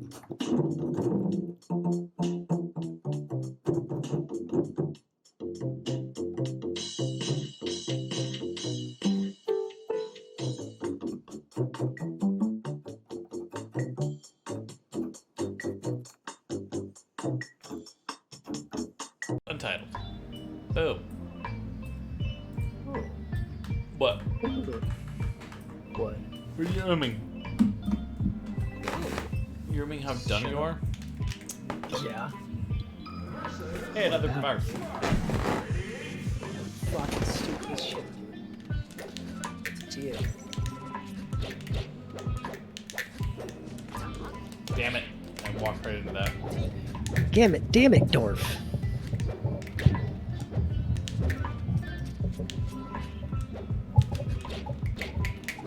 There we go. So, what have you been up to, dude? How's this whole week been? Did you do anything special yesterday for New Year's? Oh, no. Me and Christina just kind of hang out. Her brother and her brother's boyfriend came over. Her girlfriend came over. Sorry. Okay. I hung out with my buddy out here How was that? a little bit. It was fine, but the Uber ride ended up jumping up very costly. I Holy, can imagine that. I can imagine. it's $35. Damn, how far is the ride? Usually the ride is, I think, well, I don't know, but the price usually from there to there is like $9. Might go over to 12. God damn. So yeah, it went up a lot. Fucking, that's the one thing about Uber that fucking sucks. Yeah. When I was in Pittsburgh, there was one day that Garth Brooks came into the city, Yeah. and it created such a traffic jam and shit that the traffic got backed up so much I had to pay $60 to get an Uber to work. God damn. $60. That's fucked up, dude. I was How far? it's one of the days where I remember being much more outrageously angry than I ever have been. It was a very bad day because I actually should have caught the bus. I always rode a bus to work. Yeah. Rarely did I need to get an Uber, and I happened to need an Uber on this day where Garth Brooks fucking took over our city. You're upset at Chris Gaines. No, Chris Gaines was gone by then. I would have preferred Chris Gaines. He probably sold less tickets. You think so? You don't think people go see Chris Gaines? I'd see Chris Gaines before I'd see Garth Brooks. Yeah, I think that's why most people wouldn't. Fair. I think that's why the city wouldn't shut down. They're like, I think most of the people that are into Garth Brooks are kind of like, I don't know what that gay Chris Gaines shit was, but hell yeah, I'm gotta have you back, buddy. I don't know what the hell Chris Gaines was about, but I imagine the hairstyle made him lose some followers. Yeah, threw some people off. Yeah. But honestly, Garth Brooks, dude, Funny. he seems like a social nice media- guy. Yeah, he's very pro Yeah, his gay he seems sister. very fake. Huh? He's very pro his gay sister. Yeah. And like when you see him chatting with people, I don't get any vibe that he's like a jackass, really. Yeah. He doesn't seem very hateful. He seems like a pretty chill dude that's very approachable. Just not interesting and a little bit fake. Yeah.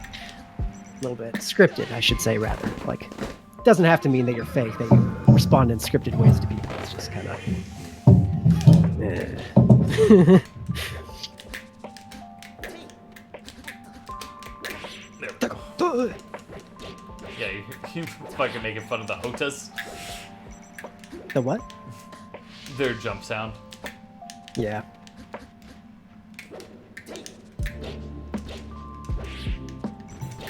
You kick names. Here we go. Ooh, good fucking conversion on that.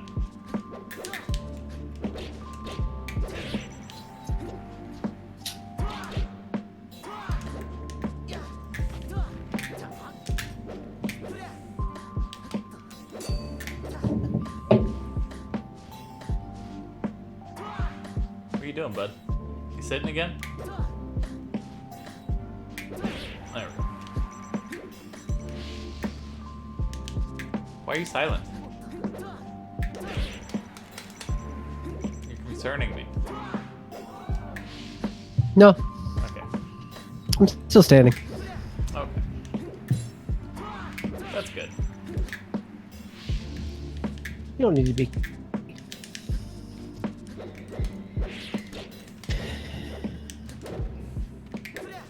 I'm your friend.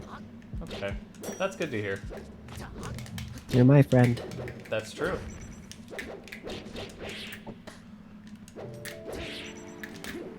I like you. Thanks, bud. I just restocked that guy. I feel good about myself. What is this crazy? This is crazy look you got going on, man. I know. I was working on a little haunting look there. I like that. I like it. You're distracted. It was a good You're one. performing well. I'm sorry. It's okay. Sorry, buddy. It's okay. Here he is. You know, talkie, you know? Yeah. Taco, McTalk, talking, rockin'. Oh, fuck Talk and drive it. Shakira would be a good fight game character too. Who would? And Kalis with her milkshakes. My milkshake Buffy. brings all the boys to the yard, and they're like, that would be great, dude. All the boys in the yard drinking her. Oh, dude, milkshakes. Caleb from Buffy. Caleb? Yeah, he was the priest in season 7. The priest? He's the same actor that stars in Serenity.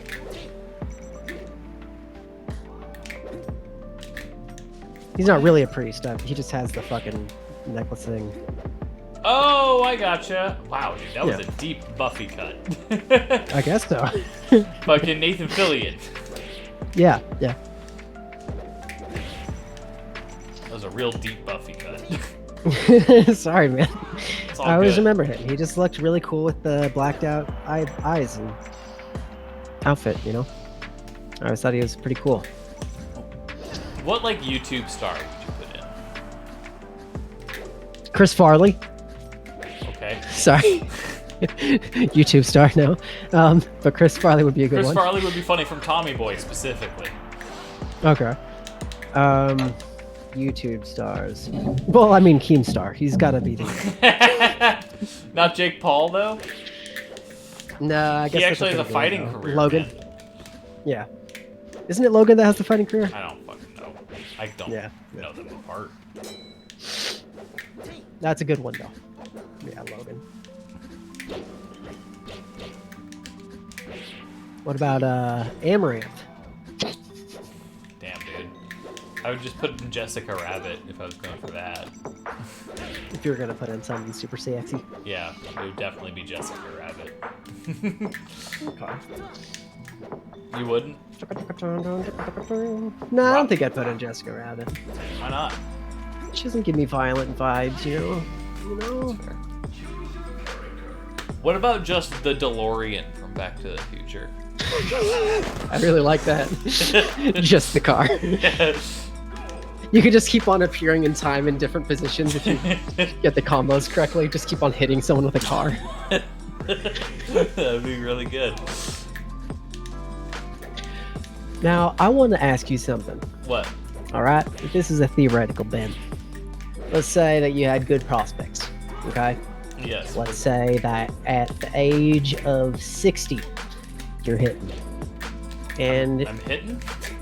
yeah, you're hitting 60, life's going fine, and we've discovered that you'd be able to have another healthy 40 years with medicines that are going to be developed within the next decade. Okay. And everybody knows that for sure. But for some reason, your health, they're not sure if it's going to be. They have to do it while you're at a certain ripeness, and you're about to start declining towards that state where you may not be able to get that medicine anymore.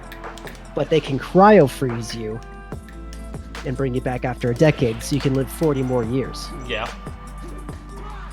Are you gonna do it? How certain of the thing is the cryo freeze? How like certain of the survival? Yeah. That's totally certain. You won't die. Oh, absolutely. Are you fucking kidding me?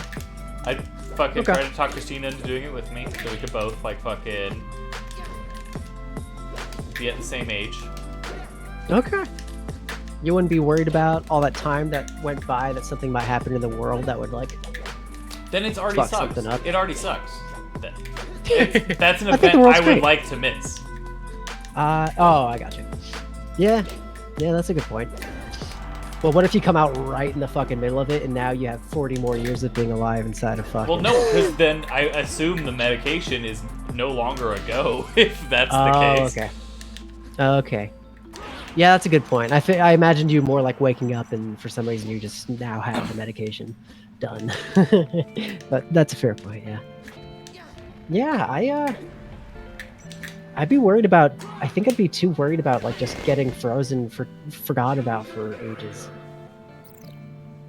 And then like waking up long in the future. You think you'd get forgotten? Like they just go out of business and then they're like, oh fuck. I don't know. I'd want to, but I'd be making some prayers to the good sweet Lord for guidance. You know, that's what would end up making me decide in the end, because I would be too uncertain about whether or not it would be, good. Yeah. Whether or not there's a fate that's supposed to that I'd be testing. Why won't my controller stop vibrating? Sorry, my controller is just vibrating nonstop. Leaving me out. There we go. It's fine now. Have you still not bought a new controller? No, I haven't. I should. But Mario doesn't want to. Jesus. Dude, I went to GameStop the other day and they didn't have them, so I was like, fuck. Okay. Oh my god, why is this connection suck? What do you think is gonna happen in like 60 years? I have no idea, man. What do you think is gonna be different? I think we're gonna have very good sex robots. This connection That's sucks. something I've been thinking about lately. Yeah. Okay. Yeah. Oh, dude. Like they'll probably be able to like automatically like learn individuals' moves that they like and stuff. Yeah. AI sex robots is what you're saying? They'll like fucking. Yeah, dude. Wow, he really likes it when I do this to his penis. Yeah.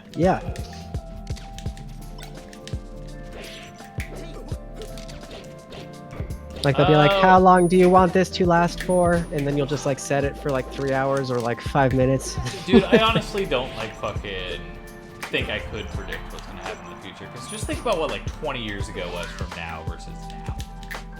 Yeah, not much different. Well, very different in a lot of ways.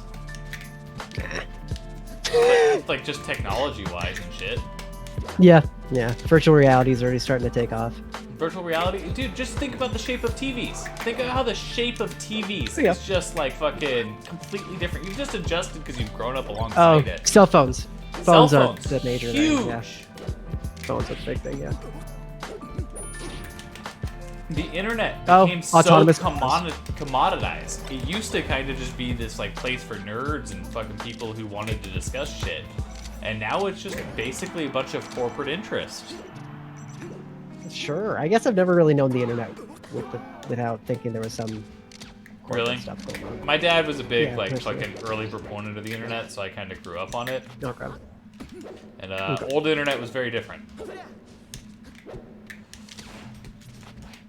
Wasn't on the internet too much as a child. Fucking So I was about nuts. I want like whatever. 12 or 13. Dude, pick out his feathers individually, reverse them, and stick them back in where there's not holes. You don't need to reverse them. I guess you just pull them out and then put them right back in to where there's not holes. Yeah, you don't want the fucking soft head to go in. Yeah, That that wouldn't doesn't do make anything. sense. Yeah. Sorry. You know? Have you ever been slapped in your life? No. Wow. What? I treat women respectfully. Doesn't mean anything. What? Could have gotten slapped for no good reason. I was a good kid. Yeah. You ever get into a fight? Nope. Damn, Nope. dude. I'm a very pacifistic person, and people generally find me agreeable. Yeah. I got punched in the gut by the girl. That's the closest I've gotten to slapped, I think. Yeah, that's worse.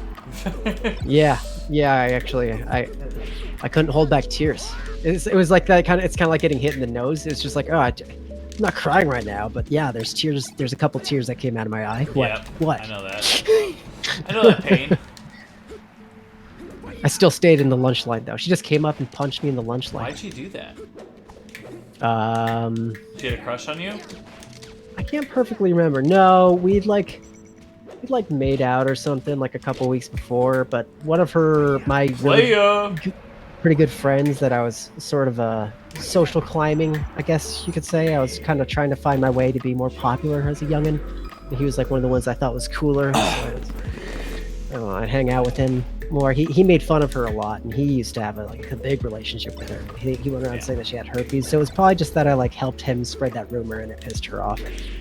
Why'd you do that? I don't remember exactly what it was. But, I was a piece of shit. I was trying to do whatever I thought would get me in. See, I never cared about social climbing, dude. I cared Yeah. about who had weed. That's good. It's good, man. And that was a my damn high good school thing. experience. I found some guys who had weed, and we would go smoke weed at lunch. And that was Yeah, a I don't think most people bar. were. I feel like most people never looked at social climbing the way that I did. I broke it into a systematic thing, and I was That's a fucking weird teenager. dude. Yeah, no, I went through a dark. I was a pretty dark kid, and my motives were very estranged. This dude kicked my booty, so I need to fucking focus. I still formulated true friendships from it, though. And I think That's that's what matters. Grew as a person, found a reason to live, etc., etc. Okay, I need to get fucking middle distance from this guy.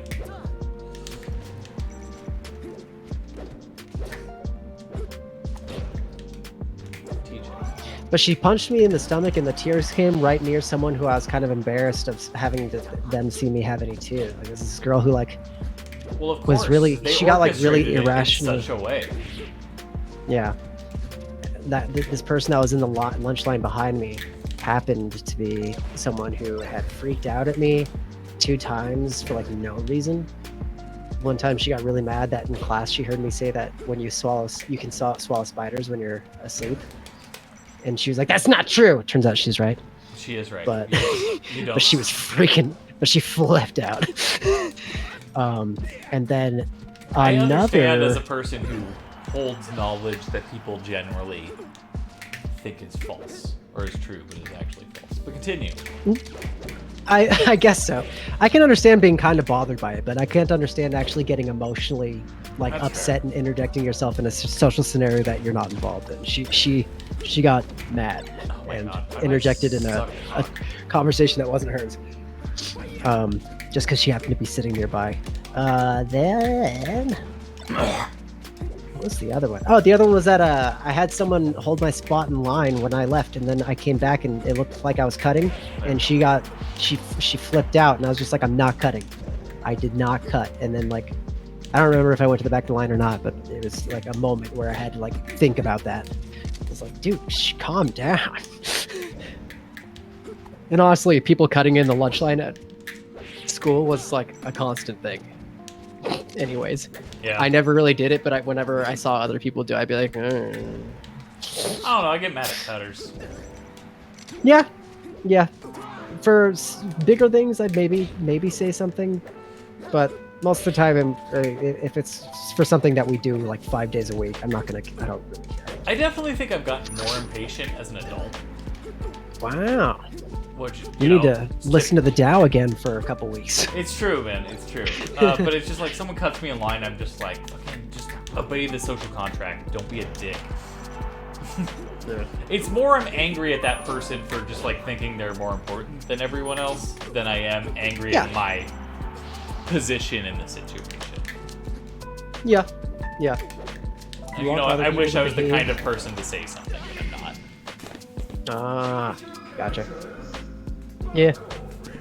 It's a rough game. It's like part of the but it's part of the contract, right? So there's gonna be people that break it. I've noticed it a lot more recently, probably because of the road situations here, where like our roads are terrible right now, and fucking, you know, so it's like when the roads are really bad and like it just snowed or whatever, you know, you drive 10 below the speed limit, and that's fucking acceptable for the most part, unless there's some dude in a pickup truck behind you, and he's like, no, it ain't acceptable. I'm gonna ride your ass. Yeah. And I'm like, wow, dude, why do you gotta threaten everyone else on the road by being an asshole? Yeah. It's unfortunate. I think it's also because personally, I moved out more country, so like my commute's longer and there's more pickup trucks out here. So it's been you talked about the pickup trucks thing, yeah. I have? Damn. Yeah, I remember we made a point of I made a point of trying to say not all truck drivers. Pickup trucks. Yeah, no, it's in fair. fact, probably not nearly the number that we even think of as a majority. You know, it's just the ones that come out. Make themselves known. It's rarely someone other than a pickup truck driver. Yes. But no, there's plenty of sane and reasonable pickup truck drivers out there. Yeah. But you know, it's just... So a lot of them that probably hate those people in the pickup trucks that are giving them a bad name. I hope they do. But what were you about to say? I hope they do too. I don't know. You were saying something completely unrelated. I don't know. Do you remember any of the words? No. I have no idea. Anyways, is it cool for buds to tickle buds? The bud? I would tickle you. You would? Yeah, I'd tickle you. Just to annoy you. Purely to annoy you. I'd tickle you a little bit. Yeah, mostly for annoying. But if it started to feel like a fun, like kiddish, affectionate sort of way, yeah, no, then it's done. I'd feel like I was officially gay, and we'd either have to kiss. Yes. No, dude. Me and my coworker, sounds gay as hell, but we just started sack tapping each other. God.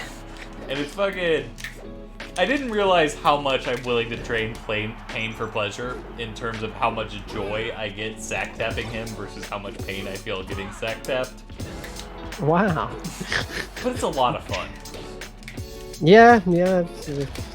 Some people might be able to enjoy that. I'm not personally into it. Yeah. No, I understand. I wouldn't sack tap pain if just someone makes wasn't me mad. willing to sack tap me back.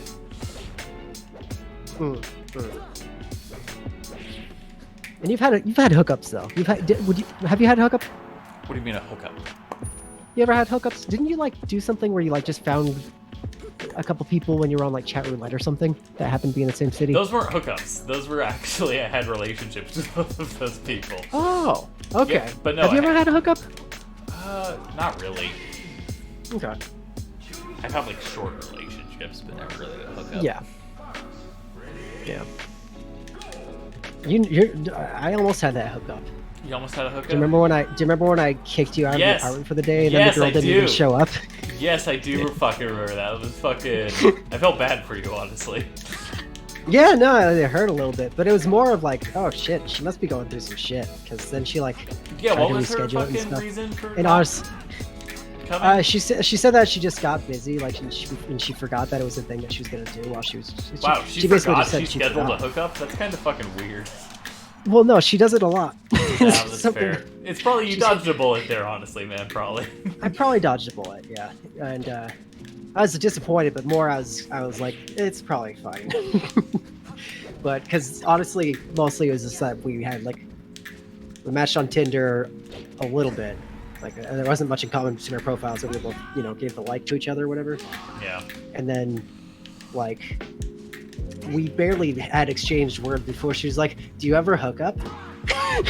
And I was like, "No, I've never really felt like terribly comfortable with the idea. I feel like it would be a little awkward, but I mean, I'd be interested in trying. I suppose at some point. It's just nothing that I've gone out of my way to do." No, I And definitely. she was just like, and she was like, "Yeah, let's do it." And I was like, "Oh, sure." And I definitely did not want you there. You would have thrown my game off so much. Oh, I'm sorry, dude. You wouldn't want me fucking rooting you on. No. Playing the distance by Cake in the background. And she's all weird. She may have come in and been like, "Do you want to join?" Be like, no, I have I a don't- girlfriend. I gotta control this environment, you know. No, dude, I would feel awkward too. Just because I don't think I could have sex with someone unless I hung out with them like 3 or 4 times beforehand. Yeah, well, like I was trying to like visualize what the sex would be like, and I'm like, does she want me like? What if she asked me to hit her or something? somebody who just wants to get fucked that much. Like that's kind of, oof. But she was fairly attractive. Fairly. I feel like if you're doing a one-night stand thing, you got to expect vanilla sex, unless you talk about it beforehand. Like, Oh, okay. right? I'm sure that's violated a lot. Yeah, I feel like that's. Yeah, it probably is by assholes. But I agree.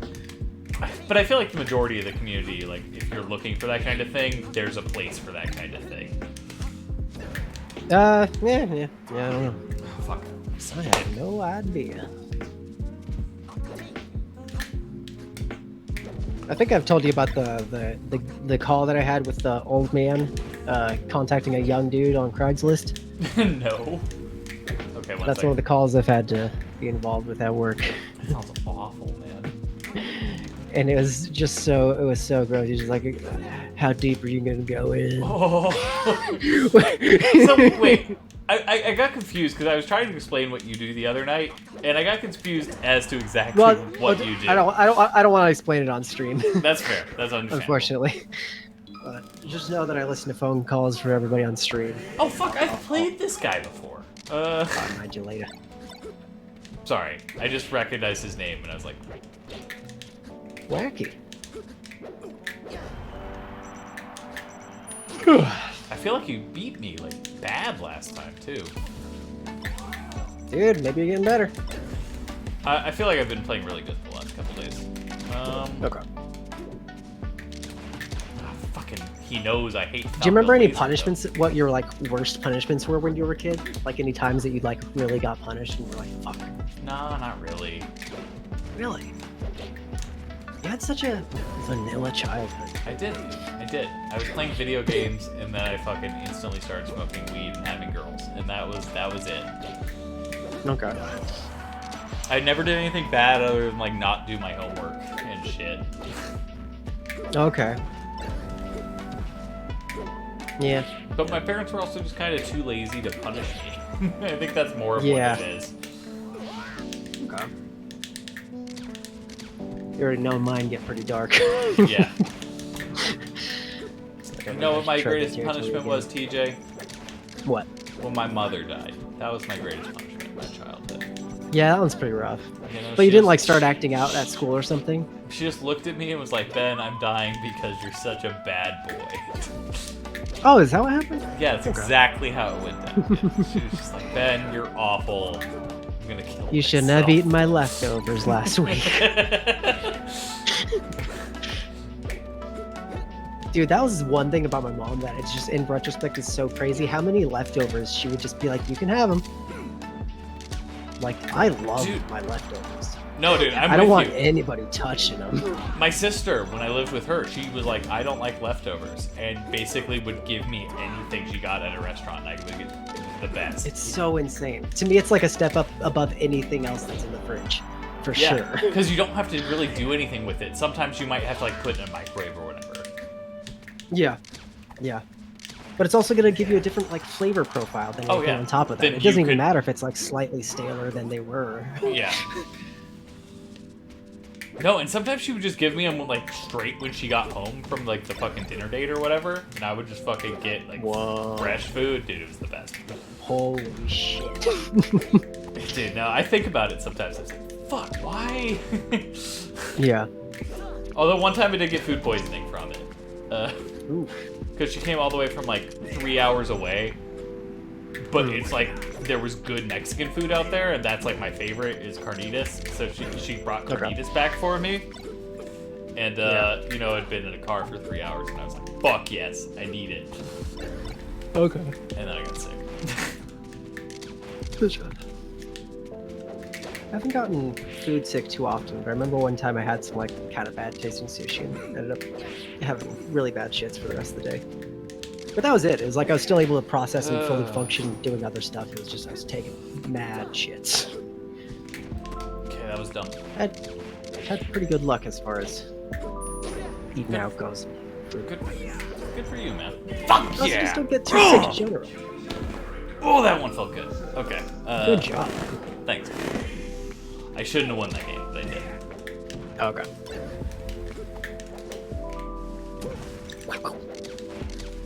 Yeah, you like that sound? Are you trying to do a bird call to get him to come over here?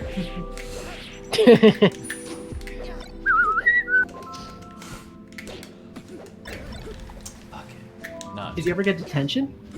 I got detention once, and it was because someone in the classroom fucking rung a bell like on their phone. And so I was like, it was class was about to end, so I was like, oh, class is over. And then I got up and left class. And then he went out in the hall and yelled at me for doing that. Because there was like me and 2 other people did it. And it was like fucking the most horse shit ever. That was the only time I got detention. What a weird scenario. Yeah. So did somebody like hunt for a specific ringtone that sounded exactly like the bell? I think so, or some shit like that. Because I don't think anyone ever fessed up to it. And no one, like, the people just assumed the bell kind of went off. Yeah. And I was like waiting right by the door, whereas when other people heard it, they like fucking started gathering their shit up. As opposed to like exiting. It's shady. Did you like that teacher? No, I hated it. Okay. We called him Fat Hitler because he just looked like a fat fucking Hitler. He looked like Hitler crossed with a fucking walrus. Okay. No, he was Glad you guys awful. put a lot of thought into that name. No, because he had the mustache. That was the thing. You can't have that mustache and be fat without being called Fat fucking Hitler, man. Yeah. Yeah.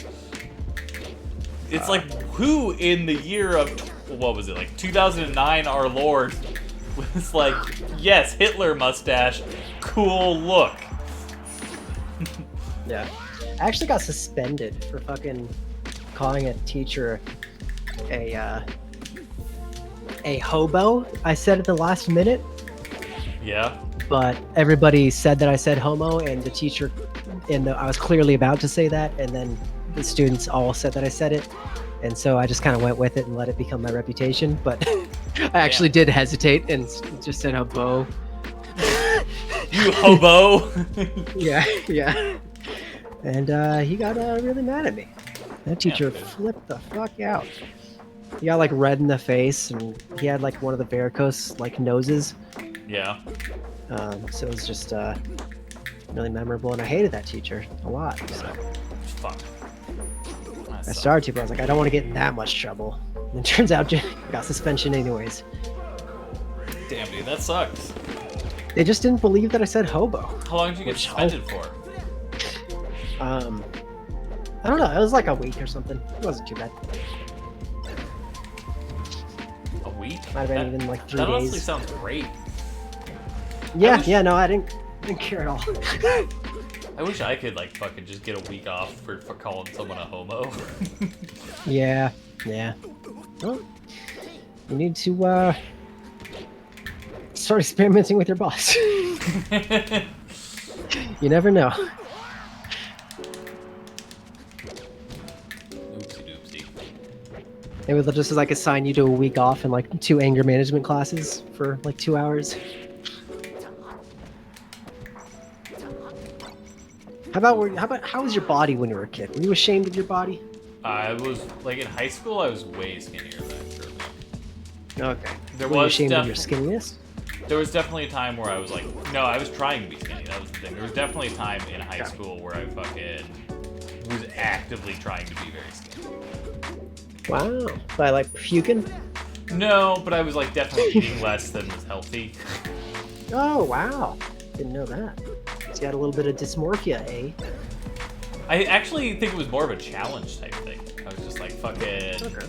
I just got excited by the proposition of like I could control something. Interesting. Very interesting. It is very interesting. Not necessarily that I could control something, but that I could challenge something. Like, you know, fucking me. I like to get good at shit, and I like to fucking know I can beat shit. Yeah. I was fat. I was very ashamed. And then I got fat immediately after that, so don't worry.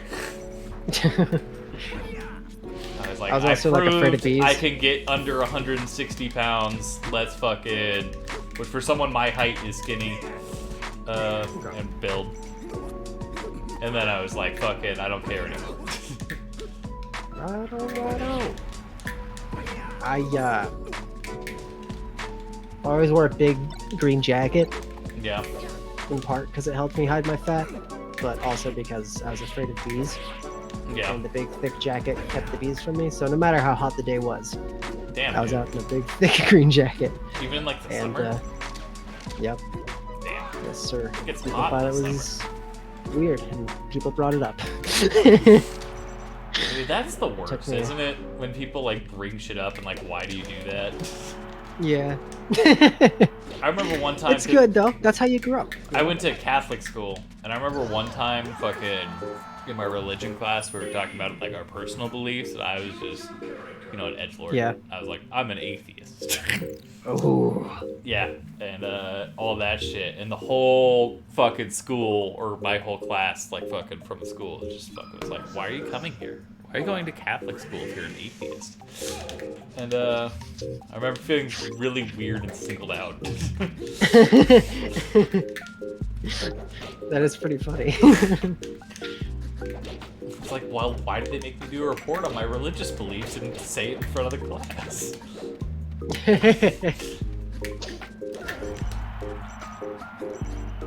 Because it's a Catholic school. Yeah, it's fair. Oh, this part's way better than me. Have you ever had any weird fears? Oh, I've asked this before. You do have one. What was it? I think it's some sort of animal. Was it spiders? Foodborne Spiders? illness? Oh, interesting. Foodborne illness is what I would typically say. Okay. I thought you were pretty scared of spiders. I don't like spiders by any means. Okay. I don't want to interact with them, but I wouldn't call it a weird fear. Yeah, that's true. I think that's pretty normal. Yeah, yeah. Like everybody else, people are scared of bees, but I'd say that like I'm more scared because of how much it's my experience. Like Christina's definitely more scared of spiders than me. Okay. Like I'm the spider killer of the household. Okay. Like them. What? I do not like them, dude. You don't like spiders? I think about Yeah. the fact that I've been near a tarantula, a wild tarantula, which has happened in the last year, and it's like a life-altering event Is it? for me that I've had to actually eventually face that. It's just like shit. It happened. It's just something that I dreaded for all my life, and now it's happened. The next thing is for it to one to fall on my face. Is that gonna happen now? Did your sisters ever make fun of you? My sisters? No, dude. We're very cool. All my family is very cool with each other. Except for my So stepmom. gay. You never had a feud for a while? No, dude. Even the Brady Bunch had feuds. Dude, you gotta understand, one all my season? family is very low-key like I am. Robots? It's like fucking... The fucking I get angry at video emotionless- games. That's about all I get angry about. And traffic, I guess. I get angry about traffic. Yeah. Did anybody insult you in school and it hurt your feelings a lot? Probably. There was at some point in middle school where one of my co-classmates was like, yeah, we've just stopped calling people gay and started calling them Ben. That hurt my Is this a feelings. Is this a good friend or? You know, I couldn't tell if he was being serious or if he was just fucking with me, but Yeah. we hung out. Interesting. So when are you gonna get in shape then? When am I gonna get in shape? You know, when I'm fucking... Yeah, when are you gonna start working out? I don't know, man. I want to. Are you gonna? Oh, Is it a oh, thing I- you're gonna do? I would diet before I'd work out. But yeah, Okay. it's a goal. It's just like a thing that's Why in not the work back out? of my mind that I never fucking actively pursue. Okay. That makes sense? Yeah, it makes sense. You should well, let's start working out, dude. Yeah, I'm you doing want a to start diet. working out on streams? You want to do workout streams? Let's do workout streams, dude. And then we'll high five each other in the middle of the screen where we have the screen split. Well, after we finish doing a certain amount of push-ups, and then we'll edit a girl bending over going, ah! Because that's what everyone's actually coming for and we'll- a workout stream. And we'll both just hump towards her so that she's like a wobbly age and we're high-fiving. Stop you know? fucking forward smashing, dude. That's not the move. It's a very complex setup, but you can do it. Yeah, dude. We can figure it out. Yeah, Maybe have you ever we tried to could- fuck your stepsister? I don't have a stepsister. Oh, okay. Actually, I do. But, Okay. I would never do that, because I wouldn't. Okay.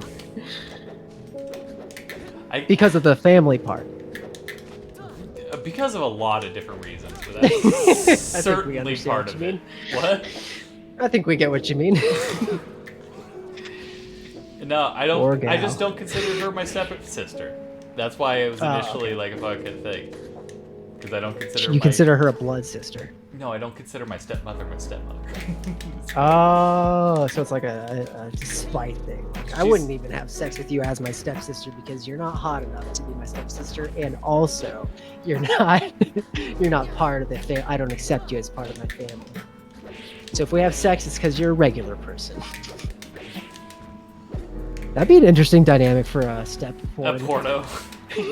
We should start writing some pornos with like some real Lars von Trier type fucking storytelling. Okay, what's this dude? Well, I'm do? sorry that your stepsister isn't too hot. I'm just kidding. don't- Just trying to okay. put words in your mouth. I don't care if they watch this, honestly. Honestly, Have you ever had? anything to alienate me from their families is great. Man, you really don't like them. Is I it just don't. because they replaced the mother, or is it like different reasons?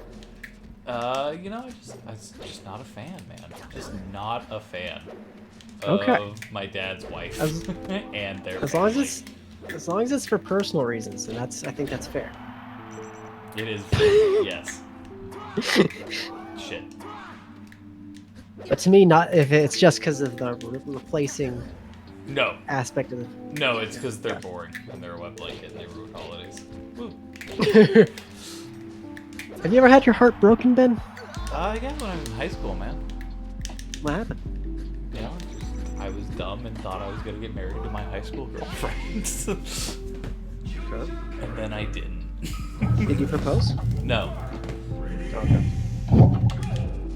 Did she break up with you then? Yes. I've never What was broken up the- with a girl. Context. What was the pretext? Pretense. Why? I don't fucking remember, dude. It was some dumb high school reasons. Okay. You gonna miss her? Nah, probably not. You gonna miss her for the rest of your life? It was probably a decade ago at this point.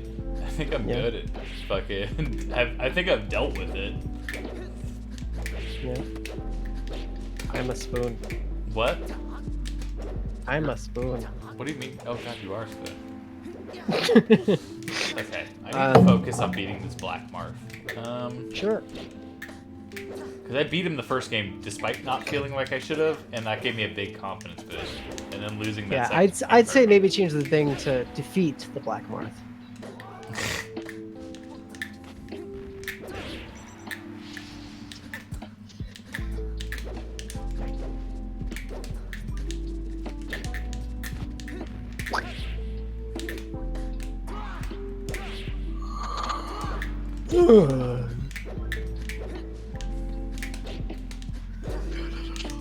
How you doing there, bud? Fine. I think we should probably wrap up pretty soon, though. Yeah, What do you think? whatever. I'm down, dude. I could literally do this part all night. Piece of shit. Desperado. Why don't you fuck my face? Why would I fuck your face? I don't know, man. Why would Desperado fuck your face? That's my question. I don't know. I never had my heart broken, dude. I was always the heartbreaker. Damn, good for you. I can see I it. guess. You can see it? Yeah. It's not nice. No, dude, I just... Why? You're a very determined person. And you get very Alright. focused on goals. And I could see, like, you being like, fucking... Yeah. This thing is more important than you in my life. I'm sorry. Yeah. Is No, that it's how, a- is that it's how one it of my- played out? Pretty much, yeah. Most of the One of my time? major faults. One of my major faults is that I've rejected people out of my life for stuff. Yeah. You know, it's like... Yo. It's a strength and a fucking curse, I guess. Yeah. You don't always have to make the turn so hard. though. Yeah. That's what I gotta. That's what I gotta work on. Ugh. Anybody ever? Is there anybody on Facebook that you ever like try to check out through Christina in your life? I don't have I wonder how they're doing. Yeah, I know, but Christina does. Like, do you ever go like, look up this person, Not really, and dude. then tell a story about that person? Nah. Dude, I love Facebooking people from my past. Really. Yeah. It's funny. It's fun. I Makes you got feel better about literally yourself a no little bit. interest. If I don't have Or- communication with you anymore, it's because I don't Can make want you a to little talk jealous. to you anymore. Gotcha. I did bad. I should have done good. I'm sorry. He GG's me. I feel bad. But I also like to see like that some people have like moved on from certain phases in their life or something, and they've had Yeah. some growth that I didn't expect. No, I can see that being entertaining. Oh man, tough on Dreamland. Man, I just read a guide. I feel like for the Christina puff- would definitely be a Facebook haunter of people she's Oh, yeah. interacted with. Oh yeah, that's her all the way, dude. Christina views other people as drama, which I'm cool with it. She like views them as like live Yeah. action, fucking Yeah. what's the word? She objectifies them into her entertainment. Yes. You know, it's fine. That's what you. That's what happens when you watch so much Jerry Springer. You know, you lose the empathy and you get much more entertainment value. Man, dude, I fucking just read a fucking guide to the Puff March matchup, and I fucking forget everything about it. Interesting. It's like somebody should get a read.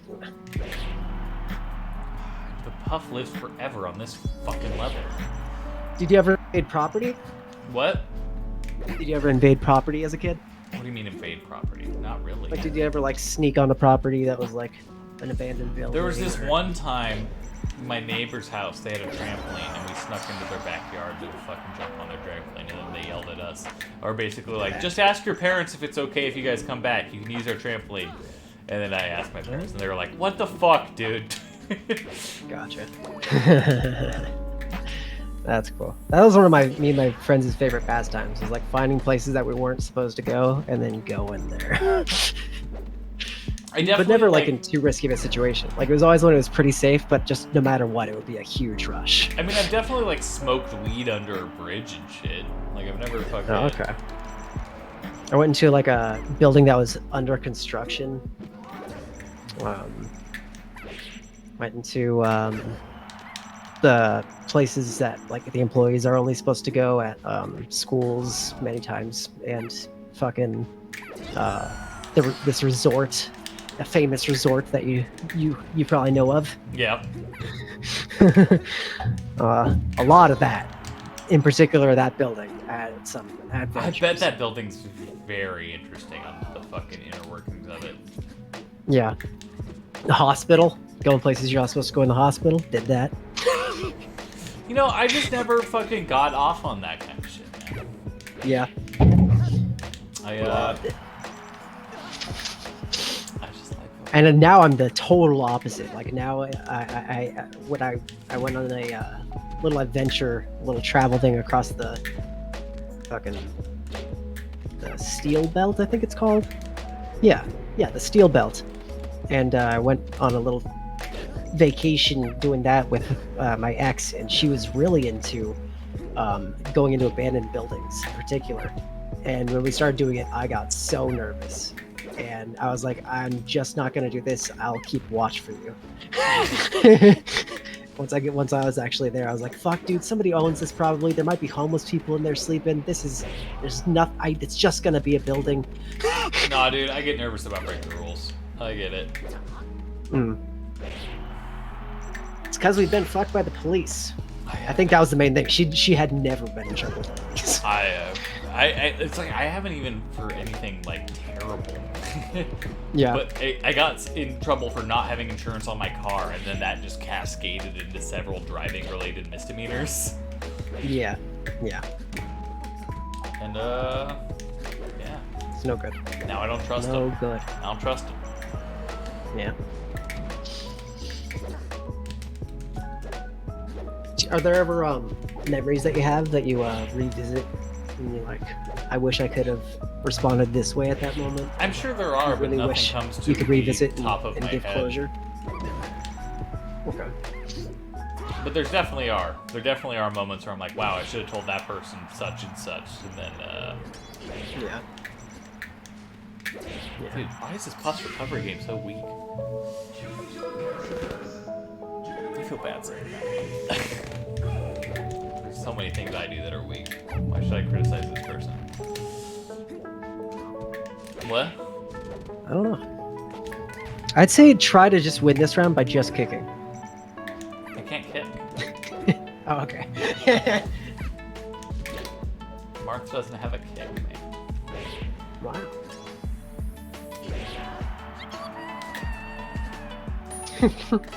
The yelling Jigglypuff as you die is a bitch move. Why is that a bitch move? It's just a weird thing to do, I guess. Why are you yelling your name? Because it's Pokemon, dude. Oh, they all say their names and have no choice, but that's not what they say. Yeah. That's right. It's like, why say anything at that point? Just die gracefully. You have to fucking still try to brand yourself as you're going out. Do you see that fucking spike? I felt good about that. I've been trying to get better at that shit. Oh, Spike would be a good one for a video game, fighting video game. Oh, fuck it. Dude, that's the Buffy character I would take. Are you kidding me? Yeah, that's pretty good. Yeah, I would definitely take Spike. Spike, best Buffy character, without a doubt, right? You're a Spike person. I like Spike a lot. I wouldn't say he's the best or not. I don't know. Who's the best? I was Willow? identified with the really weird ones that were off the side, remember? Oh, Oz. I think Oz. No. No. Oz I did like that a lot. But for me, it was, honestly, I was kind of more Xander. Early Xander, though. Yes. But I stand Jonathan by was my Xander. favorite from Buffy. Who's your favorite? Sorry.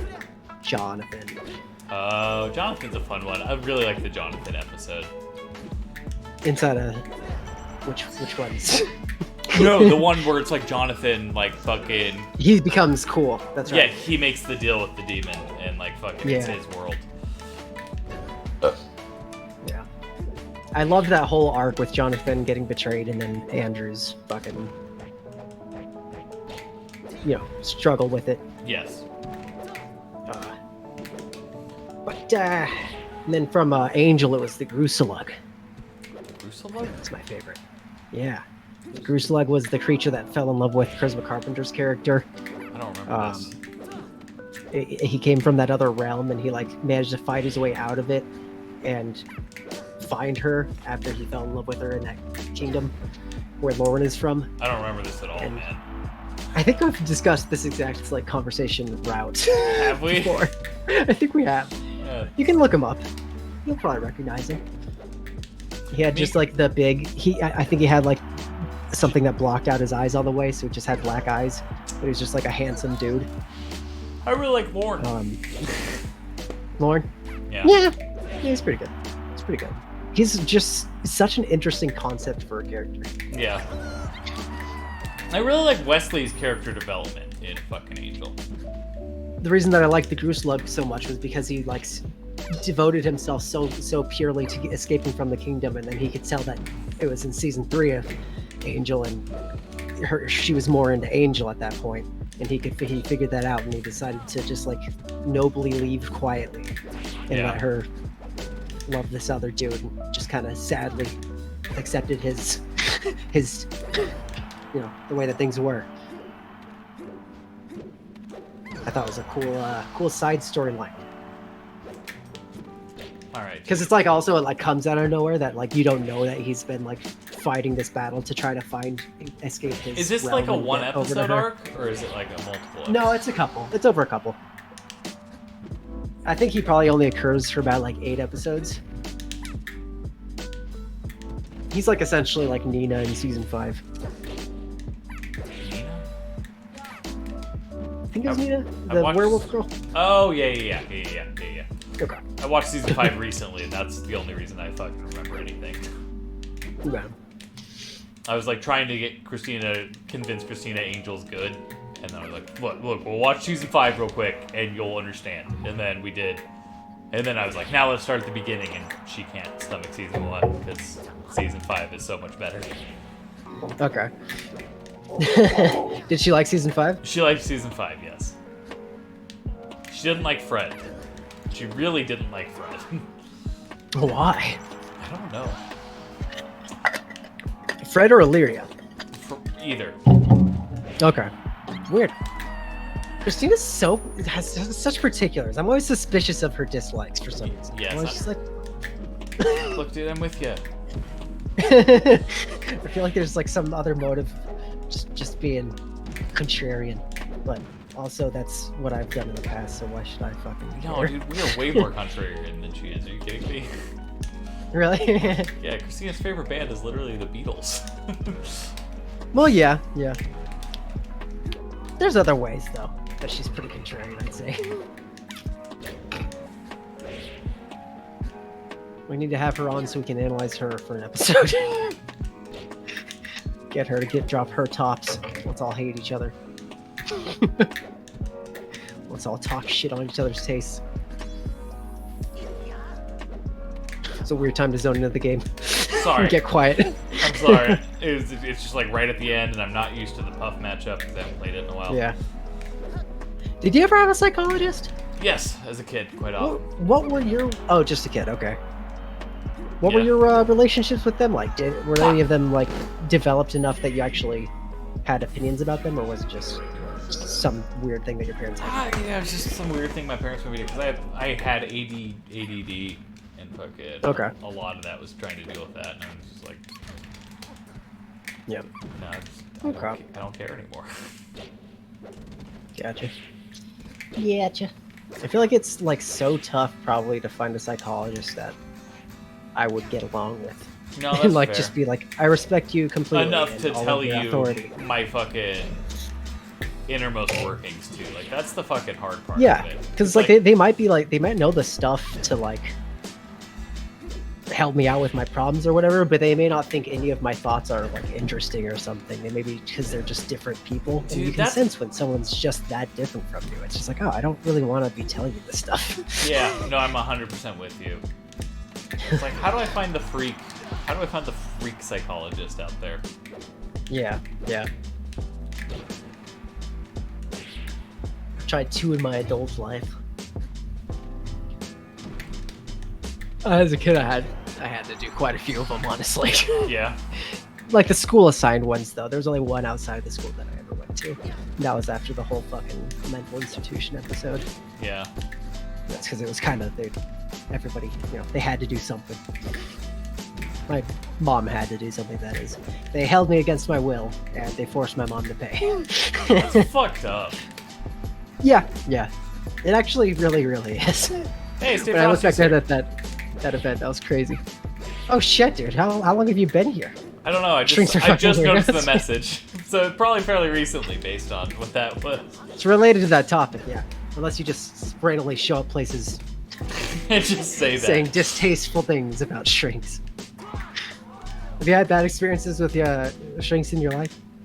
I mean, honestly, I do kind of admire the field. I think that it's No, it's always got something noble I've been intentions and stuff. very interested in. Like, if I was like to be like, oh, I'm gonna become a doctor, I'd probably become a psychologist. Okay. Yeah, same. Mother- I considered it at one point. Fucker.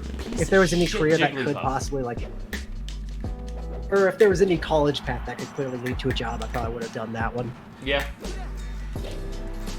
But I probably wouldn't have chosen a job or a career field, a college field that would have absolutely resulted in a job. I probably would have done something stupid like philosophy Me too.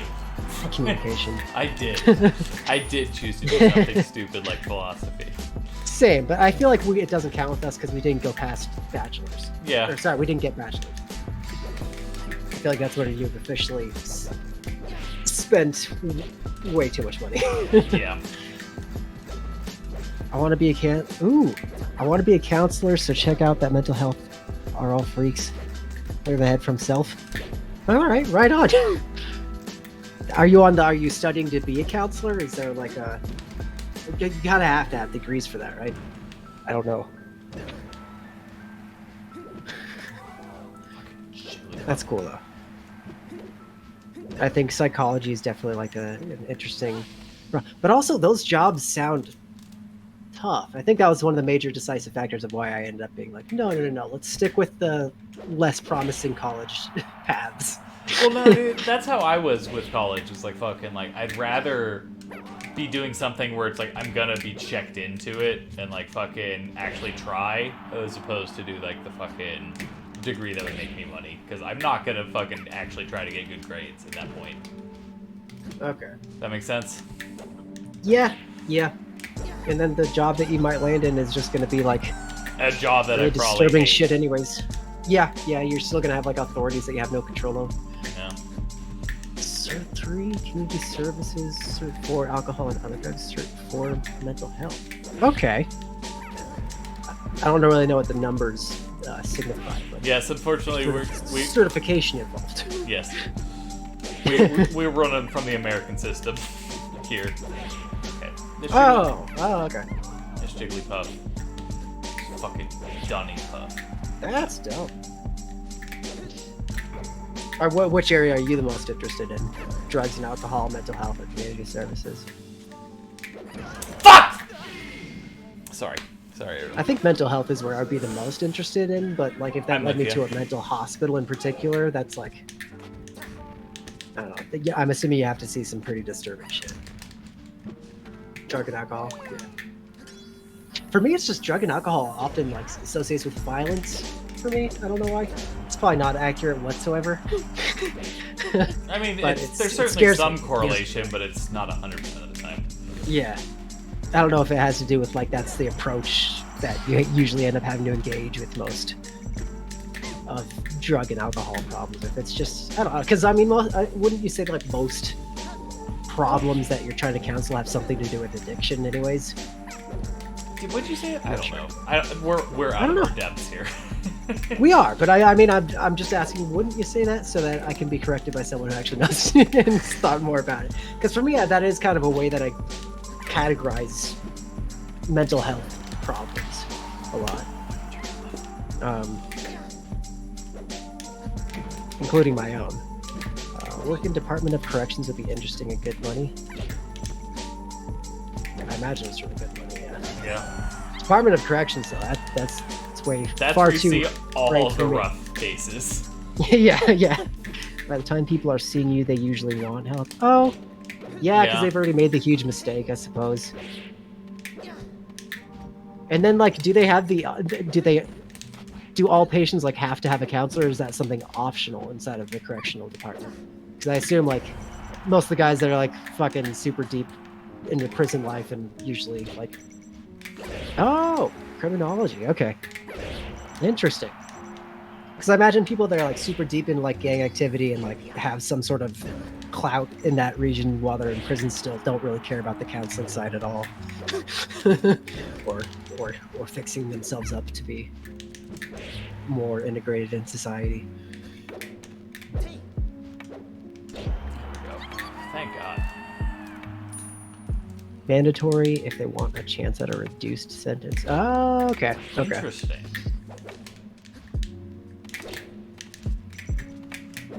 That is. That's probably not the case in America. But also, if it. Unfortunately. Well, I don't know.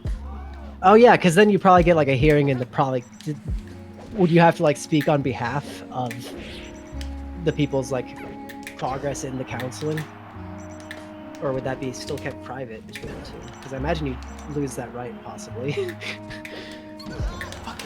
as a prisoner in jail. My thought was like, because you could just show up to all of the meetings and just fuck off, you know? Just be like, yeah, I want to reduce sentence, so I'm going to this thing. And then, you know, just make up bullshit to make the counselor feel happy. Yeah. You got a mark. But then if they're able to like actually openly testify like on a pretty intimate level about the person's problems, then that might not be the case so much. Yeah, how But much? that's- So, sorry, I'm very Go ahead. focused. I'm very focused and trying to converse Okay. at the same time.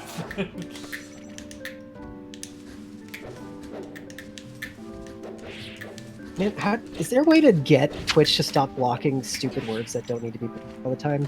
Yes, there is. What did it block? I'm not sure yet, but I'm gonna turn all my chat filters off. It's just, is there a way to get it to save across every single damn chat? Because I hate individually doing it and then doing it again every single time I'm in a chat. You show up and star. Fuck off.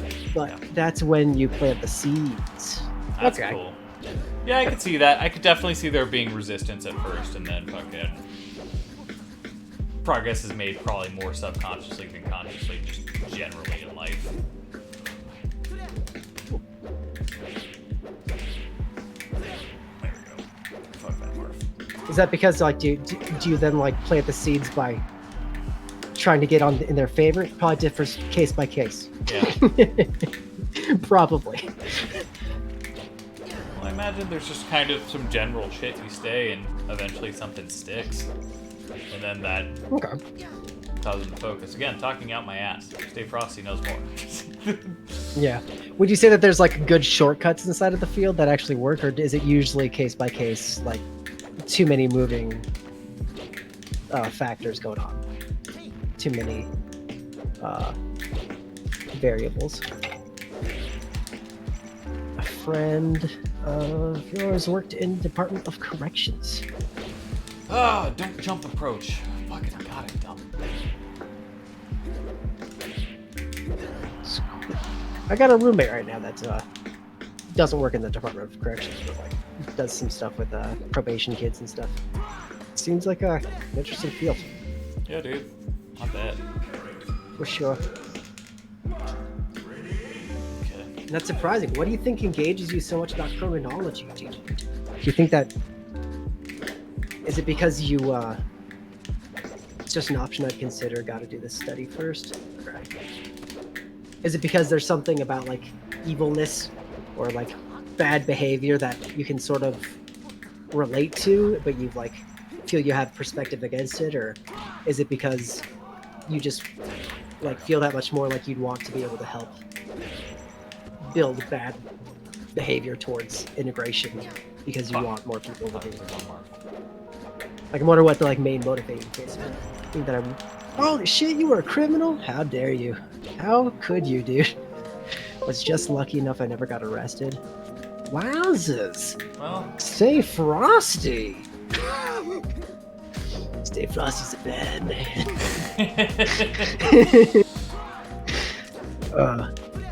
That's rough. Were you out there selling frost, dude? I steer one away from the life. That's cool. That's cool. Yeah, I wasn't a great kid, but I didn't get terribly. I basically like dipped my toe into anything that could have been a bad lifestyle, but I never fully dedicated myself to anything.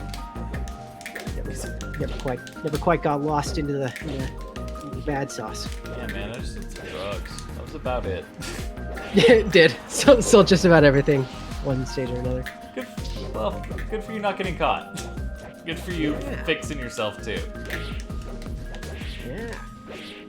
God damn. That's rough too, because then you gotta like also make sure that you don't take the drugs and get caught up in the addiction yourself. Yeah, okay. I imagine. Unless it's really easy to not.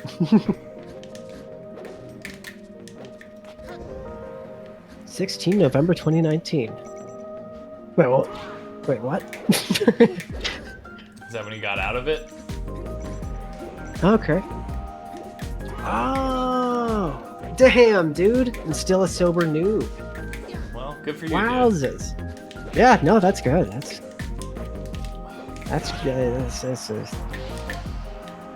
yeah. Fucking dope. It's 2 years? Yeah. Nah, I haven't, I don't know, dude. The last fucking 2 years' time has not worked well. Yeah, dude, what a hard time to start getting sober, too. Like, right before lockdown. Yeah, that's really inconvenient timing. Yeah. That was like after it had just started, too, right? Well, Didn't it start? Isn't it started February? like 2 or 3 months later, 4 months later, something like that. No. Okay. I don't fucking know. The whole timeline's confusing still. I remember Fall Guys was big, though.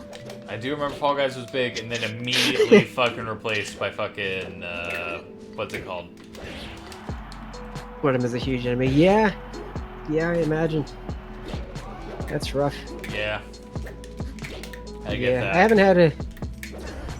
I think that guy on the screen, he might have some alcohol problems later, but right now he seems pretty okay.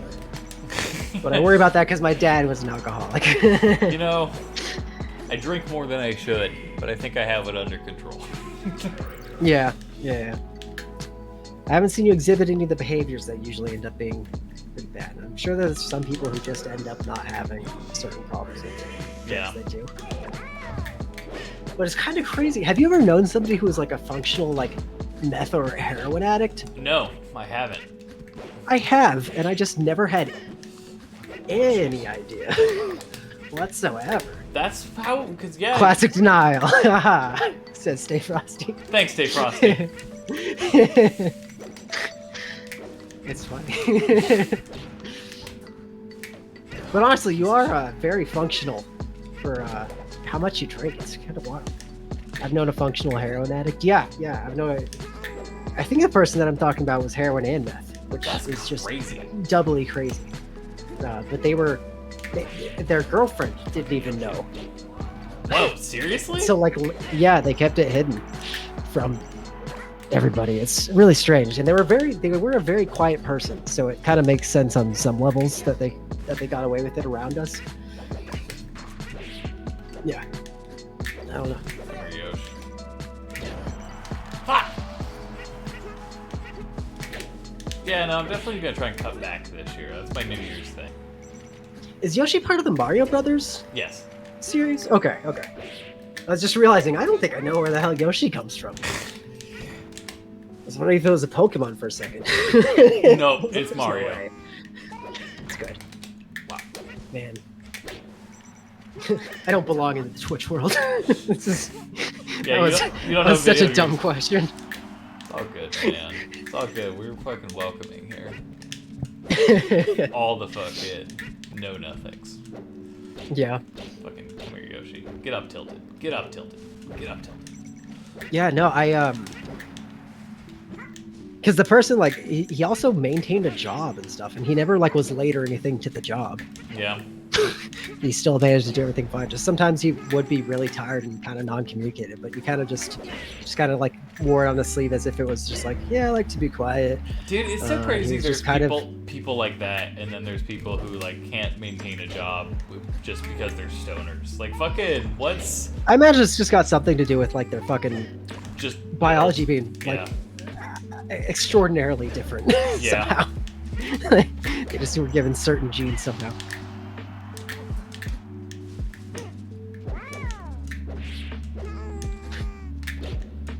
I really like the sounds Yoshi makes. Yeah. The wow.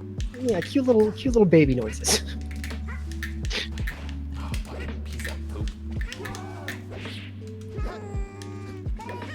Fuck. I never tried anything too hard though. Yeah. I'm lucky in that regard because I could have. I mean, like, the hardest shit... I wouldn't have resisted. The hardest shit I probably did was Adderall. Oh, I had quite a time with Adderall. Yeah. that is something that I don't think I ever got, like, full on addicted though, because I didn't have trouble stopping whenever I decided to stop, I suppose. I don't consider, like, psychedelics hard, and that was my biggest thing. Is I had a long time with psychedelics, but I don't think of them as hard drugs whatsoever. I think Stay Frosty may have jumped in when we were talking about Adderall, actually. Yeah. If I remember correctly, yeah. I did do a lot of Adderall for a while, but it was prescribed. You know, doctors, lawyers, etc. are functional addicts. Really?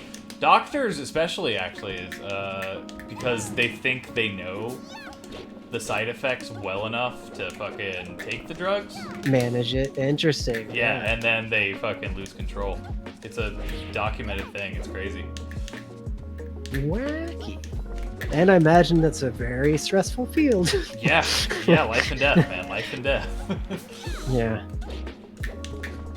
I wish it wasn't so complicated, you know, that they had, like, lower tier jobs that had less of the moral responsibility. Yeah. They could just divert so many tasks to, because the field is just so... Whoa, fucking, what kind of turn It ramps up real quick for how much responsibility people take on. Lawyers are more often just cokeheads. You know, I have seen that definitely portrayed, yeah. I could see that. Inside of, like, TV shows and stuff. And there's a lot... I'm assuming I've met many people who have coke addictions that I haven't really known that about. Because there's definitely some people who are just, like, a little bit too hyped sometimes, or seemed like randomly aggressive and stuff. And I actually wanted to take cocaine. I wanted to try cocaine when I was young, but I just never found anybody who had it to offer, and I was too busy trying other stuff. I was trying to figure out a way to sneak alcohol was enough of a challenge. It wasn't really. It's overhyped, really. Good to know. Is it because it's all got fentanyl in it now, or is it? That's what worries me because about you tried some of the older stuff, huh? That's what worries me about trying cocaine nowadays. Is like fucking fentanyl everywhere, and if, like, they just got Need it a line on the like wrong every scale. 30 minutes. Okay. Need a line like every 30 minutes, and it does not do much. Yeah, that makes sense. Fuck this peach. My mom tried cocaine, and she said, like, she was glad that she didn't have the money to afford it because it would have, like... She said, like, she spent all the money she had at the time, but fortunately she still had, like, people to, you know, pull her out of it and, like, keep her secure and everything when she was young. Like, she was still living with her parents, so... like, she was like, I'm glad that it happened when I was very young and that I didn't have enough resources to spend money. Because then once I didn't want to do anymore and I was able to, like, have other things occupying my mind, I moved on. But at the time, it was so good. She loved it. Dude, no, that's how it seems to be. Is some people are like, I definitely think I'm a downer person as opposed to an upper person, because I've done Adderall and it's like, oh, that's pretty good, but I've also done hydrocodone. That shit is fucking. I could see how someone gets addicted to that. What's a hydrocodone? I think you've told me this before. Is that like one of the really tiring ones? It's like it's an opiate. Okay. They absolutely. There's absolutely no reason to put fentanyl in coke, Fentanyl. but if they accidentally measure it on the same scale, it fucking, and just like the littlest bit gets mixed in there, it can kill you. It's fucked up. I've read a lot of fucking shit about this. It scares me. Weird. I thought that was like a common thing that like Coke now had a lot of stuff mixed No, into it. heroin is typically cut with fentanyl. If they use the same scale to measure, though, the coke can get fentanyl in it. Okay. Is there something else that's mixed into the quality of Coke now versus in the probably- past, though? probably- and I just probably meth. mistook which thing it is. Just meth. Classic meth. I mean, I took a crack pill when I was experimenting with ecstasy. Oh, damn. I've never done ecstasy. But I don't really know what that means, honestly, on like a chemical level. I don't know if it's the same as taking crack, that I had a crack pill. I don't know what a crack pill means. That was probably honestly just meth, dude. Yeah. Well, yeah, probably. But that was different. It was a different Yeah. experience. I ended up zoning in, I tried to get an erection for just like 3 hours straight, and I just couldn't. And Yeah. for some reason, the fact that I didn't have that control, I've had Adderall the control wanks to even be before. out of my control. I know that life. Well, I've well just- no. The problem was that I couldn't get an erection. Well, no, that's my problem with Adderall too. It was like the erection would like come for like 2 minutes, and then it would be just an hour of trying to get the erection back. Whoa, dude, Adderall was Yeah. the exact opposite for me. Really? I could go for ages, and I loved it. I could go for 3 ages too, but fucking Amphetamine? Amphetamine is the A in MDMA, amphetamine. which I assume means... Oh, gotcha. Yeah. So does that mean that that's like, is that equivalent to methamphetamine? I don't know, man. I just know fucking Molly and MDMA are very different, and I didn't know that growing up. It's very common for a cheap pill to just be meth. Okay, I probably had a meth pill. Is meth chemically different from crack significantly? Yes, crack is made from What makes cocaine. crack cocaine? Okay. I was like, is crack cocaine mixed with meth? That's what I'm wondering now. No, I remember I knew it's all this free-base stuff at some cocaine, point. so it was cooked I was a with teenager. baking soda, and I don't know Okay. exactly the process, but somehow it makes the crack snortable, as opposed to Okay. normal cocaine, which is just snortable. Okay. Well, yeah, shit, dude. Bitch. Oh, sorry. Meth. I hate to say it though. Well, no, not meth. Sorry, heroin.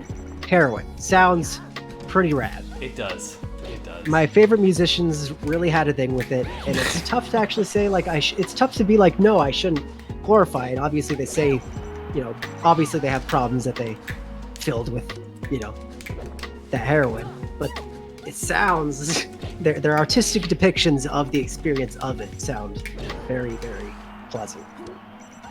And I imagine that's rough. Funny we call meth crack, but cocaine crack basically does not exist here. Well, yeah, it's Interesting. I think cocaine wasn't crack like introduced to the fucking ghettos by the CIA to help control the black population. Isn't that like a real thing? And I think I don't that's know. why crack doesn't exist in the rest of the world. I don't know. I've heard that. I thought that was like a relatively bunk conspiracy theory thing. But I doubt that I ever looked into it. I just know a lot of people got on Kanye for talking about it like that. Yeah. I have no idea.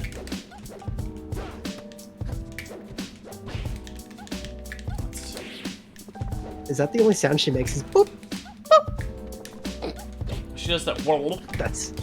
Oh, okay. That one too. Oh, you! We got a you! Okay. That was like so annoying.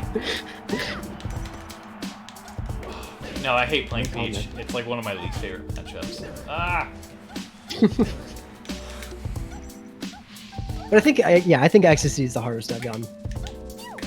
So I agree. I think Adderall is the hardest you've done. And then acid next to that. But acid fucked me up way worse than anything else. Oh, acid was my favorite, dude. Yeah. Without a doubt. Fucking, like, even like the opiates I've done, which I really enjoyed. And I've done like opiates with like benzos. Like I've done the dangerous mixtures on accident. And they felt amazing, but I will not do them again because they could kill me.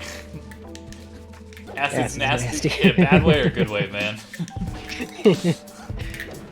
Oh, fuck it. It's like horseradish. You either like it or you hate it. I love it. Oh no! plenty I of was good trying to go experiences. nasty there and I fucked up. I had plenty of experiences with mushrooms that were pleasant, but nothing as deep. And like even the time that I had like a really deep mushroom trip that was bad, it still came out ending nice. Yeah. Like it's like I faced all the fear in the end, and so I felt like I had some sort of like big revelation from it. The acid just made me get real suicidal. Got real suicidal. I think it's more of a testament to where I was though at the time, but I can't say that if it now because I have the fear that that could happen again. I don't think that you it's don't want to touch it. Yeah, that makes sense. yeah, like it's like just the fear alone could make it happen again. I've never really done mushrooms. I'd be interested.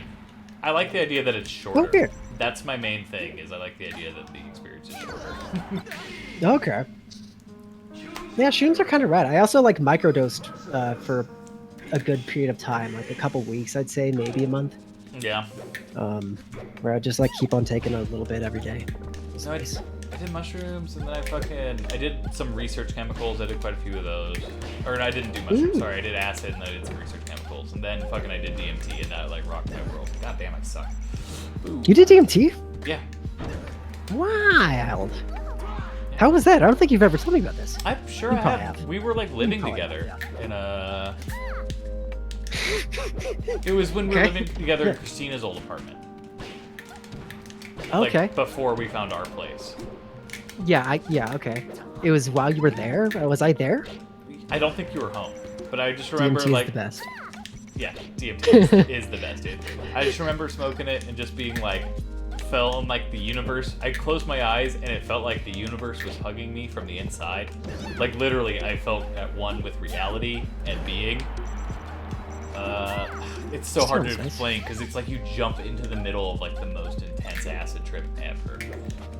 Interesting. And then I remember it was like lasted about like 30 minutes, and then I went outside and I hugged a tree because the afterglow is incredible, and smoked a cigarette. I was just like, wow, that's an experience I will never forget, but also cannot explain to anyone. You just said you can't explain DMT, says Dave Frosty. Yeah, no, right? Sure. It's fucking, you have to be there, dude. I've also had have you ever had salvia?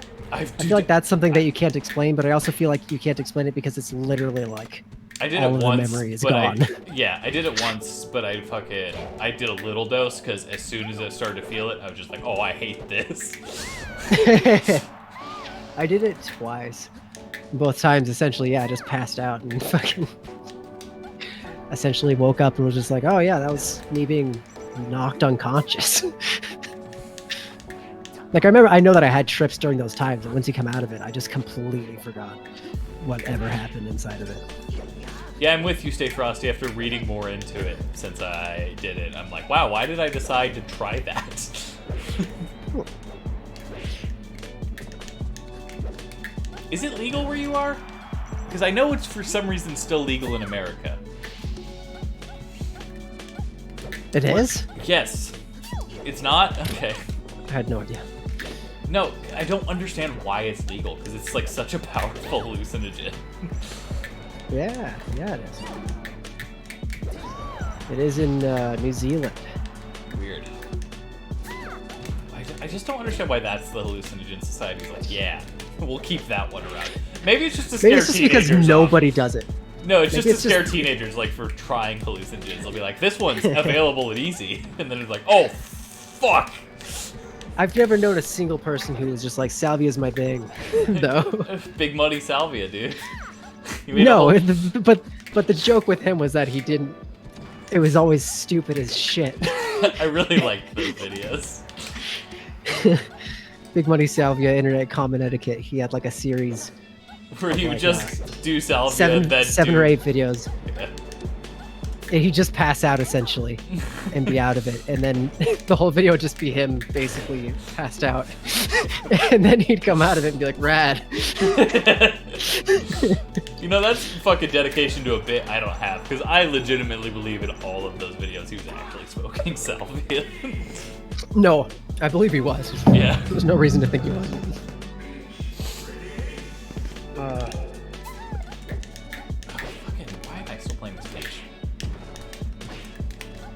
I revisit a lot of drug memories though. Like I wish that I'd done things different in scenarios Yeah. where I was like high or drunk or something. A lot of memories of back then. There was this one girl. It's just like I can't believe you didn't sleep with her. She gave me every sign, and I was just still too afraid to make the moves. Yeah, we've all been there. Yeah. She literally showed me her boobs.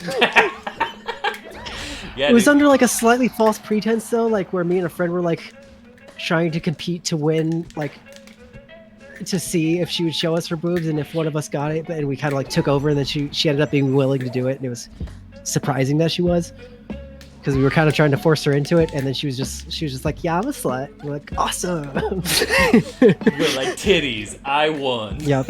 And I got the private show. And the private show and nothing else. Yeah.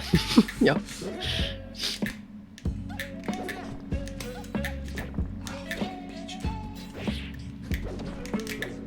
But that is seriously something I was so lucky to not bump into, because I have an addictive personality, I'm pretty sure. Yeah, I'll get that. I see no reason why I wouldn't have developed it. Oh yeah, I also last year what's that powder called that has become like a thing in the recently that people like mix into a drink? What? It's sold at like most smoke shops and Kratom? weed stores. Yes, I tried some kratom while I was in Pittsburgh last year. Yeah, Kratom's just eh. Yeah, it's meh. I had a really peaceful feeling twice with it, and then the other 7 times, You ever get sick with I it? felt sick. Yeah. The other 7 times, I felt sick. Nah, it's just But like those 2 times that were really peaceful, it's like hydrocodone but way fucking worse in every way. Yeah. I still can't quite agree with that comparison, but sounds like it.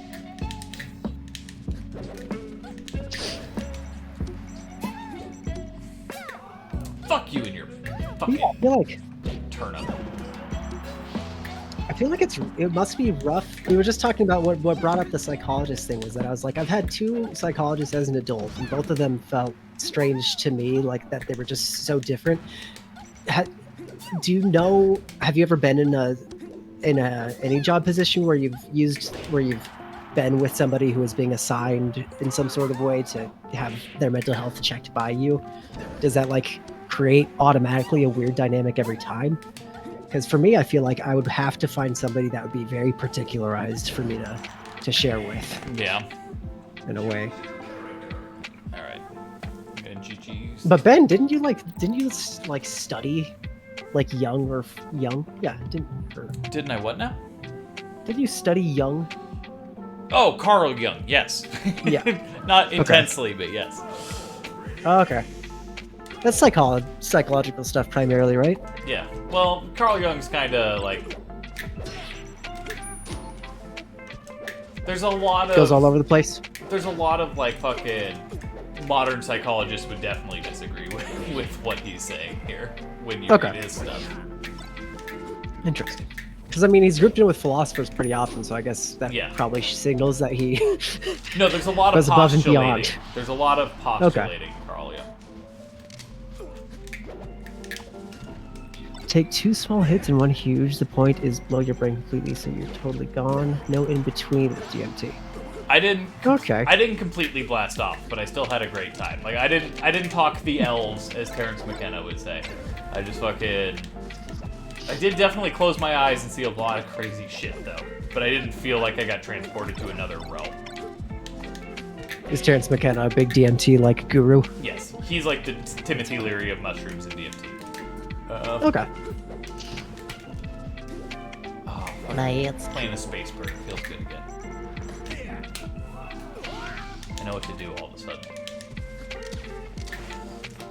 You ever get bullied, Ben? No. Did you ever bully? No, I never bullied. Sorry. No, A shrink saying postulate is like a lawyer saying omit. Okay. Are you saying? But don't that- lawyers ask for omissions relatively? I think he's saying it's a common turn of phrase. Okay. Does that mean that it invalidates his worth, or that it That it does it like I think he's saying it's par for the course. I don't know. okay, but does it make the lawyer look dirty or something if they're asking for omissions? Oh, that's true. I don't know. I don't really know. Yeah.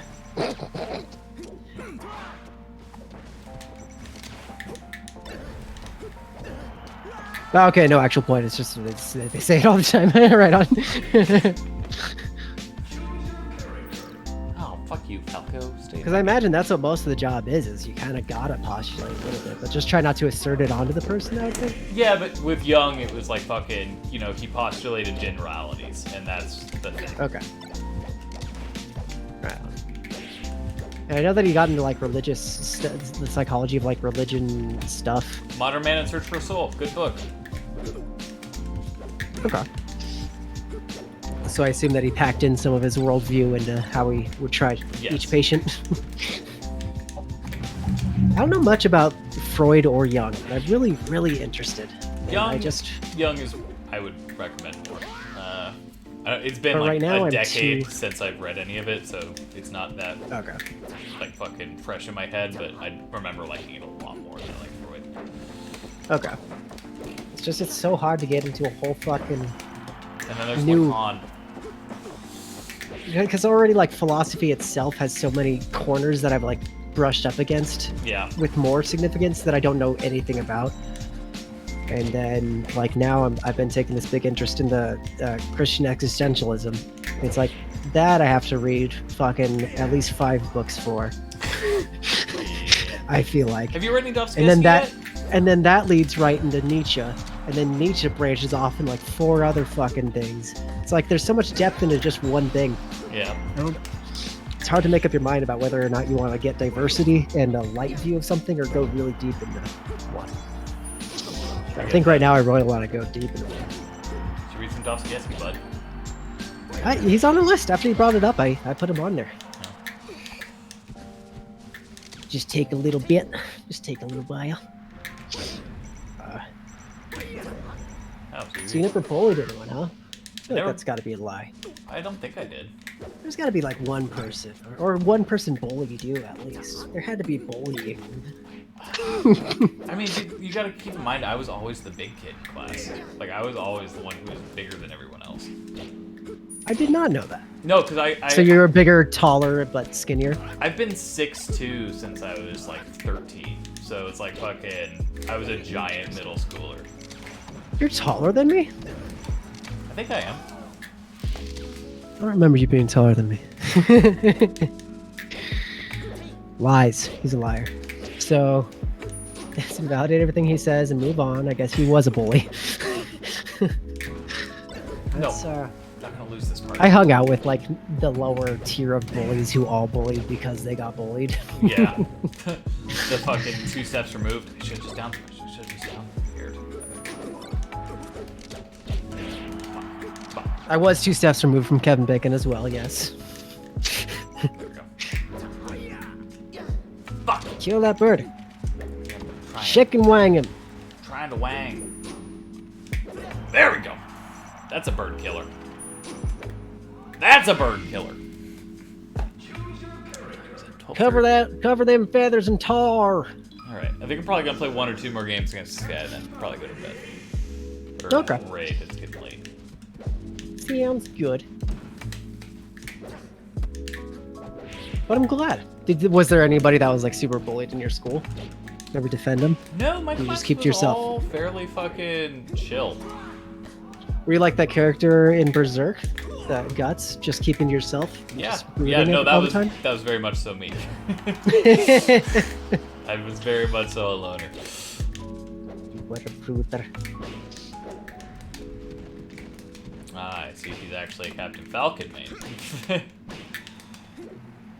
Being tarred and feathered would suck balls. I agree. Yeah, I don't think I'd be a fan. Bullying used to be a lot more extreme.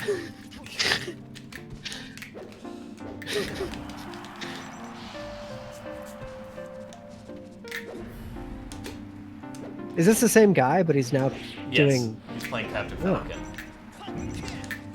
What a loser. He likes the birds, eh? He likes the birds. You know what they say, the bird's the word. Don't let him get on the perch.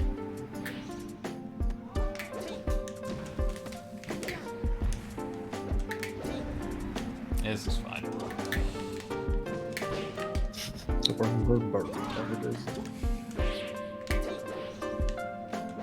You know what I was thinking about recently was it would be interesting to attend a Quaker meeting. Yeah? Yeah. Have you ever thought about it? Have you ever read what they do at their meetings? No, what do they do? I think it's that they stare at each other until the spirit takes over one of them, or somebody feels inspired to begin speaking in an inspired manner, and like then I guess theologizing or something. Let me look it up so I'm actually not getting the details completely wrong. But I remember when I heard about it, it was wild and it involved a lot of staring in silence. I can beat this guy's falcon. Yeah. And I mean, other than because I don't really know what the Quakers do. I know they're important to like building like a lot of charitable infrastructure in the U.S. I know that they have something to do with Utah. Less than Mormons, obviously, but something. And then oatmeal. Quaker oatmeal, yes. I think Christina, I like oatmeal. Christina used to go to a Quaker church growing up, I think. Whoa. Okay, so this is Damn it. Hey, thanks, Dave Frost. See? I don't remember it, but I'm sure it was good. I'm glad that he knows what a juggle is. Is juggle one the official term? Yeah, it's when you like continue to keep a person in the air with like fucking up airs and up tilts and whatnot. Oh god, I gotta focus. My knowledge of the Smash Bros thing has not increased, and I still haven't finished that series that I started. The documentary I gotta series. stop fucking up or airing. I gotta stay grounded. There we go. Yes, they sit in a room for silence for an hour. From time to time, someone may speak briefly, but sometimes the hour may pass without a word being spoken. That's fucking crazy. Yeah. That's fucking insane. Yeah. Don't jump, Ben. Don't jump.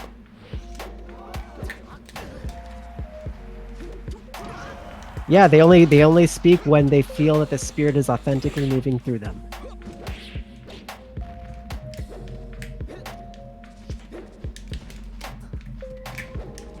Imagine that's weird, dude. Would you ever go to a religious thing that like you weren't in just to like see what it's like? Oh, See how the absolutely. people Are you kidding me? Just kind of study it. Why'd I run away from the ledge? If y'all hey, come sit in silence, I'm down. You guys can come over as much as you want. Just I'm gonna keep my door locked, but you can hang out in the kitchen. Oh, fucking nuts. And they also have like really cool outfits back in the day.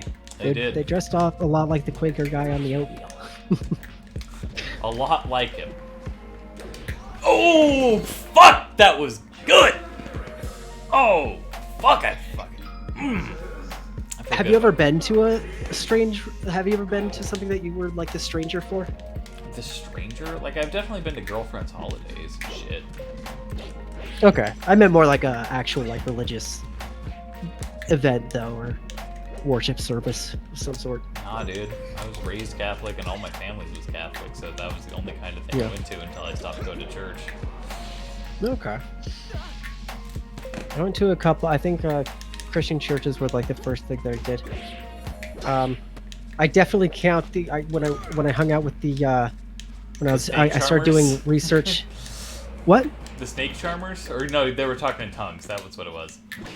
Oh yeah, that was interesting. But that was because they offered me soup, and it was just two people, you know. Yeah. But yes, yeah, that was kind of like a study, and I went along with it and whatever. That was definitely weird, and interesting. I admire those two highly, by the way, even though I think their religion is absolute absolutely silly. Not absolutely, mostly silly. Do you still keep up with them? Did you take their info? Yeah, I actually did keep their info. So the background for that story. Should I go into the full background for that story? you You don't want even to, know the man. full background of that story. No. We still haven't even talked about that full story. Yeah. I don't know. Basically, I was homeless for a period of time because I decided to spend all of my money on stuff and then go attempt to live in the wilderness, in the desert. And fucking had a real rough time of it. And then like out of nowhere, this one dude walked up to me in the middle of the parking lot. He was like, "Hey, fucking Jesus loves you, blah blah blah blah blah. Do you want to eat some soup?" And at that point, I was just stuck being homeless and trying to come out of my decision of going out there to do that. And I was like, "Yeah, dude, I'd love some soup. Let's hang out." And then he like believed his wife was a prophetess and stuff. And she gave me a prophecy. She was like, "Donald Trump is going to win in 2020. Or sorry, 2021, whatever. Donald Trump was definitely going to win. That's part of my prophecy for some reason." And Jesus was speaking through her. That one really disillusioned. Fucking. Yeah. It was really easy to get wrong. But also it's like so weird. She was actually like a popular prophetess. Like she actually had like some ministry, and if you look her up, you can find some history on her and shit. They had a huge house. Of course. Buddhist, Krishna. I've been to a Buddhist meeting. How was Krishna? Are you, oh, I've been to different cultures, religious meetings. Yeah, how is Krishna? Wow.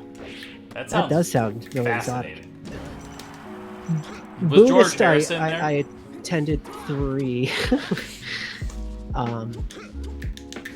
The Buddhist meetings were cool. They didn't like give a. I think like half the people that were there like just didn't really know what Buddhism was about and were just coming in. And then that was the same thing for like the next 3 times that I visited. Is that there were just different new people.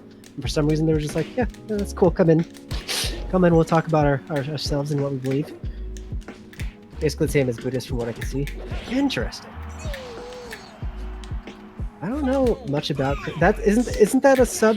Is Krishna a subcategory? I really mean, it's don't know. Indian, right? I think so. I know so. George Harrison was part of it. That's about all I got. Okay. Hare Hare Krishna Krishna.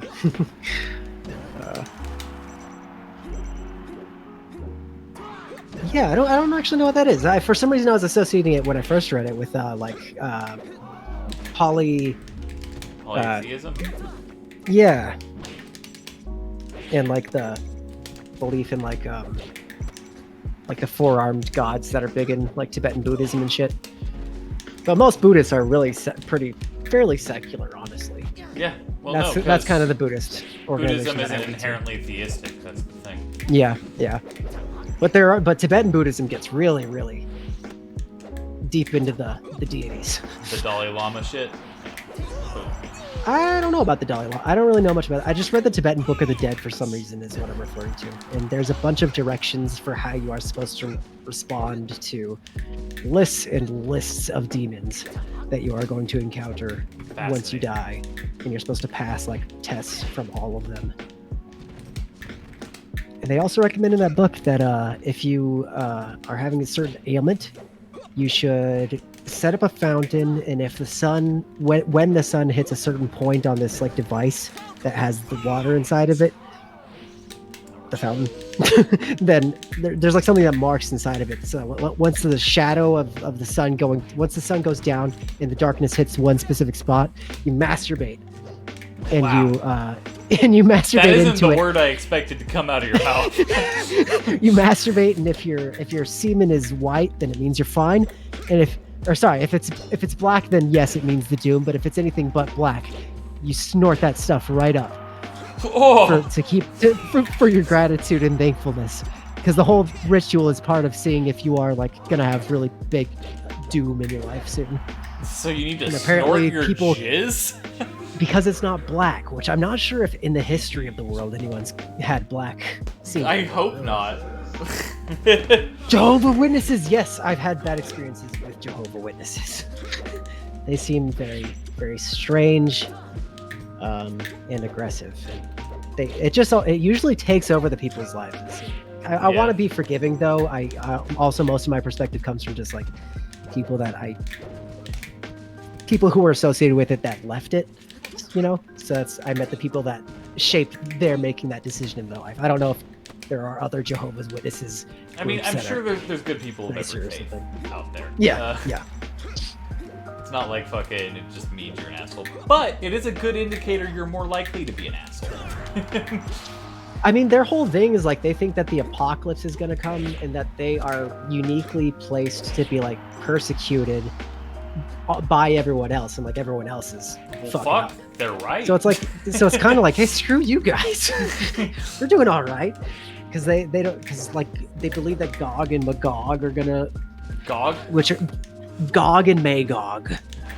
GOG. How did they fucking? That is like the least creative fucking name they could have come up with. Those are names that pop up inside of Genesis and Ezekiel, if I remember correctly.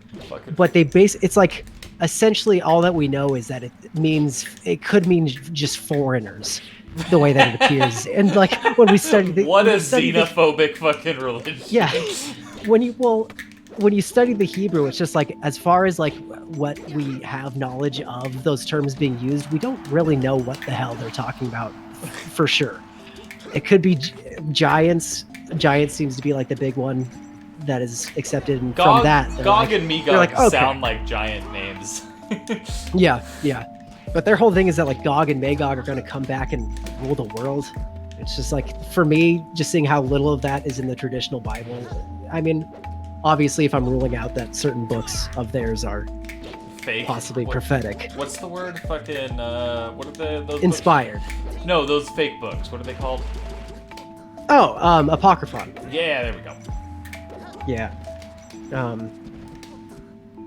Yeah, I don't know. I've never read a single Mormon book or anything, but I personally have a lot of respect for religious books, generally. But it seems like the people that it shaped are generally feel uniquely persecuted and very much not of the world. Like they seem so estranged from loving their fellow people, I feel like. The only religious books I have any kind I'll drop some bombs on him. I don't care. I'll still talk to him. The only religious books I have any like fucking connection to emotionally are like the Tao Te Ching and Zhuangzi, like fucking all the Taoist shit. But yeah, outside of that, I don't take much of it too seriously. And I have gone to Muslim religious ceremonies. How was that? I've never. Those were fine. A lot of bowing and stuff. Yeah, they seem very rigid.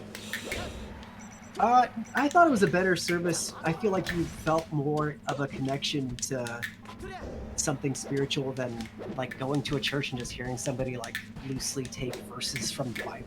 Well, that's kind of what I liked about a life lesson for the week. That's what I kind of liked about the Catholic Church, was like there's very much like a ritual to it. Yeah. And it's like, fuck it, you have to do the ritual or you didn't go to church. Yeah. But also there's so many different branches of Muslim, I have no idea which one I was even really in at the time.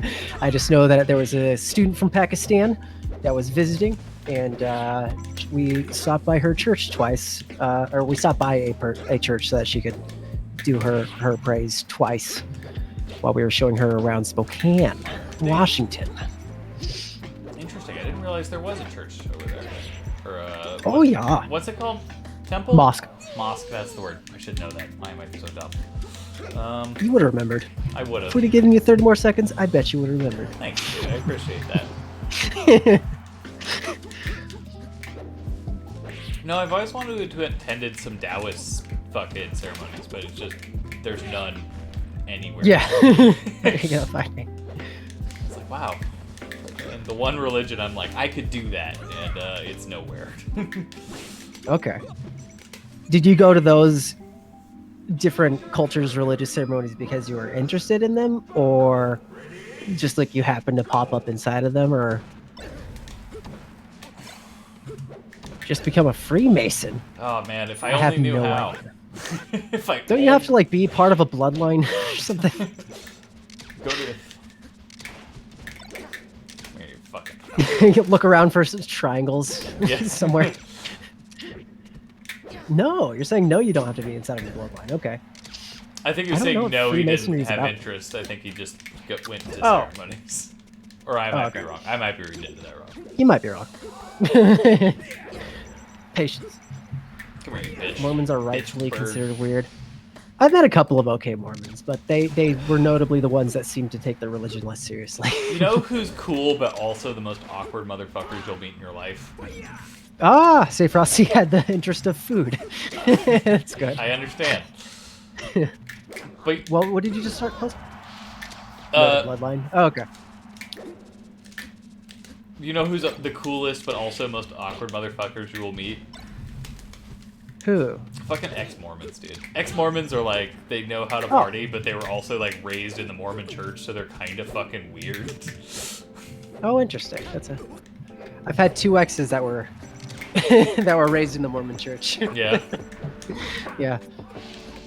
Both of the 2 that I actually had the closest relationships with. Yeah, see, Kind you agree with me then.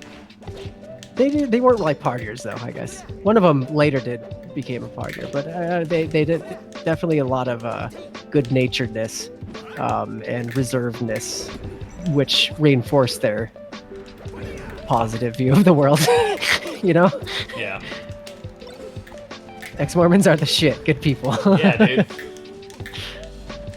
I don't think I've ever known really anybody that was like practicing Mormonism. Yeah, because As a they Mormon.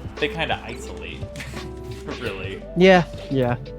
They hang out with their community. Dang, you jabbed him good there, dude. Thanks, man. I feel sometimes very confident against Falco, and other times like they just wreck me. It all depends how good they are at using laser. I gave a Mormon his first cone back in the day. Is that Coke? Cone? Or is that like first ice cream cone in the day and he loved it? They're like, there's caffeine in this ice cream. They can't have it. I don't know if there's more than caffeine that they avoid. I don't know all their diet stuff.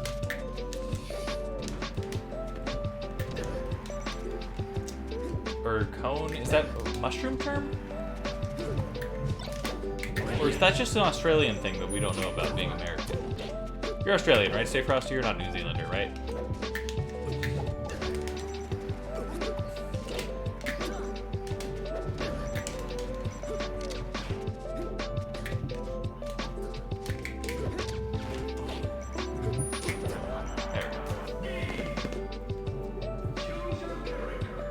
GG's, well played. That was fun. GG's.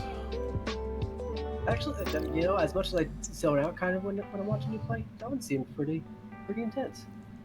Really? That one felt like one of the easier ones of the night. Well, it seemed like you were kicking butt. Really. Yeah. That's what made it intense. Intense in a positive way. I'm like, yeah, fuck, yeah, stuff's happening. But I guess that's not what I want. There's a lot of bull. misinformation about Okay. Freemasons. They are basically a boys club that lift each other up and run charity drives. So we would call cone a bowl. bowl. I get that. Okay. That's pretty good shape.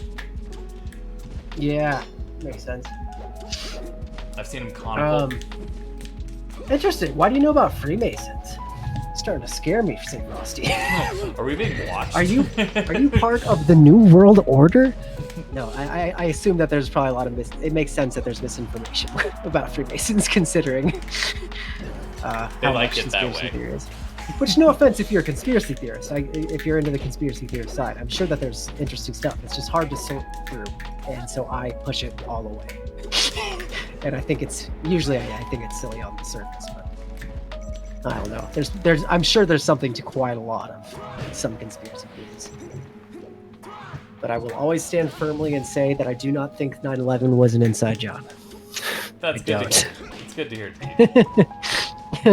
That's about where I sit on conspiracy, I suppose. I suck cock. Which, if you're on the other side of that fence, stay frosty. I don't mind talking about it. I'm not going to exclude you. Although it does seem strange to me. Definitely seems strange to me. I don't understand some of the arguments. God damn it, you Captain Falcon, bitch. I know that my good friend, his father, had like lineage that were part of Freemasons, and so there is literally it's worth a bunch of money, but he won't take it just because he thinks it's weird and you'd have to like learn a bunch of stuff about it, and he doesn't feel like it's a rightful part of the heritage or identity that he is to accept it. But his dad has tried to give him a sword that has been passed down through the Freemasons. That's so apparently worth badass. like a good couple of like $1,000 or something. I would take that in a second. It's probably in the 10,000s. I would just throw Yeah. that on the wall, dude. The thing is, his dad is very wealthy, but I think that it is like a thing where he just tries not to accept his dad's wealth in sort of ways. Interesting. It's literally just an all men's group that help each other improve their brothers' lives and have each other's backs. Okay, so it's more like the Eagles or something. You know, there's like a an Eagles fraternity. Yeah, that makes sense. Because there's some there's this the fraternal order of the Eagles. There's they have like a decent presence across the U.S. My grandpa's in that. I was a member for 1 year just to like get a couple of benefits, I suppose, and also to because it was just a nice thing for him. He wanted more people in the family to be in it, and so I was like, I'll do this thing. You guys are nice. You do charity stuff around the town. I'm into that. That's mostly what they do. But then their ceremony for inductment just had some very strange oaths.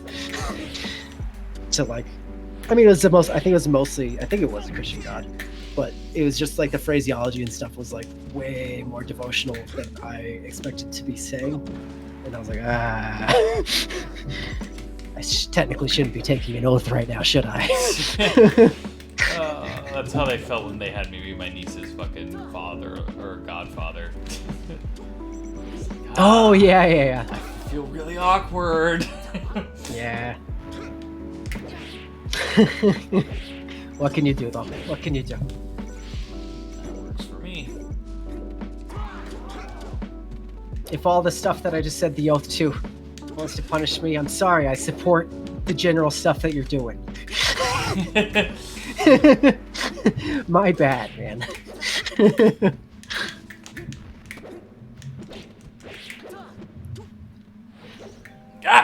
Ooh, turn that around. Well, that's funny. That I guess that's not funny. What I was just about to say is funny, which is that you were involved in criminal activity. That's funny. The worst I've ever done was stealing quite a bit, though. Still helped, or as far as the amount of money that was there, I helped a friend steal a bunch of Criterion Collection DVDs. Damn, That was just dude. part of his scheme to steal Criterion Fucking what Collection the DVDs. nerdiest shit you could steal. Dude, it's a pretty cool thing to do, though. It was worth $100, hundreds of dollars, the load that we got, though. I bet, dude. Which Those is- things are expensive. I look at them at the store and I'm like, Yeah. God damn. Mm-hmm. There was a box set involved. He just Oh, dude, that box set alone was hundreds of dollars. Yeah, yep. Stealing magic cards. Yeah. That's That's nerdy definitely nerdy. and very valuable if you steal the right cards. Yeah, that's isn't there stuff that's in the millions? I don't for know if that, there's or is stuff it just in the millions, just hundreds of but thousands? Okay. I don't even know if there's hundreds of thousands, but I'll there's check it. definitely I'm thousands. gonna of check dollars. most Yeah. expensive. I think it might get crazy. Dude, Most expensive Magic Gathering card. there's this shit where it's I look at comic book values and fucking magic Yeah, dude, card. $100,000, $250,000. What the fuck? Black Lotus is the most expensive. I knew that. I've heard of that. Why? I didn't realize it was that much though. Fucking. No, dude. When I look at magic cards, I look at fucking comic books, and I look at shit like that, and I'm like, Yeah. God, why did I have to get into collecting records? They're nowhere near as valuable, and they're way fucking heavier. I kind of zoned out of what you said. I'm sorry, bud. I was like, why'd I have to get into collecting records when they're way fucking heavier and nowhere near as valuable? Oh yeah, no, it's the worst choice you could have made. But It it's was. a really cool collection, dude. I have really a like real- looking I at your have a- collection. I have a really cool record collection, but fucking God, do I hate moving it. It's been a bitch. Yeah. I want to start my own little mini collection of stuff. It could be worse. You could have collected VHSs. Dude, so I have a Foster. friend who collects VHSs, and it's crazy. Interesting. Some people are into that shit, man. I don't think I want to collect anything devoutly just for the collection itself. I just want to have like all of my favorite stuff It's in just the best form, which for me that involves vinyls. So I will have at least a mini vinyl collection. TJ, I will say if you're getting into music collection, the best is probably actually CD. I'm just too deep at this point. No, because the thing is, if I'm gonna limit myself and only get the stuff that I really, really like, Yeah. you know, the most, the stuff that I think is like top tier epic shit, because I try to be very discerning. Yeah. And I won't end up spending so much money that I think it would be like criminally a waste. Nah, dude. It's just working at a record store made it too cheap. So then Yeah. the collection blew up. Yeah, that's I got, cool. I got all the cool shit I never thought I'd get. But I mean, would you say that there's any reason, like, as far as like audio quality goes, isn't vinyl the best? Isn't there like nothing that can beat it? No. CD's better. It's like fucking vinyl nerds won't let you believe it, but CDs do sound better. Interesting. Okay, I've not been familiar with that perspective. It's because your brain can't comprehend the bit rates like fucking happening, but it can get the full fucking. The CD can get the full band of sound, whereas vinyl struggles with like bass ranges because of how thick the grooves need to be. Okay. And just the wear and tear on vinyl is so much worse. But I mean, I prefer it as an experience listening to a vinyl record, but sound quality wise, CD is probably better if you have the system for it. I do like the sound of a vinyl play, particularly. Yeah. Having that thing running and then also occasional cackles, I find very, very peaceful and sort of ritualistic, I guess. There's something a little bit just classic feeling. There's something about putting the record on where it's like you really do sit down and have an experience with it. And it's like fucking, you know, you're taking the conscious effort to sit and like clean the record and put it on. So it's like you're gonna sit and be present for the experience because of the ritual behind it. Yeah. Also, for some reason, I think having the album did it cover in become front of Red you or like putting it on display when you're listening to something, I feel like album covers shape so much of music. Yeah. That if you're a big album person. I get that. When did I become Red Marth? Why did I accidentally change? You know, you're Marth Maul now. I am Marth Maul now.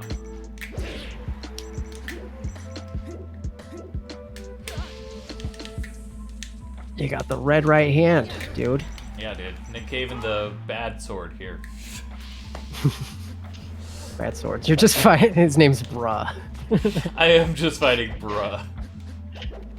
Bruh versus your self-esteem.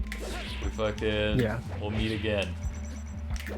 Oh yeah, I've asked you this before. I don't think I ever told you the reason why I asked. I learned that I asked you if you knew anybody that later became like a deep criminal or something, or like just like did something like horrible later in their life. Did you ever Me? know anybody personally? Yeah, because I know somebody who most likely ended up not well. I didn't know them well. I should specify.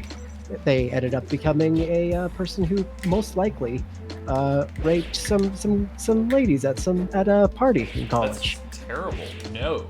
It's horrible. And the way that I know that is because my buddy he was getting like hired into an organization, and he's like, they were like talking. They had like a wall with some of the people on there, and so he knew him, one of them from like high school. He's like, oh, I know that guy. And then they're like, oh, we aren't a part of like what he did or any of that stuff. And that group had some of the, you know, date rapey Yeah. pop reputation there. So I might be reading into it too much, but the vibe that my friend got was very much that he was not wanting to be spoken of whatsoever at that party, and that people were like not wanting to talk about it. And then he disappeared for a while. So like his social media presence suddenly just disappeared. So it's probable that he just went to jail for possibly doing some real bad stuff. That's a bummer. Yes. That's the worst way I could have phrased that. That's a terrible thing. I'm watching you in lag right now. Oh, that's fine. Okay. Just so you didn't get back on the ledge. No, I said that's the worst way I could have phrased that. When I said that's a bummer about the guy raping. Tough.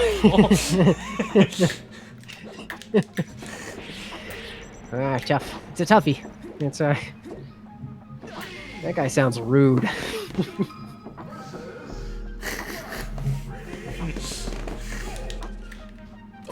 It's a bummer that he went to jail.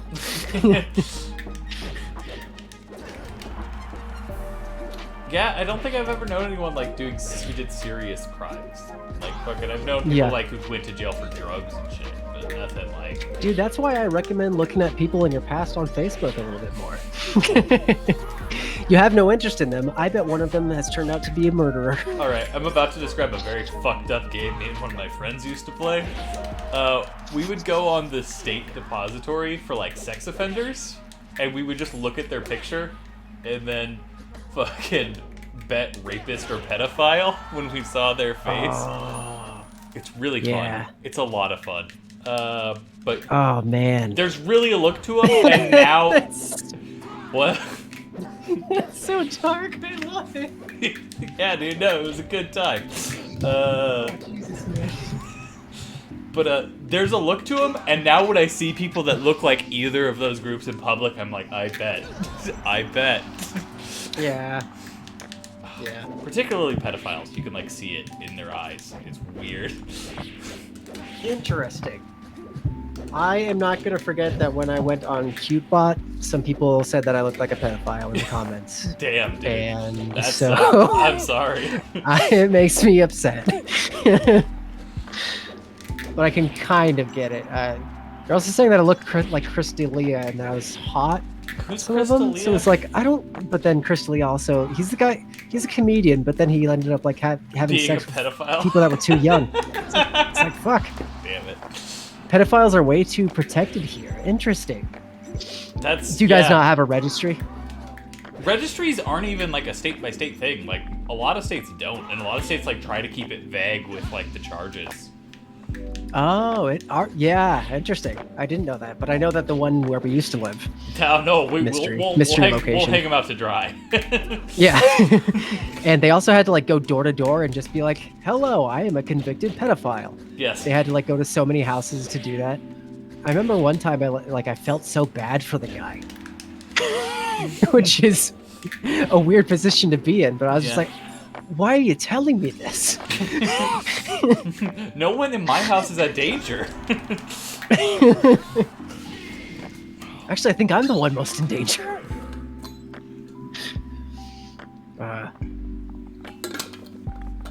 Some weird shit, because people can definitely totally reform, and having to go through that is weird. And also, people hate pedophiles, so it's like if it's a genuinely reformed pedophile, and like maybe the case wasn't necessarily as bad as like just fucking you imagine. That's like the kind of thing where it fucking.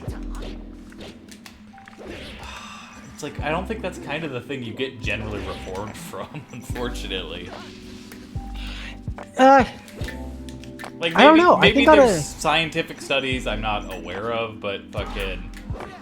The way that I always feel like weird about it, particularly about interacting with them, and I feel some like pity for them because like it's just a sexual preference and they acted on it at some point. If they gain the wisdom to not act on their sexual impulse there, that's basically all they need to do. And whatever the scenario was that actually got them to give into that temptation could have been like pretty tough to fight given their scenario. If somebody was young and then they like were into it and they press charges later, it's like fuck, dude. And you get the exact same treatment as the guy who just like legitimately like raped their fucking niece or something. Yeah, I get that to a certain point. Like having a predisposition to being attracted to children must be like the worst hell sentence on the face of the earth. Yeah. And fucking it has to be part of it, but fucking I think once you act on it, you kind of throw away a lot of fucking... Yeah, I could see that too. Rights. It's tough. Yeah. But I'm sure there are people who are naturally fucking predisposed to finding children attractive, and I feel generally terrible for those people, but if they act on them, I think they're monsters. I actually had a mate, says Stay Frosty, that got done and on register that got done. Question mark. And on a register, because of a 1 year difference, it's the exception but not the rule. I've definitely heard of stuff like that. Yeah. That was a fucked up situation. Yeah, that's the thing. Like, fucking some places, it's just like you can't date a 17-year-old as an 18-year-old, which is fucking weird. Because, like, Yeah. fucking, I think it's way more normal for that than, like, an 18-year-old can date a 27-year-old or whatever. Yeah.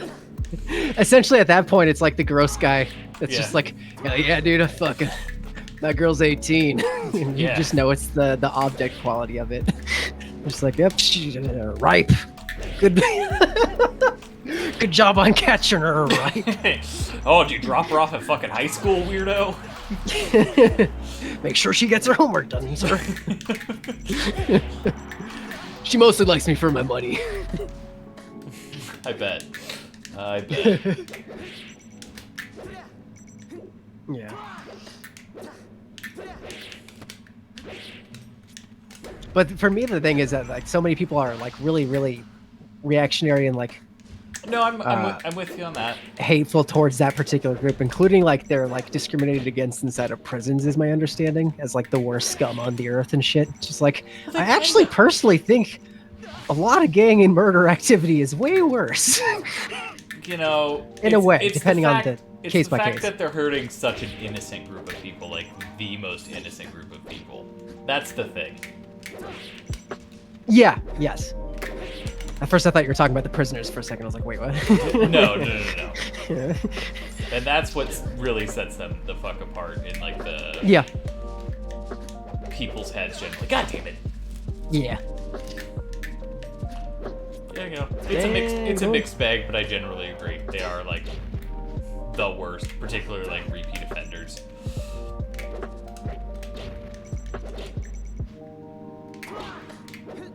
Like maybe human trafficking might be worse. Oh, yeah, that's pretty dark. Yeah.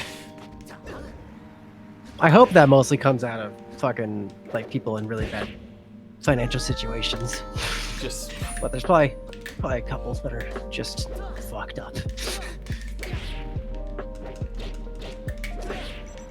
aha, you charged it, dumbass. How's maybe I don't want to work in corrections. Thanks, guys.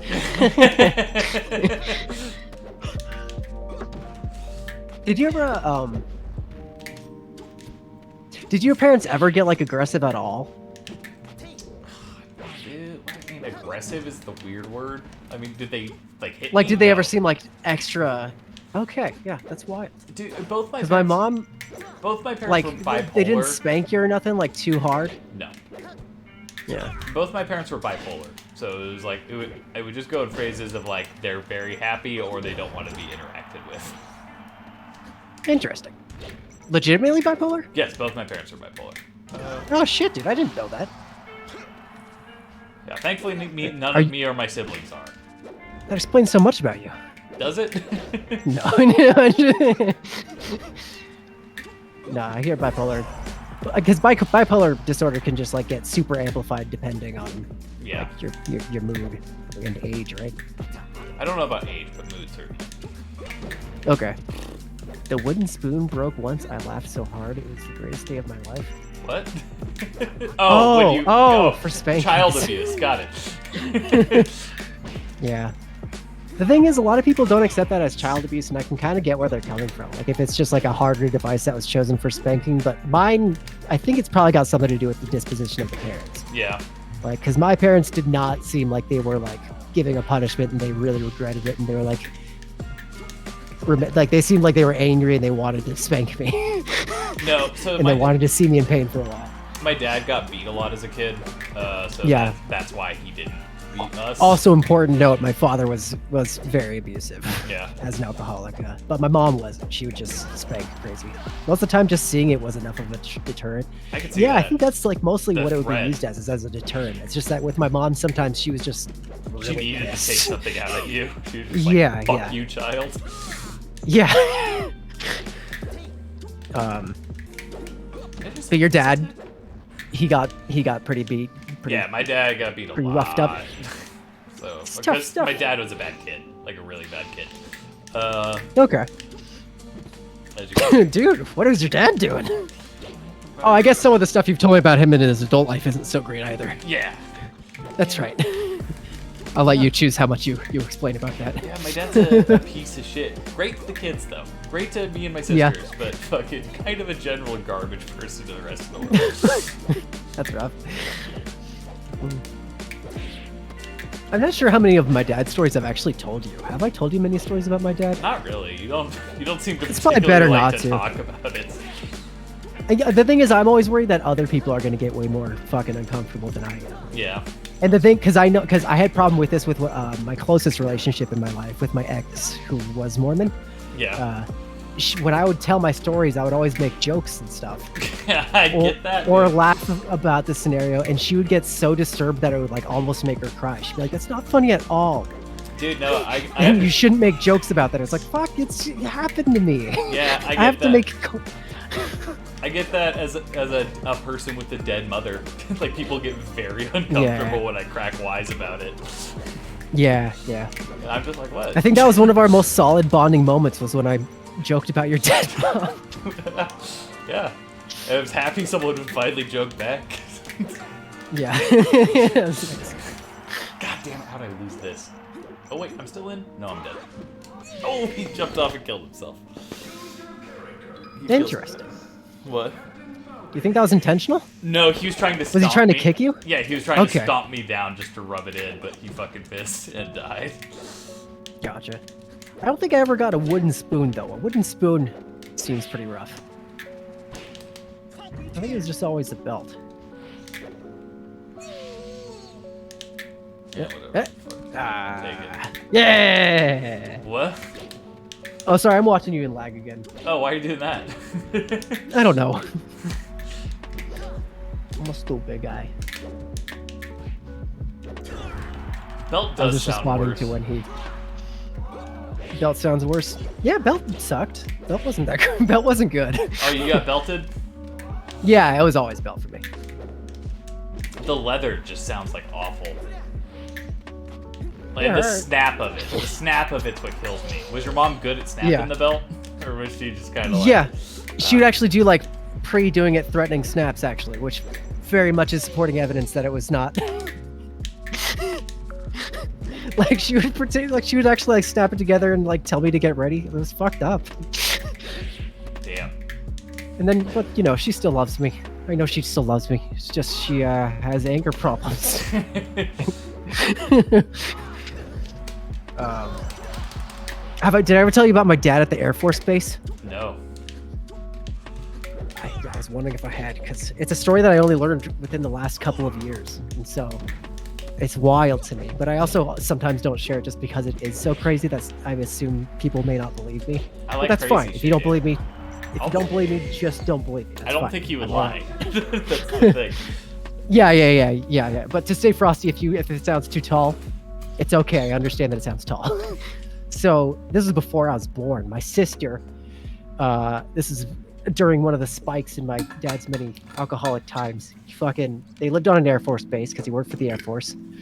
And this whole event, by the way, did not get him taken out of the Air Force because he had some decorations and they just liked him enough that apparently they tried to keep it quiet and whatever. But they were living on the Air Force base. My oldest sister was born, and one day when she was crying a lot, like he got too drunk and like just punched her in the stomach to try to get her to stop. Jesus. Yeah. Which frightened my mother. Yeah, Imagine. No shit. So my mother was also was in the Air Force for a brief period of time, and it was now worried about if he gets too drunk, he might become abusive towards the child and stuff.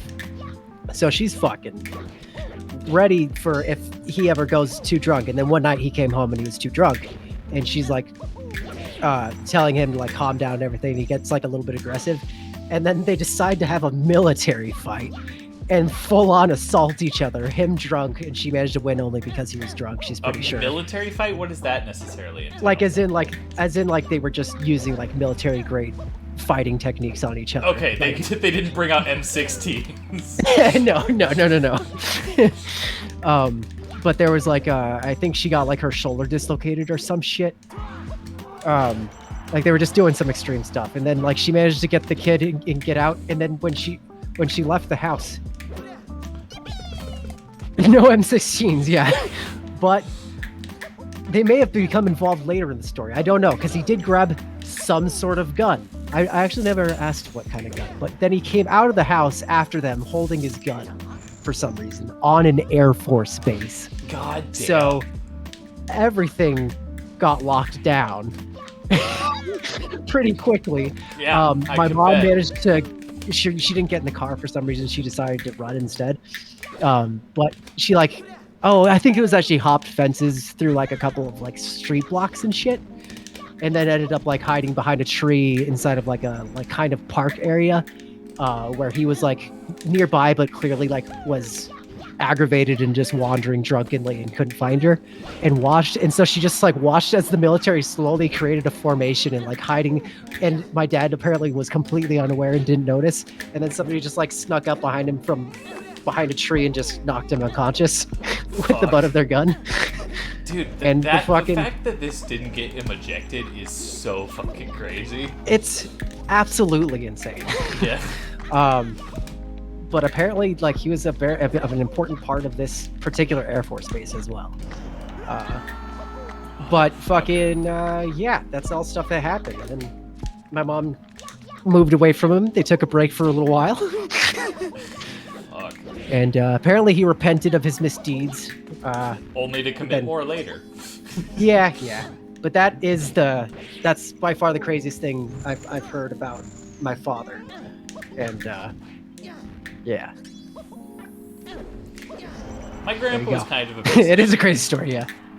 Your grandpa's kind of what? My grandpa's kind of a piece of shit like that. That just reminded me of a story he would fucking tell me about he was stationed in Japan during the Korean War. Okay. And fucking dude had a whole fucking... When was that? Was that in the 40s? 50s. 50s, okay. Dude had I realized recently I confused that war with some other war. Continue. Sorry. Dude had a whole fucking wife and kids over there. And just fucking... when the war was over, fucking packed up and came back and just started a life in America without her. Oh. Yeah, dude. That's a bummer. Yeah. He fucking... I remember, but he would always tell this story about how, like, the prostitutes would come to the base with, like, their tits out to try to have a GI get them pregnant. So they could get fucking to America. Yeah. Yeah. I've heard about some of that stuff in, like, commentaries on Apocalypse Now and other stuff. That's, like, a real... Yeah. Pretty real scenario. That's rough, dude. Oh, that dude did not like losing to me that way. By Morbius. It's a cool name. It's good. Wait, weren't you gonna cut off? Should we end? I've been having a good time. What time is Okay. it? 1 o'clock. I'll finish this game and then we'll probably find someone to just raid. Okay. Another thing that we were just talking earlier about parents and how much they did for us. Did you get an allowance? Because also Nope. another thing that just in retrospect, yeah, I never got an allowance, but my mom would just sometimes let me have money. Yep. And it would usually be like $40 or possibly a lot. And I'd just be like, what? lot? Thank you. Oh my gosh. Like 100. Like 100? And then that's where it would end. But I never had like a structured allowance, but she would just, dude, yeah. Hell no, your parents didn't give you an allowance. No, I basically got Christmas and birthday money. Okay. My mom, it was totally unpredictable, but even like without an allowance, it's still so crazy that so many parents give out an allowance and that I got as much money as I did. Honestly, it seems like probably a good idea to give your kids an allowance just to kind of like teach them physical responsibility. I agree. It's just it would suck. Yeah. That you have to just keep on spending all this money even though you're already buying all the groceries and crap. It's one of those things where it's like, what is $20 a week for like that? It's not a big deal. It's like, yeah. I spend $20 a week on way stupider shit. Yeah. I don't. I think that's why I have so much trouble. You don't spend $20 to, like, you I'll, don't like, order eat pizza out. or some shit. But I can't imagine I can't imagine not eating out and instead having a kid I gotta pay. That's fucking. Well, it's not eating out once a week. That's it's like hell to me. You cut out a lot there for some reason on my side. I said it's $20 a week. It's like we're eating out once a week. It's not a terribly big deal. I mean, that's the only time that I'd be eating out, though. You only eat out once a week? Yeah. Damn, dude, I'm sorry. I didn't mean to fuck you. How much do you eat out? I eat quite a bit. Jeez, man. Every day at work. A mate of mine got $20 a day in high school. I think we all know where that money went. Oh, yeah. Hey, okay, I can get it. I got you. Into a good, to a good CD. Yeah, CD. exactly. He's got the IRA or whatever. Fuck it. That stuff has 420% interest rate, dude. That was good. Fuck you. I don't know. I've been trying to be really grateful towards my parents, thinking about some stuff that they did for me recently. Yeah. Dad sucked though. Dad did a lot of shitty.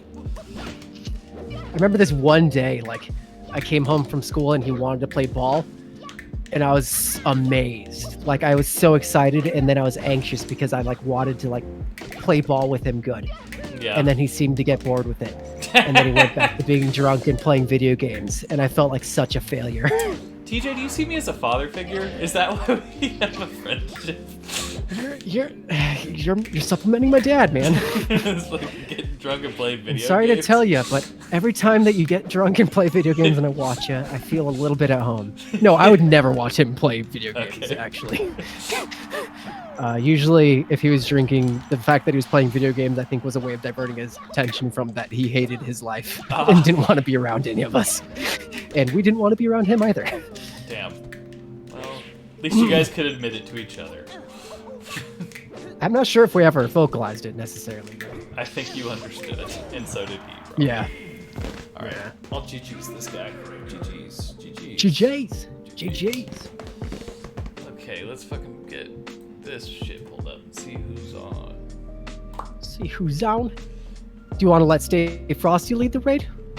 Or would you rather do something that we're going to hang out in for like a significant amount of No, time and get to know Stay Frosty could new do from it, that? dude. That'd be cool. I'd be down. Stay Frosty, who have you got? Have you got anybody on your list of people that you like to rate?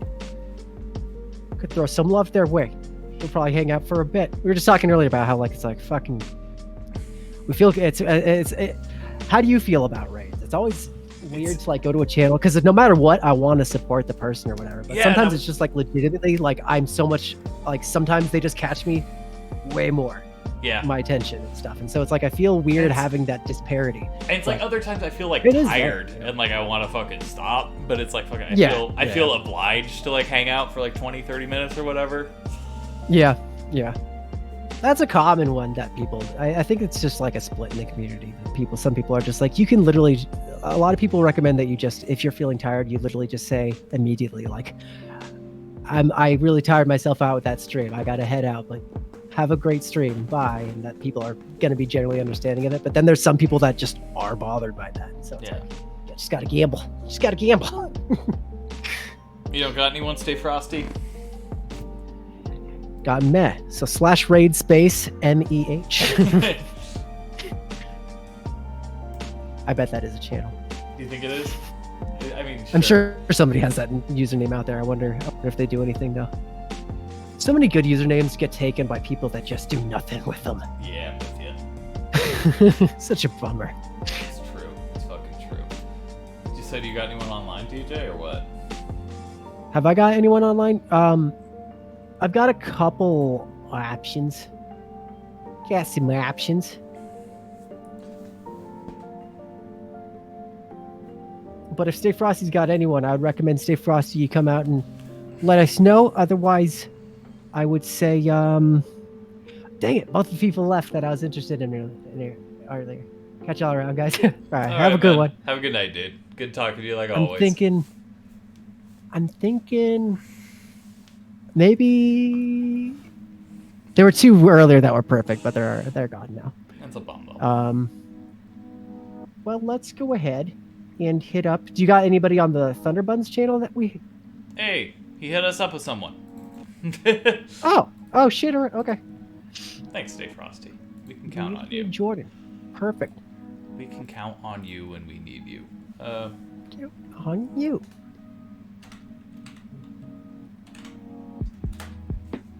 Boom. Alrighty. It's been a wonderful time with all of you. It's been a good time. I'm hitting the button. Do you Invalid know if you're still username. out there? Do you know if you're still out there? I never know if you can hear me. I love you. It says invalid username. Love you all. Give me a second. Oh, interesting. Okay. Boom.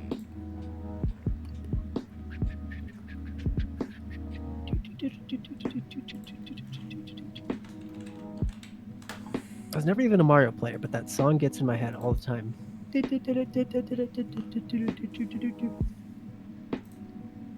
the fuck is it keep Oh, it's Jordan. It's Jordan with an A.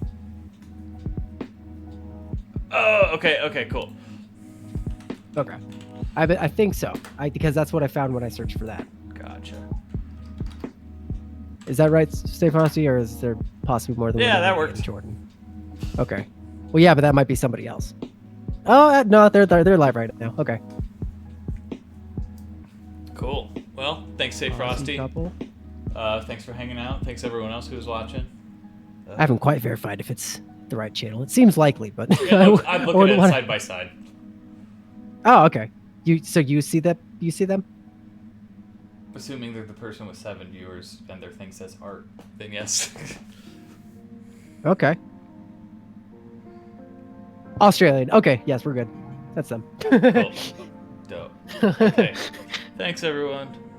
Bye. Thank you, everybody. We hope you have a wonderful night and a happy new year. And remember. I hit the button. Oh, okay. That's really good. I was gonna say, and remember, drugs, mixed bag. Why didn't it didn't work? It took me. Oh, it didn't take me. I'm not in there. Oh, weird. I'll just click on it. Oh, boom. I love how the game capture is all weird down the corner there, but anyway, let's All go right. back to the other screen. I can't hear shit. Thank you, Thunderbuns, for the raid. Welcome in. This is an art streaming / Resident Evil 4 co-stream with my good friend Sambam, who is also on the mic. Stay Frosty says, "Sup guys?" Sup, Stay Frosty? Did you come through my God, from Stay the Frosty's here. Thunderbuns raid? Thunderbuns, who are you? An enigma. First time chat from viewer. How's it going, the Thunderbuns? Oh, good, very good. We are drawing some cooked art over here. If you're Australian, you'll know what cooked means. If you're not, it's basically someone who is out of control. And it's a challenge where I'm drawing these two things. Hang on. This is my mood board. VHS tapes and Annalisa red kidney beans, because I like the design on that packaging. And in these streams, I love to invite people on to have a chat with me about things. Taco Salad Pimp, I love your name. Also, thank you, Tay Cosmo, for throwing out the thick Shrek butt. Oh my god, thick Shrek butt. The thick Shrek butt. The Thunderbugs. Hey, Can you hear me, bud? follow. Yeah, I can hear you. If you've seen thick Shrek Okay. butt that I drew and this kidney beans and Resident Evil, that's all you need to know about this channel. It is cooked. It is. I should have been the one to fill your dark soul with light. What's happening? Are you streaming to me? No, that was very loud. So yeah, welcome in. Oh, that was her channel? Yeah. And Sam Bam. Oh my God. Tonight is a friend, a mod, and was the first chatter in our Say, stream. fellas, So did let's somebody celebrate mention the Sam Bam door too. to darkness? Let's go. I'm celebrating life killing zombies. I like the setup though. She's considering that she does not have You have to remember fucking this, you know? what is it? Right. Definitely Affiliate. remember this. She is doing A shout out's not- like her setup's really nice. Sorry, Sam Bam. Yeah, A shout out's but her not mic working. volume's so low. Honestly, everyone, please go support our new friend. Or her other volume's too high. I can't Yeah. really tell. What were you guys doing over on your stream, the Thunderbuns? What are we doing over on our stream, the Thunderbuns? Take it away. Take it away, the Thunderbuns. I had in time. I haven't seen that. I like that I don't have to think I about it. should Google it. Oops. It's all good. Just got rid of the eyeball. Don't want to do that. Yeah, this is a little bit, I don't know why, but I just wanted to kind of draw something out of my style. The kidney beans have inspired They've inspired something. So where is the VHS tape going to come into this? That's where I'm confused. I really stooged myself by putting VHS tape in the brief. Oh, Faye Frosty says, love you, Sandman. Oh my god. Jeez, we're under the lake. Oh, you are? It was like 5 minutes ago. I don't know. Oh. Someone's on the lake. I'm just reading out It's things slow, definitely I not. think. Hey Cosmo, shoutouts and Discord link aren't happening, but it's fine. We Gucci. Oh, we Gucci. I love that. Thunderbuns. We were just chilling playing some Smash Brothers. Oh my gosh, that's nice. No, I'm gonna die. No. You got this, Sandman. You can do it.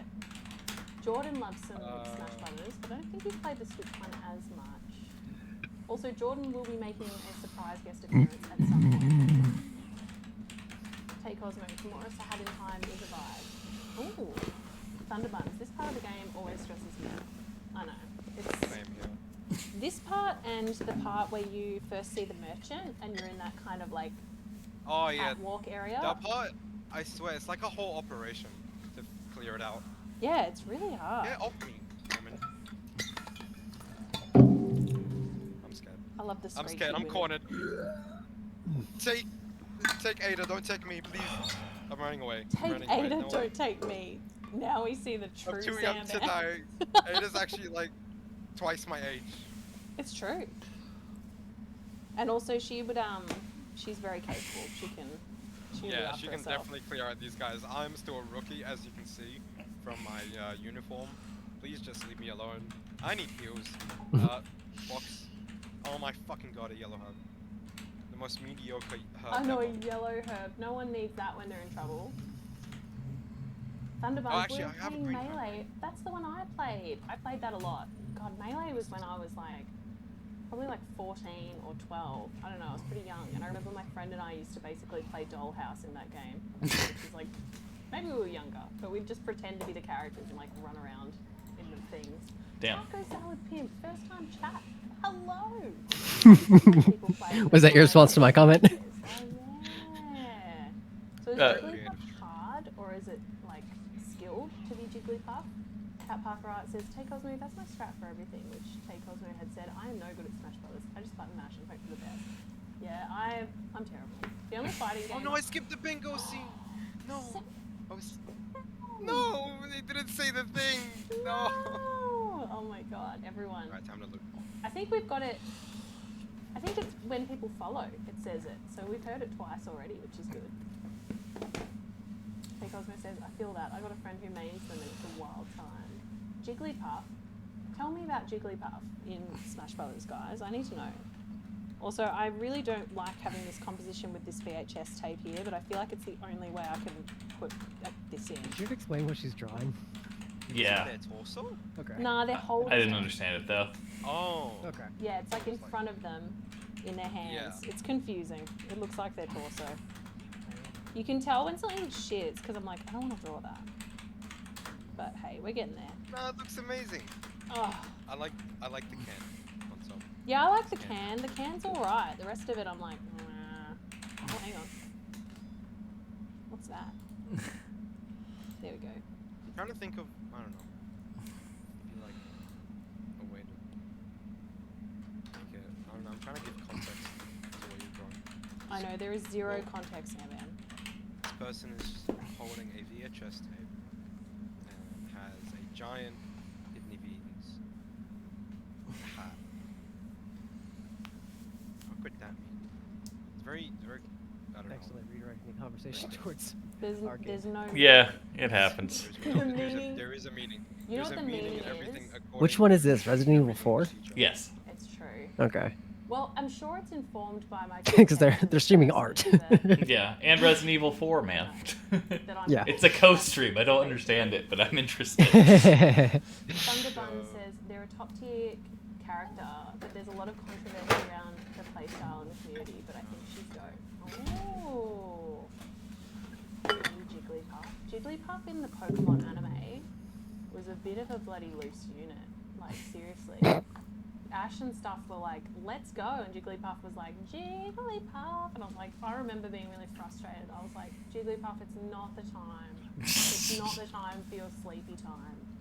You're really pulling the brakes on the momentum of this show right now. Stay Frosty says, what app do you use? Oh, yes, right. Quest asked me that earlier. Whoopsie doodle. I use the I've Reflector. never heard a foreigner say So, 'cause whoopsie I'm doodle using before. PC, like a laptop, I thought it was iPad just a versus me thing, laptop. honestly. I use a third-party program, and I use Right on. Reflector for I never paid attention to and I it. had to pay, it was like a once-off purchase, I think, of $30. That's the thing you say a lot? I say whoopsie doodle all the Love time. anything that doesn't want me to do a subscription That's service. cute. And I'm really Some things happy that to just support pass my observing. people that create stuff, so I'm like, yay, one-off purchase.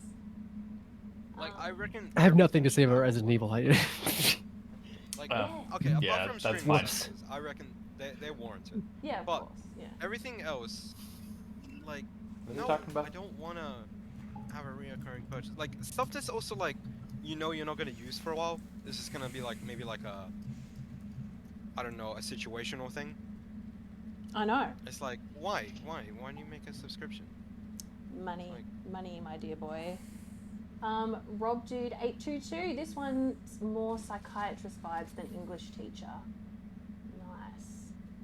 Is that because of the reasoning, or is this the character that I'm drawing? Regardless, welcome in, Rob Dude 822. Nice to see you. The chat just got a little bit more Robbie now you're here. Have you played Resident Evil 4 by any chance?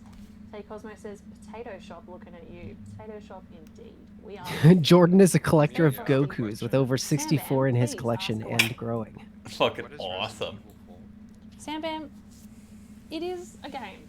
It is the best Where does game. it say that? Maybe In the about the greatest game to ever exist. And you're I currently agree with playing it, that. so I'm not quite sure how you got into this situation. But we're here, A and controller was given to me, and they're like holding me hostage. They're like, you have to play this game. is Boom. Jordan there and he's got a gun to your head? Yes. Oh, Jordan, you silly The black Billy. tail. He has a black tail to my head. Oh my What is that? god, he would. That is such a deep voice. Who is this guy? Why do you have such a deep voice? May I ask why you have a deep voice? You can ask, but he won't tell you. But he'll say it in his deep voice. Stay You say Frosty in Spanish. says, what would recommend to just play around on a tablet? I would definitely recommend Procreate, which is once again a once-off purchase, at least when I bought it. If you're talking about what app to do on a tablet, then yeah, definitely Procreate. I think it's iPad only though, so I think it is. Can someone else might know. So that's a massive downfall if you don't have an Apple iPad. Obviously, that's like the huge, expensive kind of tablet. Just chill. Hi everyone, just chill. Hello to you, gorgeous, gorgeous person. It's good to see you, just chill. Just chill. You make my life a little bit brighter every time you're here. do this! Hey Cosmo, hello, chill. Hey Cosmo, I think Procreate is around $7. Yeah, it's pretty chill, and it was designed by a team in Tasmania. What are these notifications? Just We've chill, had have a so good many time. different ones, and I don't know what they all do. Rob Dude 822. Is this the one where you make your sandwiches? They No, you but can't this is the fucking one sub to where them. you have a Oh, I think that was small a response to man exclamation who turns point into a Peach on the giant line. puppet There's their what? statue that chases It might be a and command it's incredibly for campy and I love that they've it. built Oh, into there, which I didn't Jordan know you got could do. so I didn't know annoyed that you when could I do said that commands Salazar was my making favourite triggering enemy in any sounds. Resident If that's the Evils, case. and I don't care. I'm standing by it. I think he is. Taco Salad The Pimp first says, time.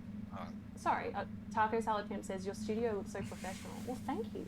I guess I am a professional artist, so that's good. I love how I say that next to this picture of a kidney beans thing. But thank you. I don't have a lot to work with here. I've basically got 2 IKEA shelves, an old desk, and a plant. And then the rest of the stuff is just blue tacked on the wall, and I bought a smart lamp. So, guys, sometimes $2 shop of stuff is the way to go. Oh, Stay Frosty says, Amelia and Jordan, please tell Sam Bam I love him. Stay Frosty loves you. Hey Frosty, I love you more than. Oh Jesus Christ! No. Okay, I love you more than there is ocean on Earth. That is how much I love you. That's a lot. I appreciate that. It's a I always very love odd how measurement. much you love everyone in the chat. Yeah. Can we all agree that Sam Bam, along with so many of you guys, is like one of the bloody key chat personalities who just like makes the good vibes? Like as soon as people join in the chat. Where's everyone going? Oh, Rob Dude 822, thank you! Thank you. Sam Bam needed to hear that. Where's everybody going? Bingo. He needed to hear it. He might not have heard it because he's on the call, but. Wait. So every time someone follows, we hear that. Where'd everybody go? Bingo. Oh yeah. Yeah. So we got to hear it again. Oh my god. Rob Damn Dude it. said I had to wipe tears away from